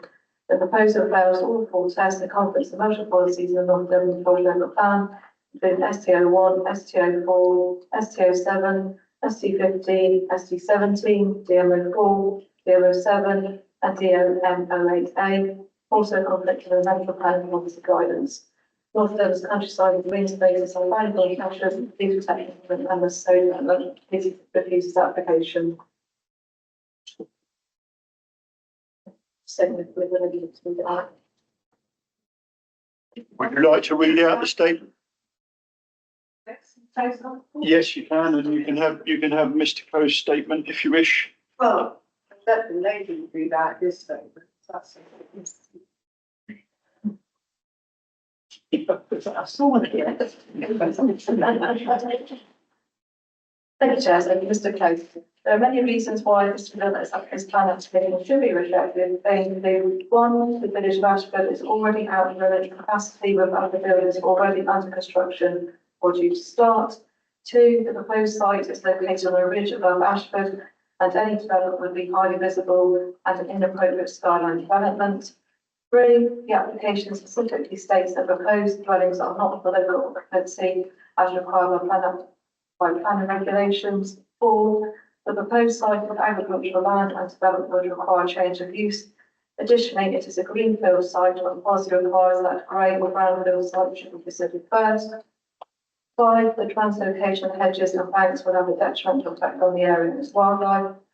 Six, there is no provision for open spaces as required by developments in more than 3 dwellings. Seven, the proposed handling of grey water needs further excavation with the system being allowed to overflow into the adjacent field with potential drain into Ashfield Lane. The most important consideration on is that of traffic flow congestion. In this respect, I would draw the committee's attention to the following points. The proposed site sits in a narrow section of the lane between Ashford and Henton, suitably early with single file traffic and without any passing places. There's regular need for vehicles to queue to allow the traffic to travel in the opposite direction. The road is in continual use by walkers, cyclists, school riders, runners, the marines from Chippenham, dog walkers, etc. The additional traffic generated will presume 10 extra vehicles to exit onto the narrowest section of the lane is likely to create additional dangers to these and other road users. The lane is regularly used by tractors undertaking agricultural work on fields adjacent to the lane, which together with effluent to dispose of trucks, empty septic tanks and other large delivery vehicles cause more disruption to traffic on this section of lane. Additional traffic can only exacerbate this problem. The roads around the village and the access to the site are not suitable for construction traffic. In addition to such traffic affecting each of the points raised above, their access to and from the site would require using unsuitable narrow and in some places twisting roads, in addition to causing more blockages in the narrow section of the lane where the proposed site is located. The lane is used as a rat run to avoid the A361, especially when the A361 is closed or disrupted by roadworks or accidents. On these occasions, there is regularly standard traffic on the section of lane, as it is not possible for 2 vehicles to pass and no visual passing places. For example, the A361 brought recently and traffic diverted at the Strand lane and onto this narrow section of lane. One vehicle from the Netherlands was towing a caravan. He decided he did not to take his caravan through the narrow section and parked it at the side of the road. When the traffic could not pass and diverted eastbound vehicles also became stuck at this point. The situation was eased by parking the caravan on my drive, but 2-way traffic continued to block the lane. My wife was unable to reach home and had to park half a mile away. 26th of August, traffic queued from Chippenham back to Norway and Ilford Road and to Lobsfield caravan site from Saunter Road. Traffic diverted through Penton and it took us an hour to return home on Saunter Road. The website Climate Study.org projects that part of the dual carriageway between Ashford and Barnstable will be subject to flooding due to a rise in sea levels by 2030. This will increase the frequency of this diversion route being used. Approval of this application will set a precedent allowing future development along the whole road between Ashford and Henton, further exacerbating the traffic problem. The site does not appear to have sufficient space for parking and construction workers, vehicles, or for vehicles delivering materials to the site, thus completely blocking this narrow lane. For the reasons that I've stated, I strongly urge the committee to reject this plan application. Reject.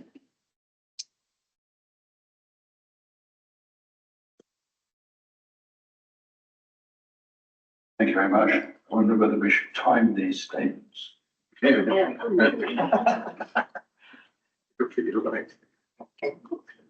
Next, we have Elia Emiliani, the agent. Good afternoon.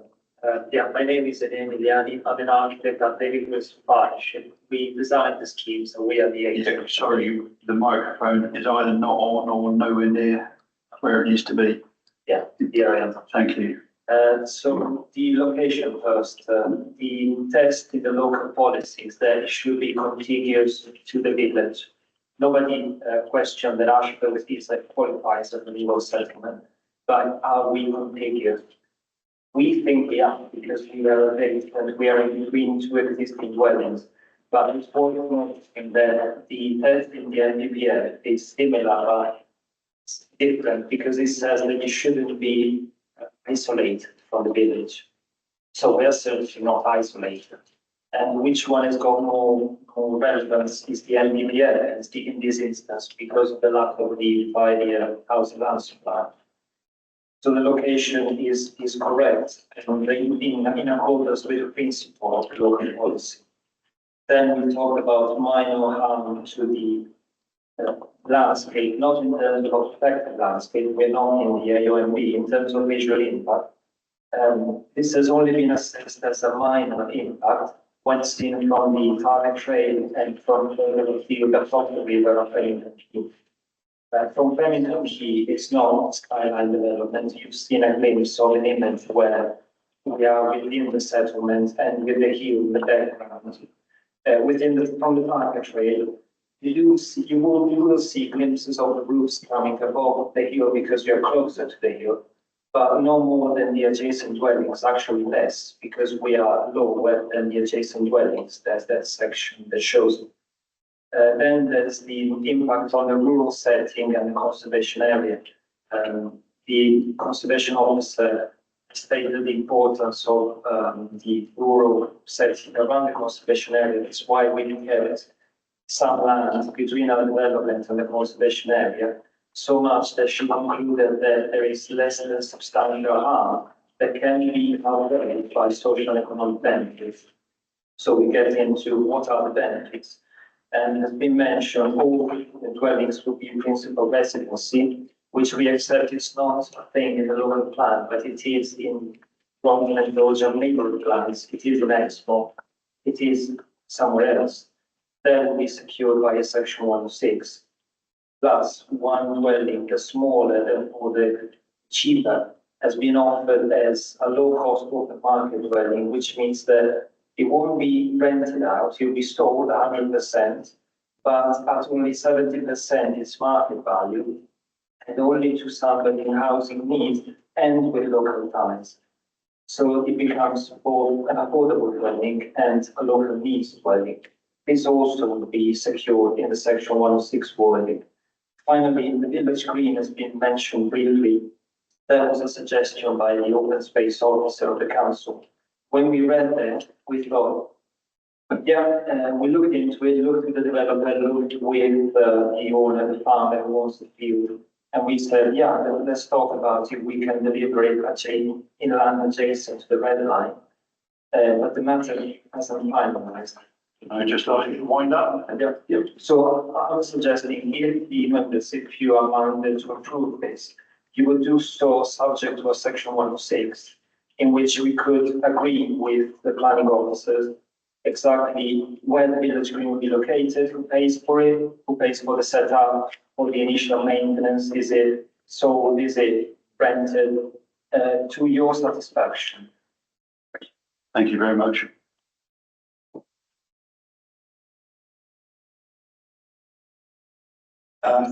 Did you want to come back on? I don't know if that lady.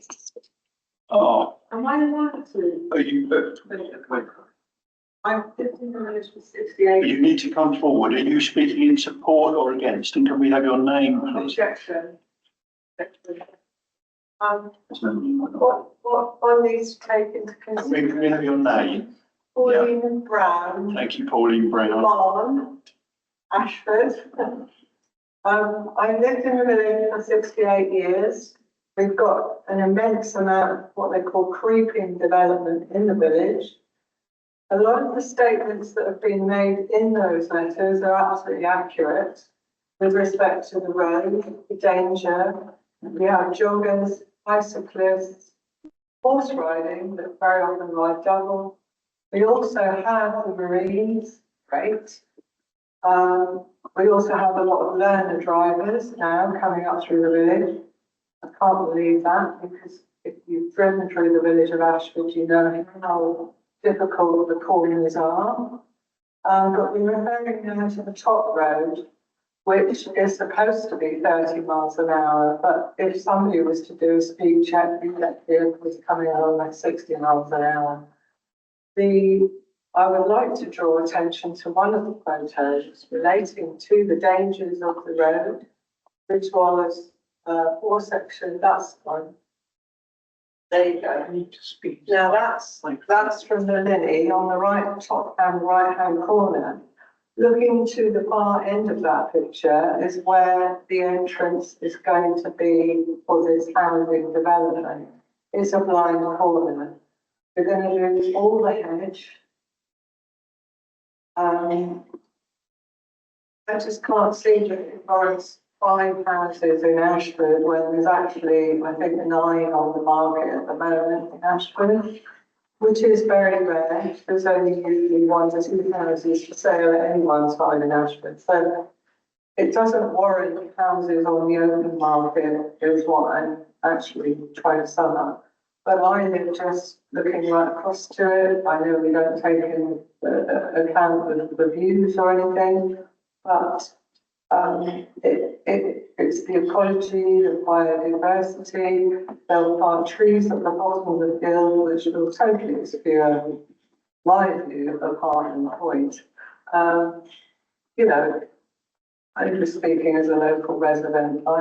I'm just scared of the amount of extra traffic that's going to be on that top road, and it's hard at the moment. It's crucial at the moment, like the bottom of the villages as well. So, you know, they need to do something more with the highway if they're going to increase the size of the village. And thank you very much for allowing me to speak. I appreciate it. You're welcome. I believe does bring us to the end of the speaker, so I'm going to ask our officer if there's anything that he wants to come back to at this stage. Not at this stage. I'll happily come back if there's any further points, but at this stage, nothing to add. Members, go to questions.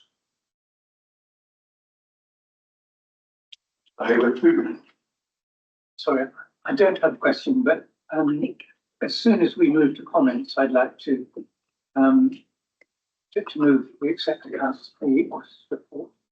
I think Councillor Knight's got a question. Yeah, we really must do the questions, but thank you for the advance. Thank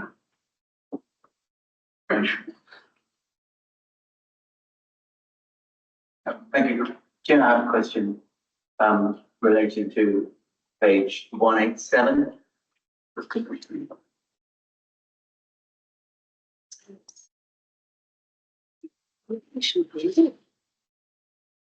I'm sorry, can I give you a better reference? The last page, more. Do you mean the location? Yeah, location is on page 187. Yeah.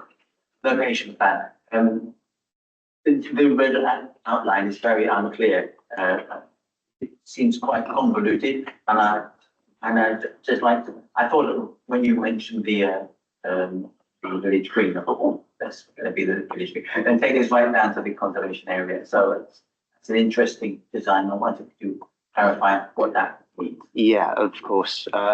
So the site location plan is drawn like that to encompass the drainage field for one, which is in the middle, and then land required for biodiversity net gain, which is to the south of the site next to the conservation area. That's the BNG land. Yeah. Right. Interesting. Yeah. Okay, we haven't seen that very often. Oh, I suspect we will, though. Yes. So, Lane, you had a question? There was a question, I think it was a question, but it's probably the same question, Councillor Knight. You've got the site above, you know, there's BNG on the bottom? Yeah. I'll leave it at that. Thank you, Councillor Bishop.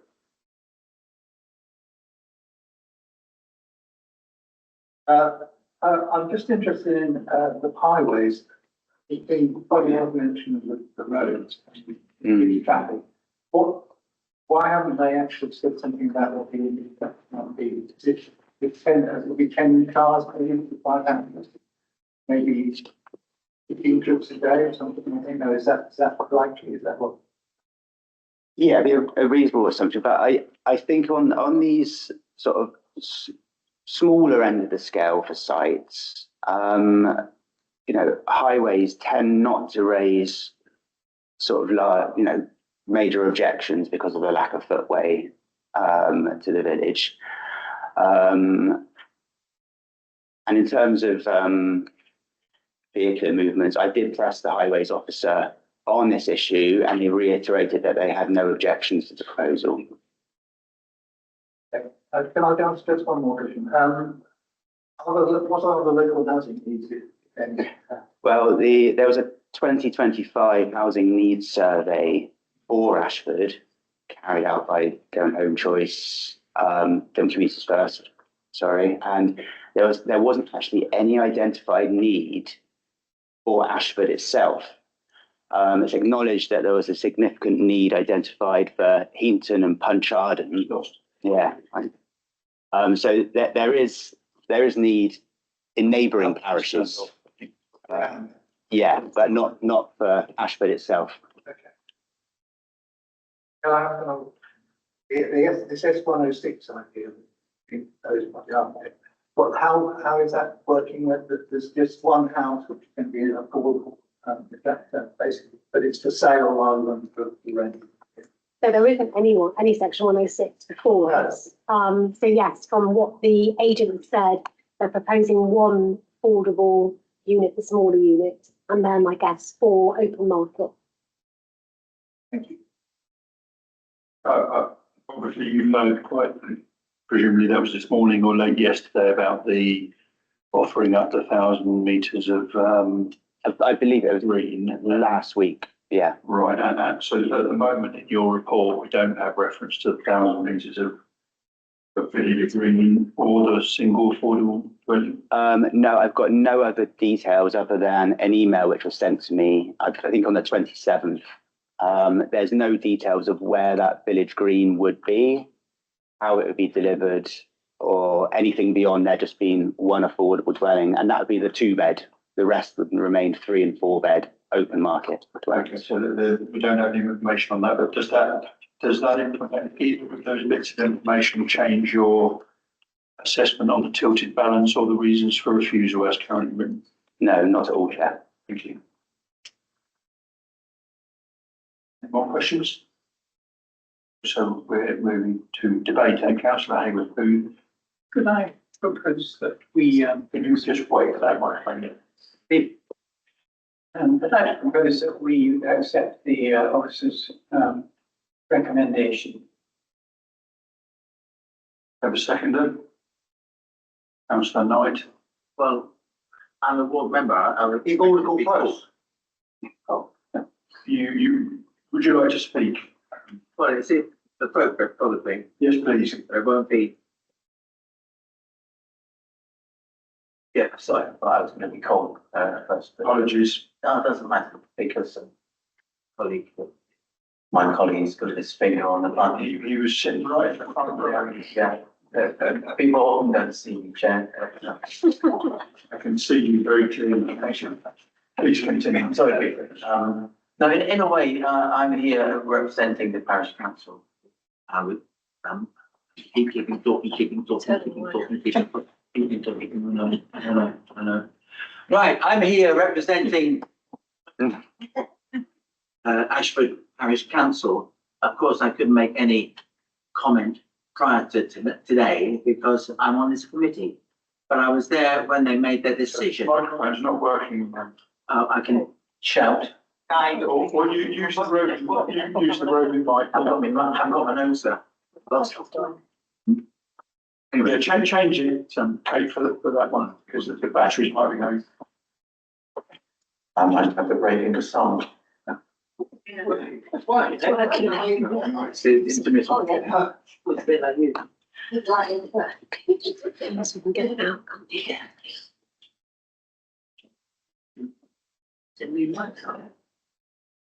Thank you. Okay. Thank you. Sorry to be flippant, but you know what I mean. So I couldn't represent them at the time at the meeting, but I was there to listen to discussions, a strong commitment from local residents. And you've got the parish council report there, which I represent in a way, because I concur with their reasons for wishing this to be called in. It didn't need to be called in because it wasn't dedicated. So this is the democratic way of members having their say. I compliment Mr. Jeffrey on a very thorough report, which is extremely helpful, particularly with regard to points at the DM 24 points A to F. They are convincing. D is a caveat really, because it's only 520, so now 4. But nonetheless, I can't get my head around at this stage the significance of the added affordable dwelling. But I am intrigued. I'm sure residents will look forward to that maybe coming back later. So I'm not taking that into account in basically saying what my colleague has just suggested. There's so many reasons why we should support the Heritage and Conservation Officer's report was meaningful as well. There's 11 objections dealing with on issues, and again, that's from residents who are concerned and informed. I take the point about the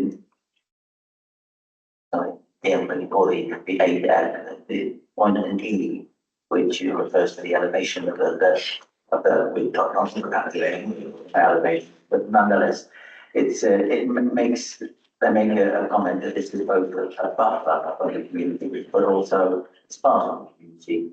It's a difficult decision because, as one of the comments has been made, Ashford is an extremely convoluted area for driving. That's one of the reasons why the top roads become increasingly less have been alluded to, but it's very much an Achilles heel for residents at Ashford, because that's become increasingly the way to get to Hendon Lunchardon, especially when Hinton Hill becomes one way at Gibner. It's going to be a very much a real problem. It's a dreadful road. I also not take issue, but must refer to the drainage. It's a real problem. Again, the water from the top soaking right down to 39, and because it's flooding all the time, regardless of attenuation efforts. So for those reasons, and the fact that it's been easily here, I propose we accept the officer's report, please. I don't think the fact that it's nearly 3 o'clock is a material consideration. Are you happy that Councillor Hayward moved the officer's report? You can have the moment. And you're happy to second it. Please accept my apologies again for not coming to you first. Do we have any other comments? Councillor Lane.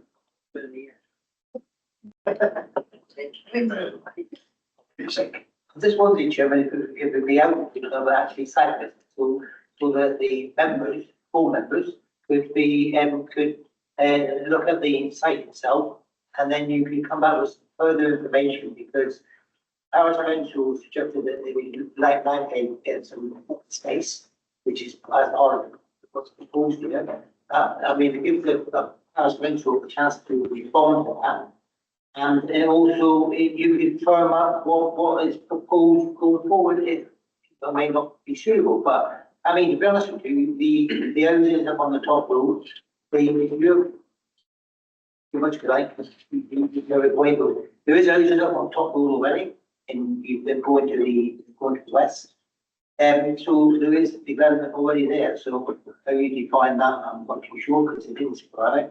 And but I think what will be more suitable to other sites, and then members will be more aware of the location of the dwellings, type of dwellings, and the type of dwellings, and how it compares with Ashford itself, because it's actually outside of the conservation area. And I'm looking at the report, of course, there's already been a development on this in Ashford itself, it's on the, I think it was suggested on the west side, which is actually on the same side with the development in anyway. But this one, that would be, this. You're asking the question, is anyone looking to support that? If I don't see anyone, then. I think from now, I take that members are happy to rely on the information that's been produced in the report and from our district council. But Can I just think, for Mr Bishop, then, I think normally, when it comes to highways, they normally look at 6 to 8 traffic movements per dwelling. yeah, so it would have been higher than the two. That's all I'm saying. Yeah. Okay. So, we are going to vote on the officer's recommendation for refusal as set out in the report. All in favour? Yeah. Against?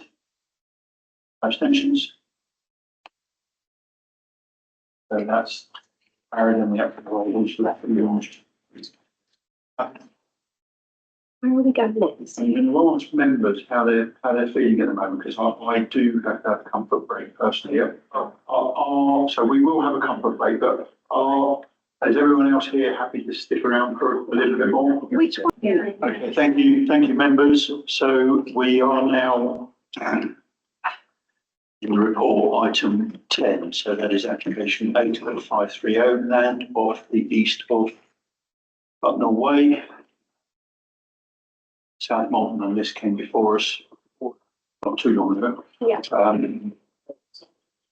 So I will hand over to case officer. That's pages 125 to 144 of your report. Thank you, Chair. Can everybody hear me? Hello. Thank you.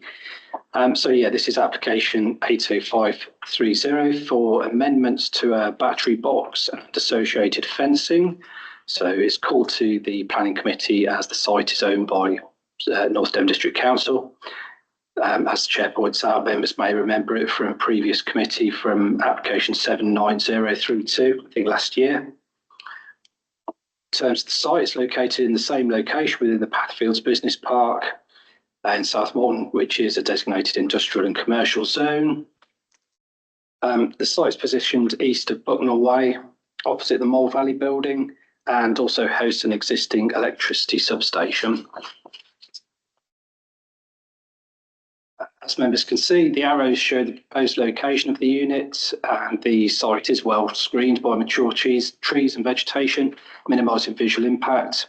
Vehicle access is via existing hard surface routes from the roundabout, so there's no new access works.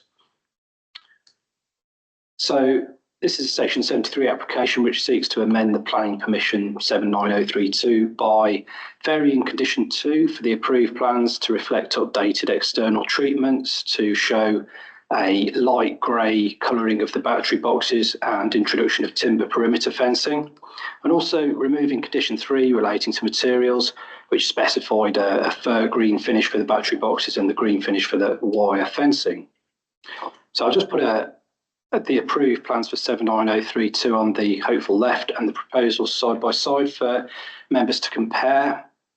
Briefly, it replaces the green wire fencing with wooden paladin fencing with a green metal frame. The height's still the same at 2.4 metres, and it changes the battery box finish from a dark green to a neutral grey. And the box dimensions are the same as the previous approval, with height 2.6 and a floor area of around 27 square metres. Fence layout has been revised to surround the boxes to reflect the parish council feedback, enclosing all the elevations on there. So broadly, the reasons for the changes are to address the technical concerns raised by the applicants with the coloured coatings on battery units raising issues with heat retention and surface degradation. Moving on to the planning considerations, just going through the headings. So in terms of the principle, the siting is acceptable in principle because it supports the transition to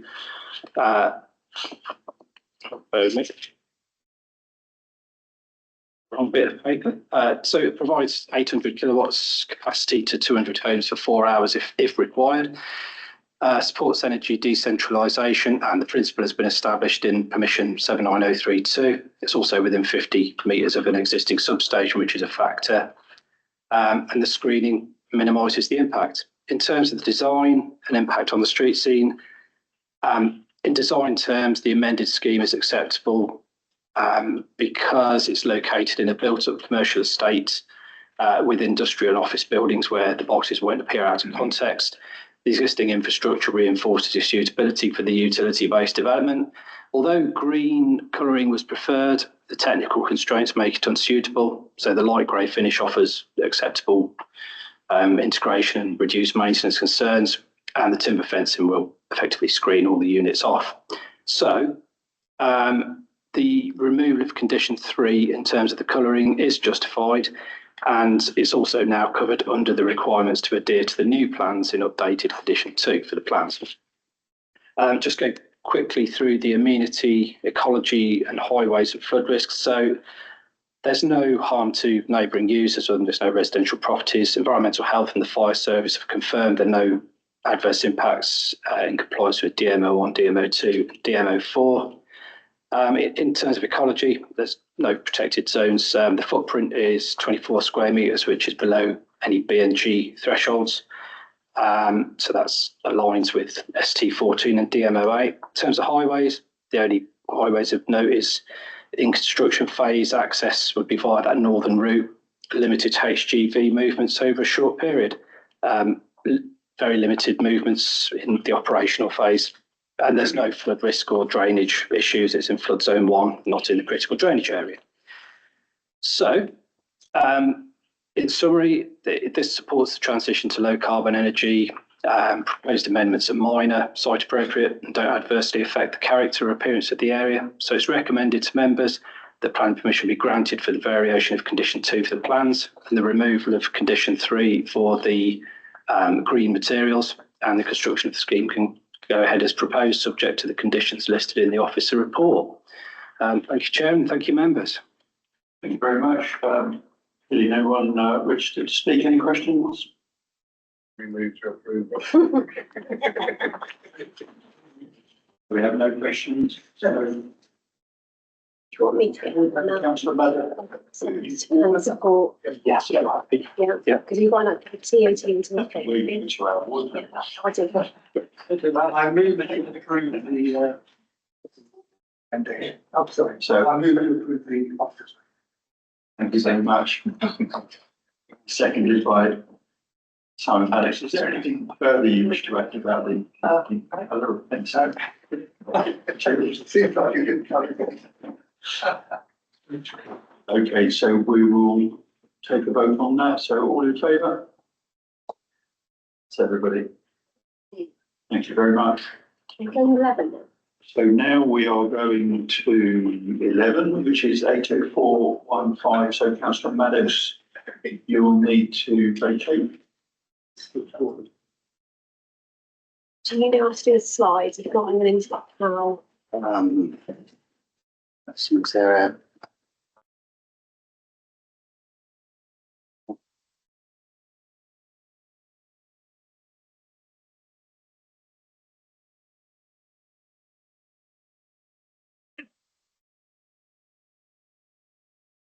It's not as easy as it used to be. I don't know why. okay, right click. Are you presenting? I'm presenting Sarah May's one. And are you presenting original one? No, Hans. Oh, we don't know. It's F5 then. Oh, That's not the right one. Is it? no. Thank you. Got it. Does it come up? I don't know why it doesn't come up. I could have been having a problem with presentations. Well, I just haven't come on. Yeah, you're right. Yeah. It's never come up. You remember we had this last time? Yeah, I think Sorry, you pressed Carl, the wrong I'm an thingy. IT expert, because I'm not an IT expert in any. Isn't it? So I just walk out of that. Which one is it? It should be straightforward. Use the red one. This will be quick, like, me. The red one. Okay. It's only the red okay. one that works. Oh, okay. Okay. Yeah, as long as you can. Right. Okay, I think we're ready. We're ready.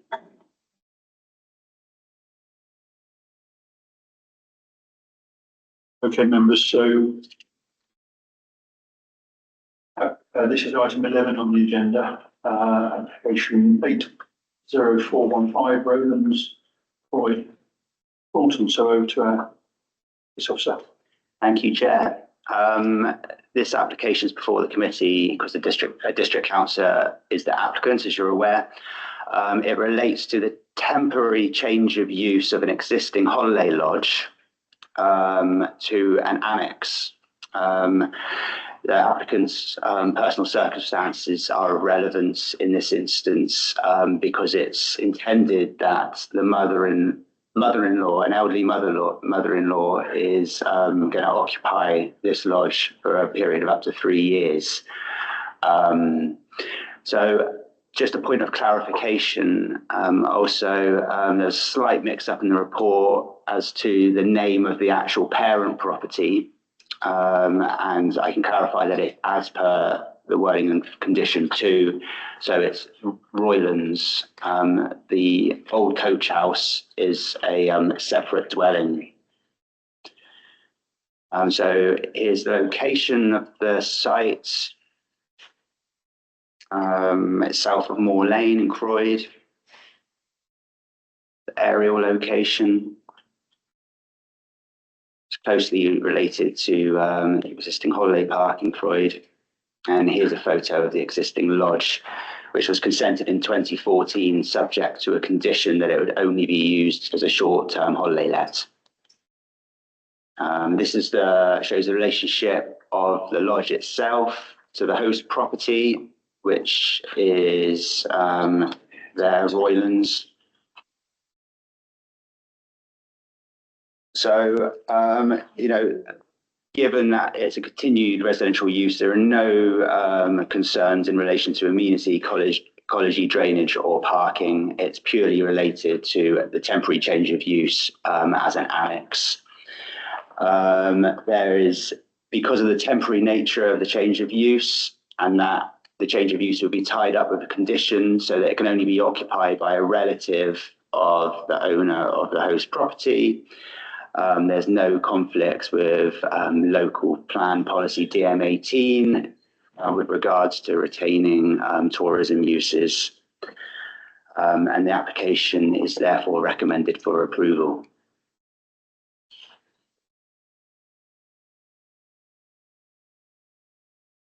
So no speakers, any questions, members? I've just got one, and I recall where I made a note of it, but it's in regard to you talk about the use being by the specific person, but the condition refers to a member. Yeah, but opposed to the member in question. Yeah, it's in this case, because the application is for use as an annex, it will be associated with the host property. It isn't proposed at the moment that the condition relates to a specific person, just that it's used in association with the parent property as an annex. Okay, thank you. Anyone else? No. I'll move approval, Chairman. Second. Recommendation. Councillor Hayward, move. All in favour? Everybody, thank you. Thank you very much. Now,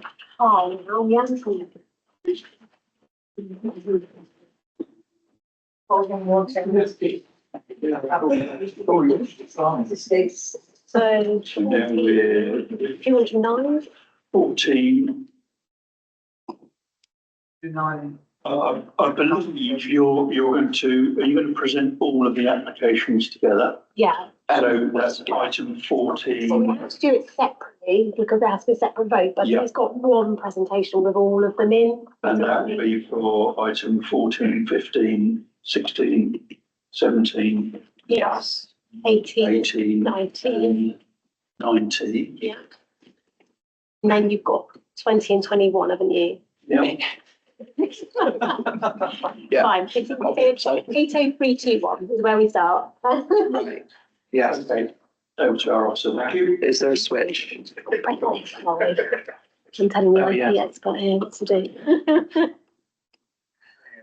Hello. Yes, thank you, Chair. So, so I'm about to present 6 different applications. They're all for a sign in Barnstaple. This is part of I'll sort of give an introductory spiel so that I don't have to do this for every application. They're part of a wider project to enhance wayfinding signage around Barnstaple. You might have noticed that there was also the signposts, the directional signs that have been going up around the town.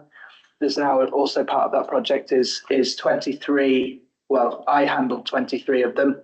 6 of them are coming to committee because they're on NDC land, but 23 plinths, which come under the advertisement regulations due to their size and shape.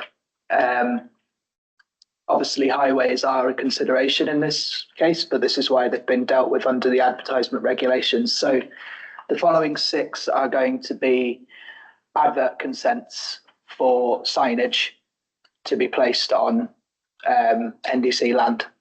So the first one is application 80321, which is just south of Queen's Walk as you go through that little arcade that goes in towards Queen's, is it called Queen's Car Park or Queen Street Car Park or Bear Street Car Park?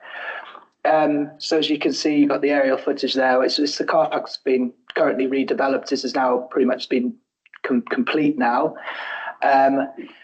One thing to note with this application is the location plan, the big location plan as shown on page 217 is incorrect. The location plan has been changed and the advert consent was re-advertised, and the location plan as set out in the report is the correct location plan. Yes, so it will be south of Queen's Walk, not north of Queen's Walk, away from the highway. For this location, it's proposed for the sign to be sited against the wall. This sign will be single-sided, not double-sided, but this is an example of the signage that we're going to see popping around Barnstaple soon. So, yeah, they are 2.2 meters in height, I believe. Make sure, yeah, 2.2 meters in height. Most of them are double-sided. This one, in this case, will be single-sided because it's going to be sited against the wall. It'll be sited just to the right as you're going into Queen's Walk, next to the bin. There. So the main considerations with advert consents are amenity through visual impact or clutter. Those are ordinarily the way in which we look at things with advert consents. And then the other would be highway safety and or accessibility, getting in the way of people or pushchair users, wheelchair users, and so on.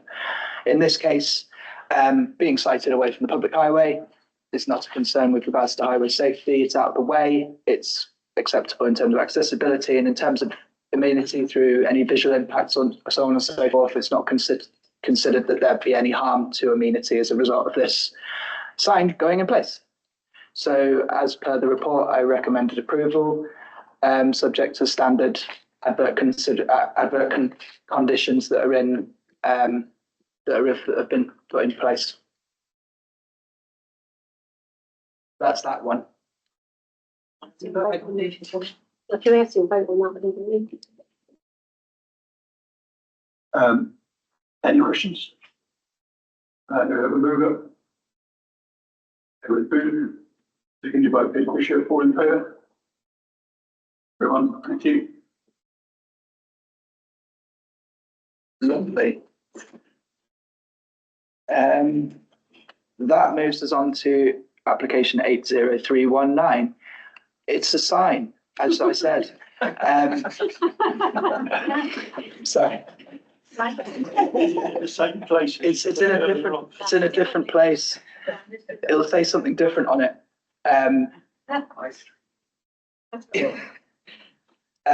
So this one, again, similar situation. The location plan had changed because there was some highways objections.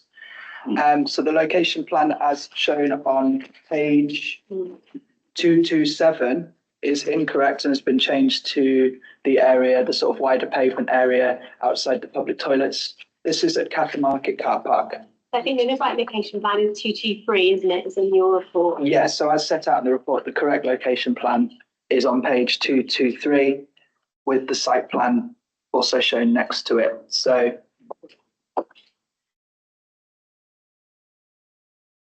the application site in this case is the wider area of pavement outside the public toilets at Cattle Market Car Park. I've provided an aerial image here. The sort of red dot indicates whereabouts it is. The sign will be orientated sort of up and down Holland Street, as shown like so.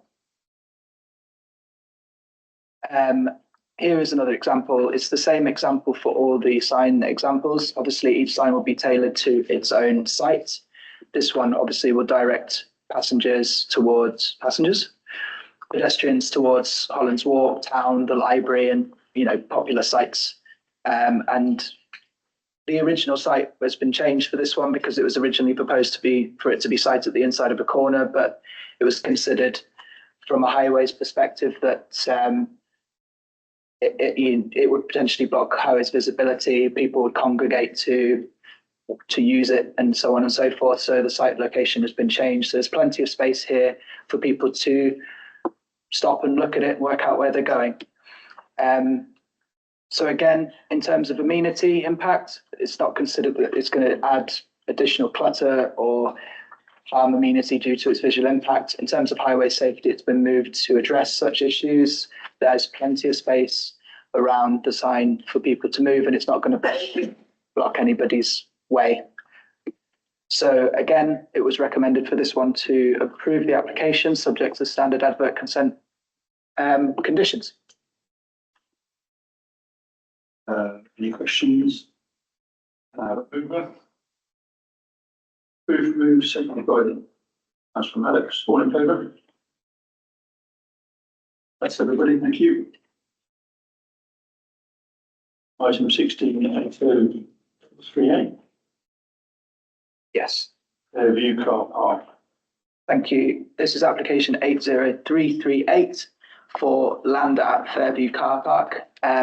The site in this case is a sort of little wedge of land next to the staircase between Fairview Car Park and the path that goes along the river around Hilton Park.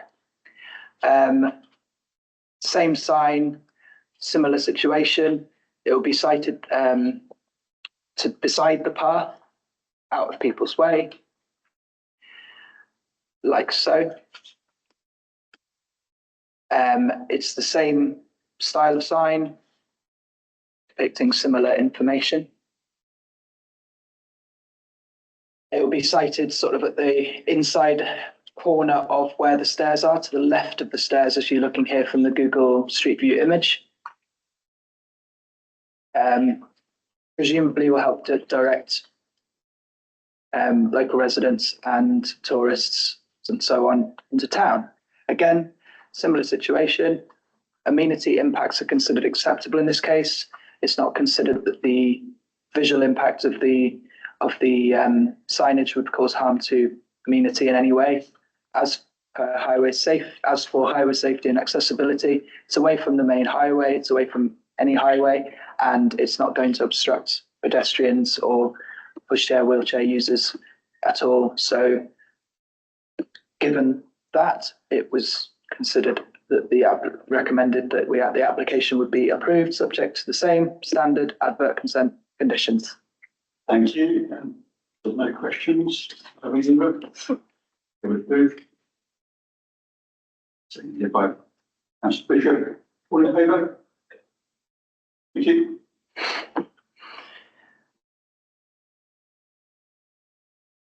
Eight zero three three six. Yeah, this is 80336. This is a sign, same sign to be sited, this time outside Tarka Leisure Centre.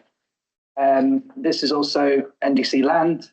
It's proposed for the sign to be sited in the middle of an area of path or pavement where there's a sort of crossing nearby. It's next to the play area. The image here sort of gives you a general indication of where it's going to be sited and how it's going to be orientated.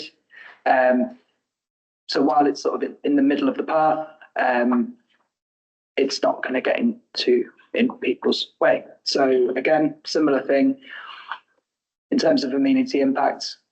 The design of the sign is not going to cause any visual harm that's going to harm amenity. It's not going to get in the way of any pedestrians and cars or visibility, and therefore was considered acceptable. Therefore, it was recommended to approve the application, subject to the same standard advert consent conditions. Thank you. No questions. I just want to congratulate the owner of the red mark. Thank you. It's helpful that it's the montage. This, I made that myself. Thank you. I've got a question from Councillor Lane. One question I ask is, I mean, is that what's being located with red, is it? Approximately. I did that for your benefit. Yeah, well done. I mean, what about if there's emergency vehicles want to get into the cargo entry? I don't think they use that. I think they use that a bit further on where the child in pink is. Beyond the hoop. Okay, so for an emergency vehicle, like an ambulance, get into the front entrance, the parking lot. That's the only point I'm asking. No, it's a fair point. Presumably that has been considered, and there's an alternative. You can go in beyond the. Well, I don't know. You can know if that's the entry. Then would it make sense to move it either to the right or to the left? Yeah. I think you want to go on one side. Not on that land. Presumably the red line is sufficiently big enough to. Can that be delegated to the officer then to clarify that, please? So when you put the red outline. I can, yeah. So highways I mean, obviously. the red outline is quite big, so it probably could be moved. Yeah, so it could be moved towards more adjacent to the area of planting. It could be moved further to the right as well as you look at To it. the sort of barrier, I guess, isn't it? Lower barrier. Yeah, so in this case, it was considered that wasn't a consideration that we thought about. Now, highways were consulted on all of the applications, and where they were cited and on private land, in this case, NDC owned land, is not to do with the highways, and they've held their hands up to that. But that might be something that I could ask if you all think that's sensible. Yeah, I think that should be. Yeah, I think the final location could be delegated service just to make sure that assessment's been carried out. Yeah. So anywhere within the red line. Yeah. Yeah. Okay. So with that amendment, we would like to propose that seconded by Councillor Mannix. All in favour? That goes to show you the importance of the montage. Yeah. You need to keep seeing about videos one time. You're quite right, because we do have a montage on the following application. So the next one, I believe, is 80332. Yeah. Calling it a montage is quite, it's quite a bit over the top, isn't it? It's a red pen. Where am I? So application 80332 is a similar sign to be cited at Barnstaple bus station. The site location given was this red edge, but the site itself is to the north side of it, the Summerland Street end, to be sited in the sort of passenger entrance to the bus station. Here's a Google aerial image of the site, and this is the site plan. So again, it'll be a sort of north to south orientation for the signage. It'll be sited to the side of the walkway against the wall. So it'll be a two-sided sign. I've provided similar detailed drawing of where it is for your benefit, but this is not an official plan. So it'll be sited against the wall there. So there's already, it was considered that there was already quite a lot of signage in the area. There's phone boxes, there's the information board there for the bus station and other things. So putting it out the way was important. That's why the proposal was amended slightly. But again, with the amendments in place, from an amenity perspective, it was considered acceptable. It's noted that there's quite a lot of clutter in the area, but that is inherent in this location. And the provision of the signage would also have its benefits on balance due to the information that they would provide for those getting off the bus and those visiting. From a highways perspective, it's off the main highway. They didn't wish to comment, but it's not considered that there'd be any harm as a result of the sign being there for the main highway. And it's also from an accessibility point of view, it's not getting in the way. And pushchair users, wheelchair users will be able to use the bus station. So from that perspective, it was recommended this advert consent be approved, subject to the same advert consent conditions. Thank you. Any questions? Mover? Maddox? Hayward, secondly, all in favour? We're all in favour? Thank you. That's it for the adverts, isn't it? No.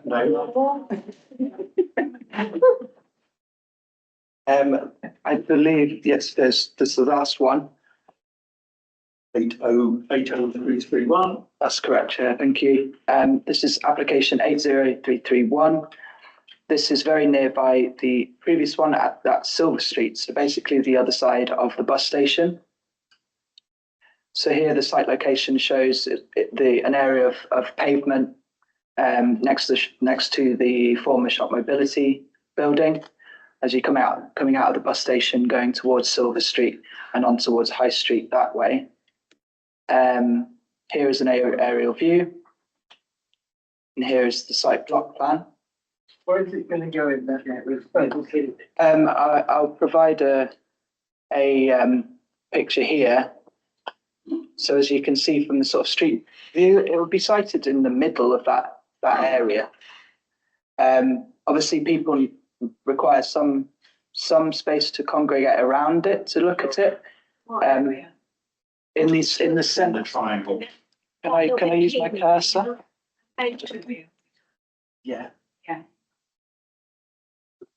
Again, that sounds good, but I mean, they got somebody there would be blind.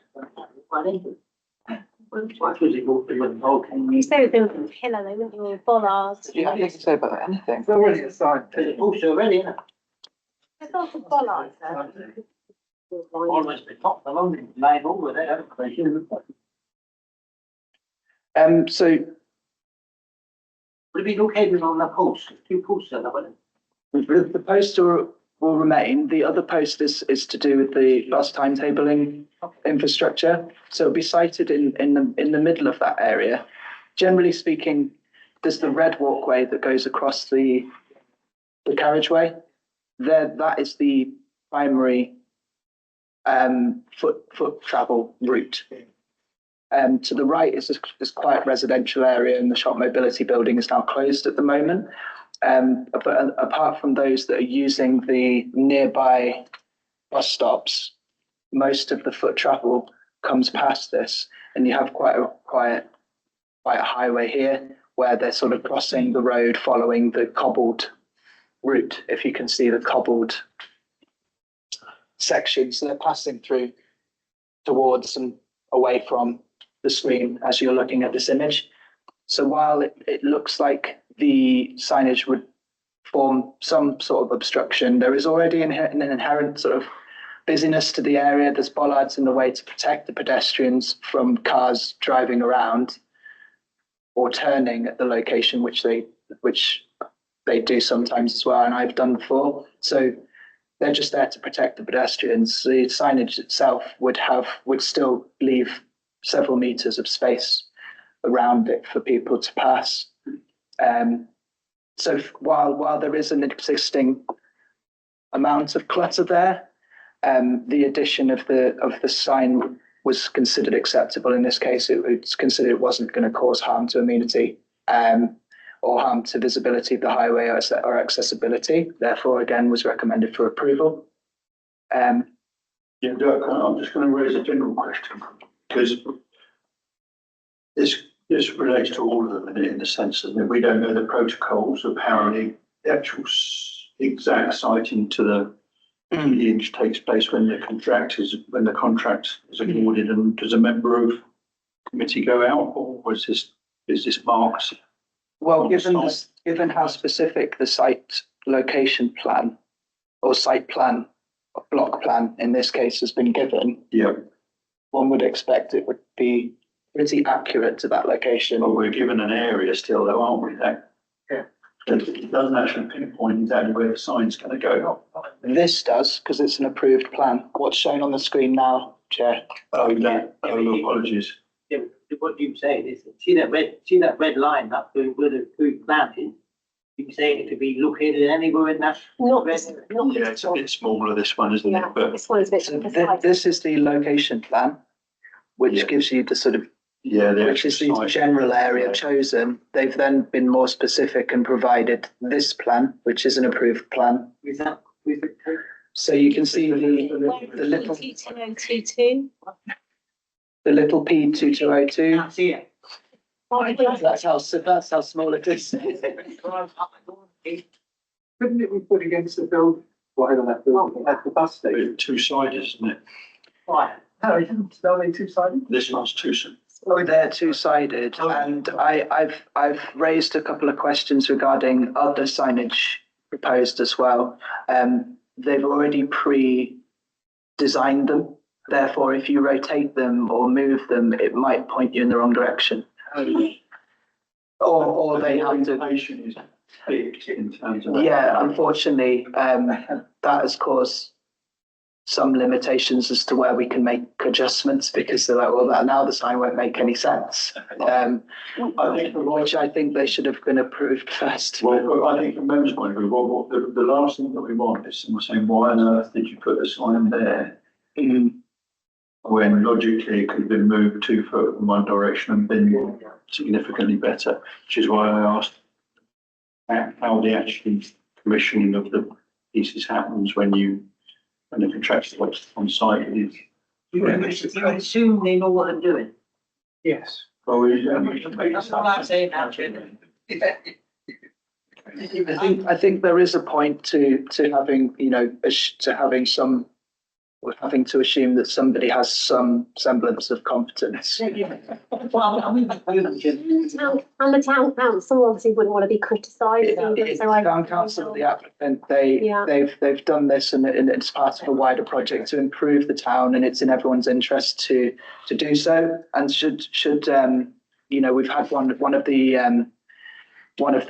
the sign locations might have to be taken up and put down again, but we can assume that as long as it makes sense that. I'm not trying to be awkward. I just want to make sure we don't make a silly mistake. Yeah, that's great. Somebody on the ground. I'll move that one, Chairman. Well, Councillor Hayward, you've already moved it. Absolutely. Then seconded it. You have finished your report, haven't you? Yeah. For that one. For that one, yeah. So all in favour? Keep everyone.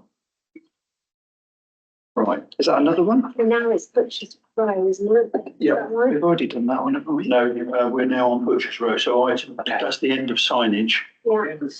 Item 20, application 80371, and the list of building application that accompanies it, 80372, Butcher's Row. Creating an opening from Unit 5 into Unit 6. Yeah. Thank you, Chair. Yeah, 371 and 372. So the next two applications are a planning permission and an application for planning permission and application for listed building consent relating to some commercial units on Butcher's Row. These are brought to committee because, again, NDC owns these Buildings owns this premises.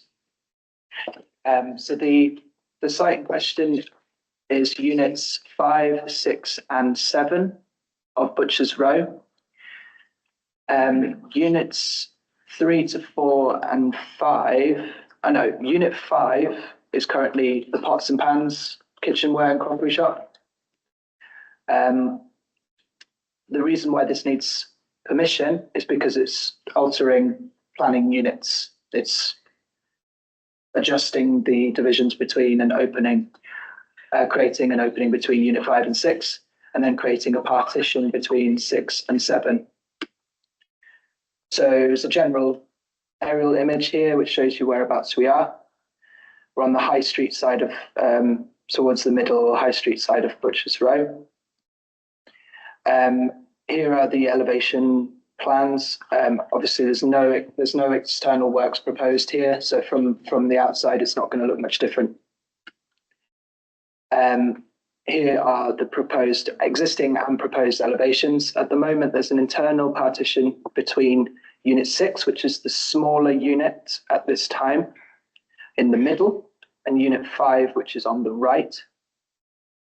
The partition is going to be removed to create a larger unit for pots and pans, and then a partition created between units 6 and 7. The units 6 and 7 are currently not in use. They are currently disused. So originally there were rows of butchers, each little arch would be one commercial unit, but they've been merged and joined and subdivided and all sorts over the years. So unit 5 currently has 3 archways and once a 4th, leaving units 6 sort of joining into unit 5, and then the 3 nearest the camera shot here are the disused units at the moment. So that would expand one archway to the left essentially. So as viewed internally, the part on the left image here, a partition would be created in the foreground, and the existing partition would be removed, opening that up into unit 5. So in terms of the principle of development, it seeks to make changes to the planning unit. It's enhancing an existing employment use by expanding it and allowing it to have more space and storage, and making use of a disused commercial unit. There's no change of use involved. It's retaining its Class E use. So in terms of its principle of development, it's fine. It's trying to expand an existing employment use and local business or town centre business. In terms of design, it's not going to have an impact on any external impact whatsoever from a planning perspective. More on that will be considered as part of the listed building consent that we'll talk about later. But there's not going to be any harm to the conservation, if anything. Conservation area, if anything, there'd be an enhancement to the vitality of the town centre, which is a consideration. In terms of amenity, again, probably an amenity benefit to the shop itself and the users of it for the space that will be created. But there are no concerns raised with regards to amenity. And in terms of ecology, this is a town centre location, and from a planning perspective, there's no external alterations, and it's not really considered a suitable location to be asking for mitigations or enhancements to ecology in this location. More on the design and impact on the listed building and conservation area will come with the listed building consent, so I won't go into too much detail about that now. But the Heritage and Conservation Officer has commented, but mainly talking about internal works. So given that, the proposal was considered to accord with the development plan. As such, it was recommended for approval. Any questions, members?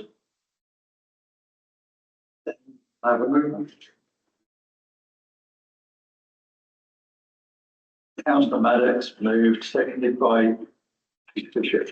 All in favour? So for the listed building application. Thank you, Chair. This is application 80372. This is the associated listed building consent. The reason why this proposal requires listed building consent is due to the changes to the removal of existing fabric within a listed building. Again, this is due to the creation of an internal wall. So you're removing one internal wall and creating another. So that would then join units 5 and 6 and subdivide 6 from 7. Again, no external works proposed. So from the outside, all you'll see is the use of one of these archways expanded due to the expansion of pots and pans. The same plans were used as part of this application. So removal of one partition and creation of another. So the question therefore is whether it's acceptable to remove said partition. In this case, it was found that the partition was constructed using modern materials. What has been used to subdivide these two units has not been, is not of any historic note. And the Heritage and Conservation Officer commented, following, all of which is proposed for removal is blockworks. This will not involve the removal of historic fabric. The proposed new wall under the downstand will reinstate an historic division, so this will be beneficial. On that basis, I do not consider that the proposal will cause harm to the significance of the heritage assets. So as such, the removal of this wall is considered acceptable. It's not of any historic value, and the creation of another will reinstate a former wall that was already in place. There's no objection from that side. So in terms of looking at it from a design and impact on heritage assets, it's considered an enhancement overall. So it was recommended for approval, subject to materials condition, but the materials condition really is quite arbitrary on that side. So recommended subject to the conditions as set out in the report. Can I ask a general question? You can, now's the time, Councillor. It's a bit late. Five was the pots and pans probably before, which I presume is in red colour. Yeah, so five at the moment is 3 archways, pots and pans. 6, it's quite unclear. 6. Because that, but yeah, wait, I'm getting at that there. You've got 3 doorways, okay? Yeah. I think, hang on, but I've lost one on the end. It's saying number 7's on the end. You've got 3 doorways. So if you went 5, 6, 7, 8, so is one of them? There was originally 33 separate little archways. Each of them were butchers or little shops, and they've been merged or amalgamated over the years. Hence, the numbering of the units has changed over the years, and there's a case for them still being numbered up to 33, but there are only 15 or 16 units at the moment. Unit 5 is the red archway pots and pans, which is 3 archways. They're going to expand 1 archway towards us, as viewing on this picture, which that one is unit 6. Say 1 archway, but one's in red, isn't it? I mean, is there more than one? The three. 3 in red. There's 3 in red. Yeah. That's the third. Which are the ones? The 2 to the right. They're in a row. I can't see them. I know. Oh, on the spectrum. You can't see them. Can't see them, because you want to the left. I think they're in the last view, but going in the distance. Okay, yeah. Sweet. I don't lose the issue, Karen. So unit 6 is the one to the left of pots, and then unit 7 is the remaining 2. So unit 5 will be conjoined into 6 with a subdivision then created between 6 and 7.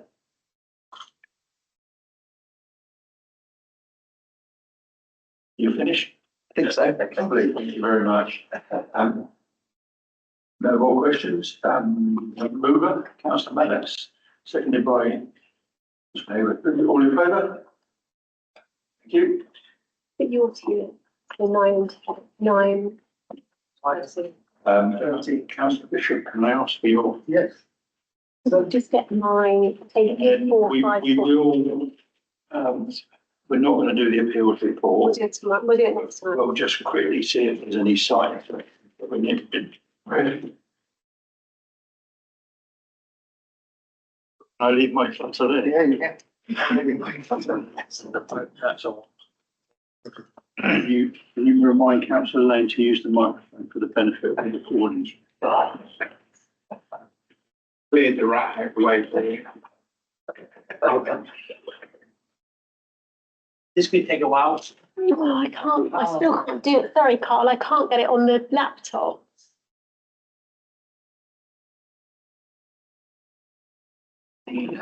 Red, Do that the one. old fashioned. So I could get it there, but I just can't get it If you to, click on the white version of it, yeah. that doesn't work. It's the that red black one. version seems to work. Okay, lovely, thank you. Brilliant. Okay, so I'm, oh, I've got my microphone. Thank you, members. We're on page 113, so the case officer isn't here today, which I'm sure she's pretty tired of that, is to discharge the condition, application 80454.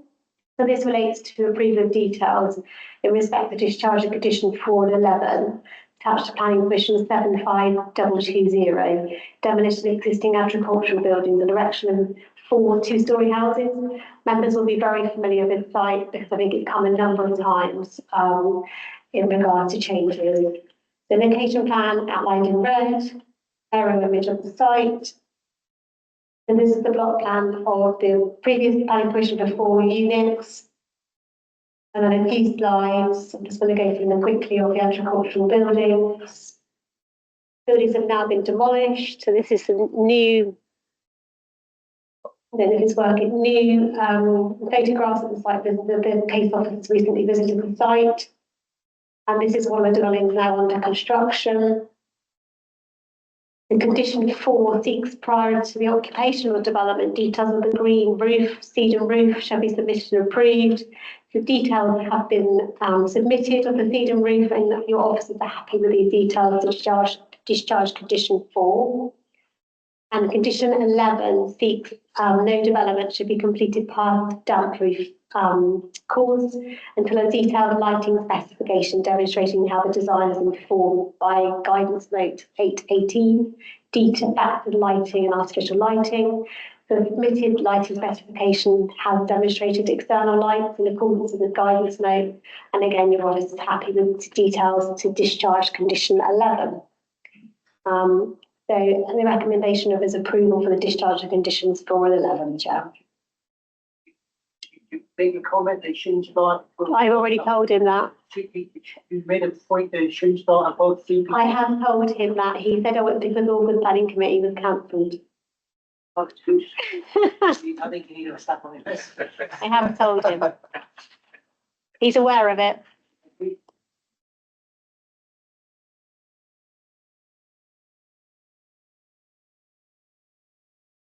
Yeah, that's it. Me, sorry. That was quick and dirty. I'll leave it for you again. Okay. Okay, so we've got one more, haven't we? We always live the way to live. Can we have a vote, please? That's all right. Thank you. Okay, it's 12, I think, 13 and 13. 13. Which numbers is on there? Item 13, 80508 application, and it's Riverside House. So I think you're going to have to use this one because the other one doesn't seem to work. So we're just going to use that one. Hopefully it works.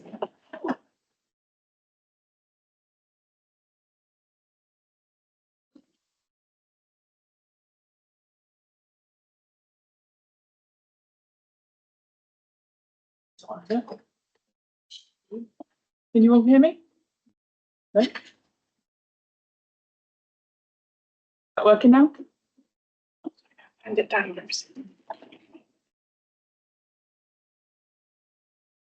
Right, so as I said, this is 80508. So section 73 application for the variation of condition 2, the approved plans attached to previous submission 77868, the demolition of existing workshop building following approval of a previous conversion, and erection of an attached dwelling house along with access, amenity space, car park, and landscaping. So this application seeks to reduce the footprint of the dwelling, the height, and revise the access and landscaping. This is the location plan. Its existing building is marked as the garage building in there on the right. And then this is a Google image that roughly shows where they're going to relocate the dwelling to, marked in the red box. And there's some pictures here. So part of the reason why this application is being brought forward is because the previous application was putting the dwelling on the slope you can see in the top right corner. So now moving it back into the flattened land. So this is the previously approved site plan. And then this one here, just moving it to the east. And then it's the same landscaping plan, moving the car parking and the access to the east of the dwelling and slightly revising the landscaping as well. So this is the approved floor and elevation plans. And this one here, reducing is the proposed one, reducing the footprint, the height, slightly revising the fenestration, the glazing. The principle has previously been established under 77866. So there's no concern in regards to that. Reducing design, footprint's going to be reduced by approximately 25 square meters. A reduction of about 1 meter in height.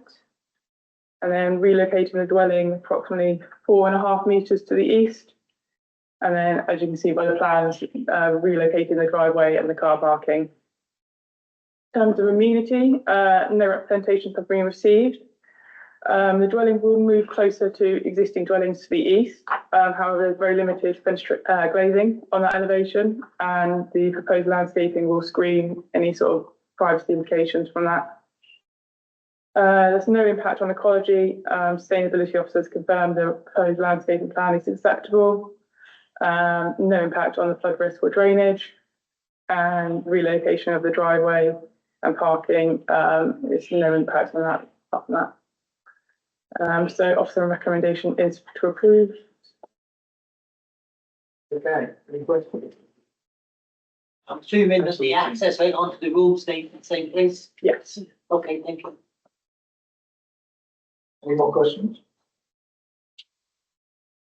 Debate? I'll move it through the chairman.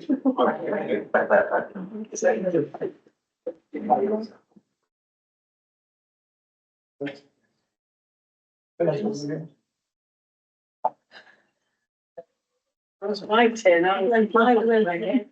It's been a long day, isn't it? I'm going to do the appeals next time. I think we'll. Let's go and get Councillor Davis back. Yeah. Thank you.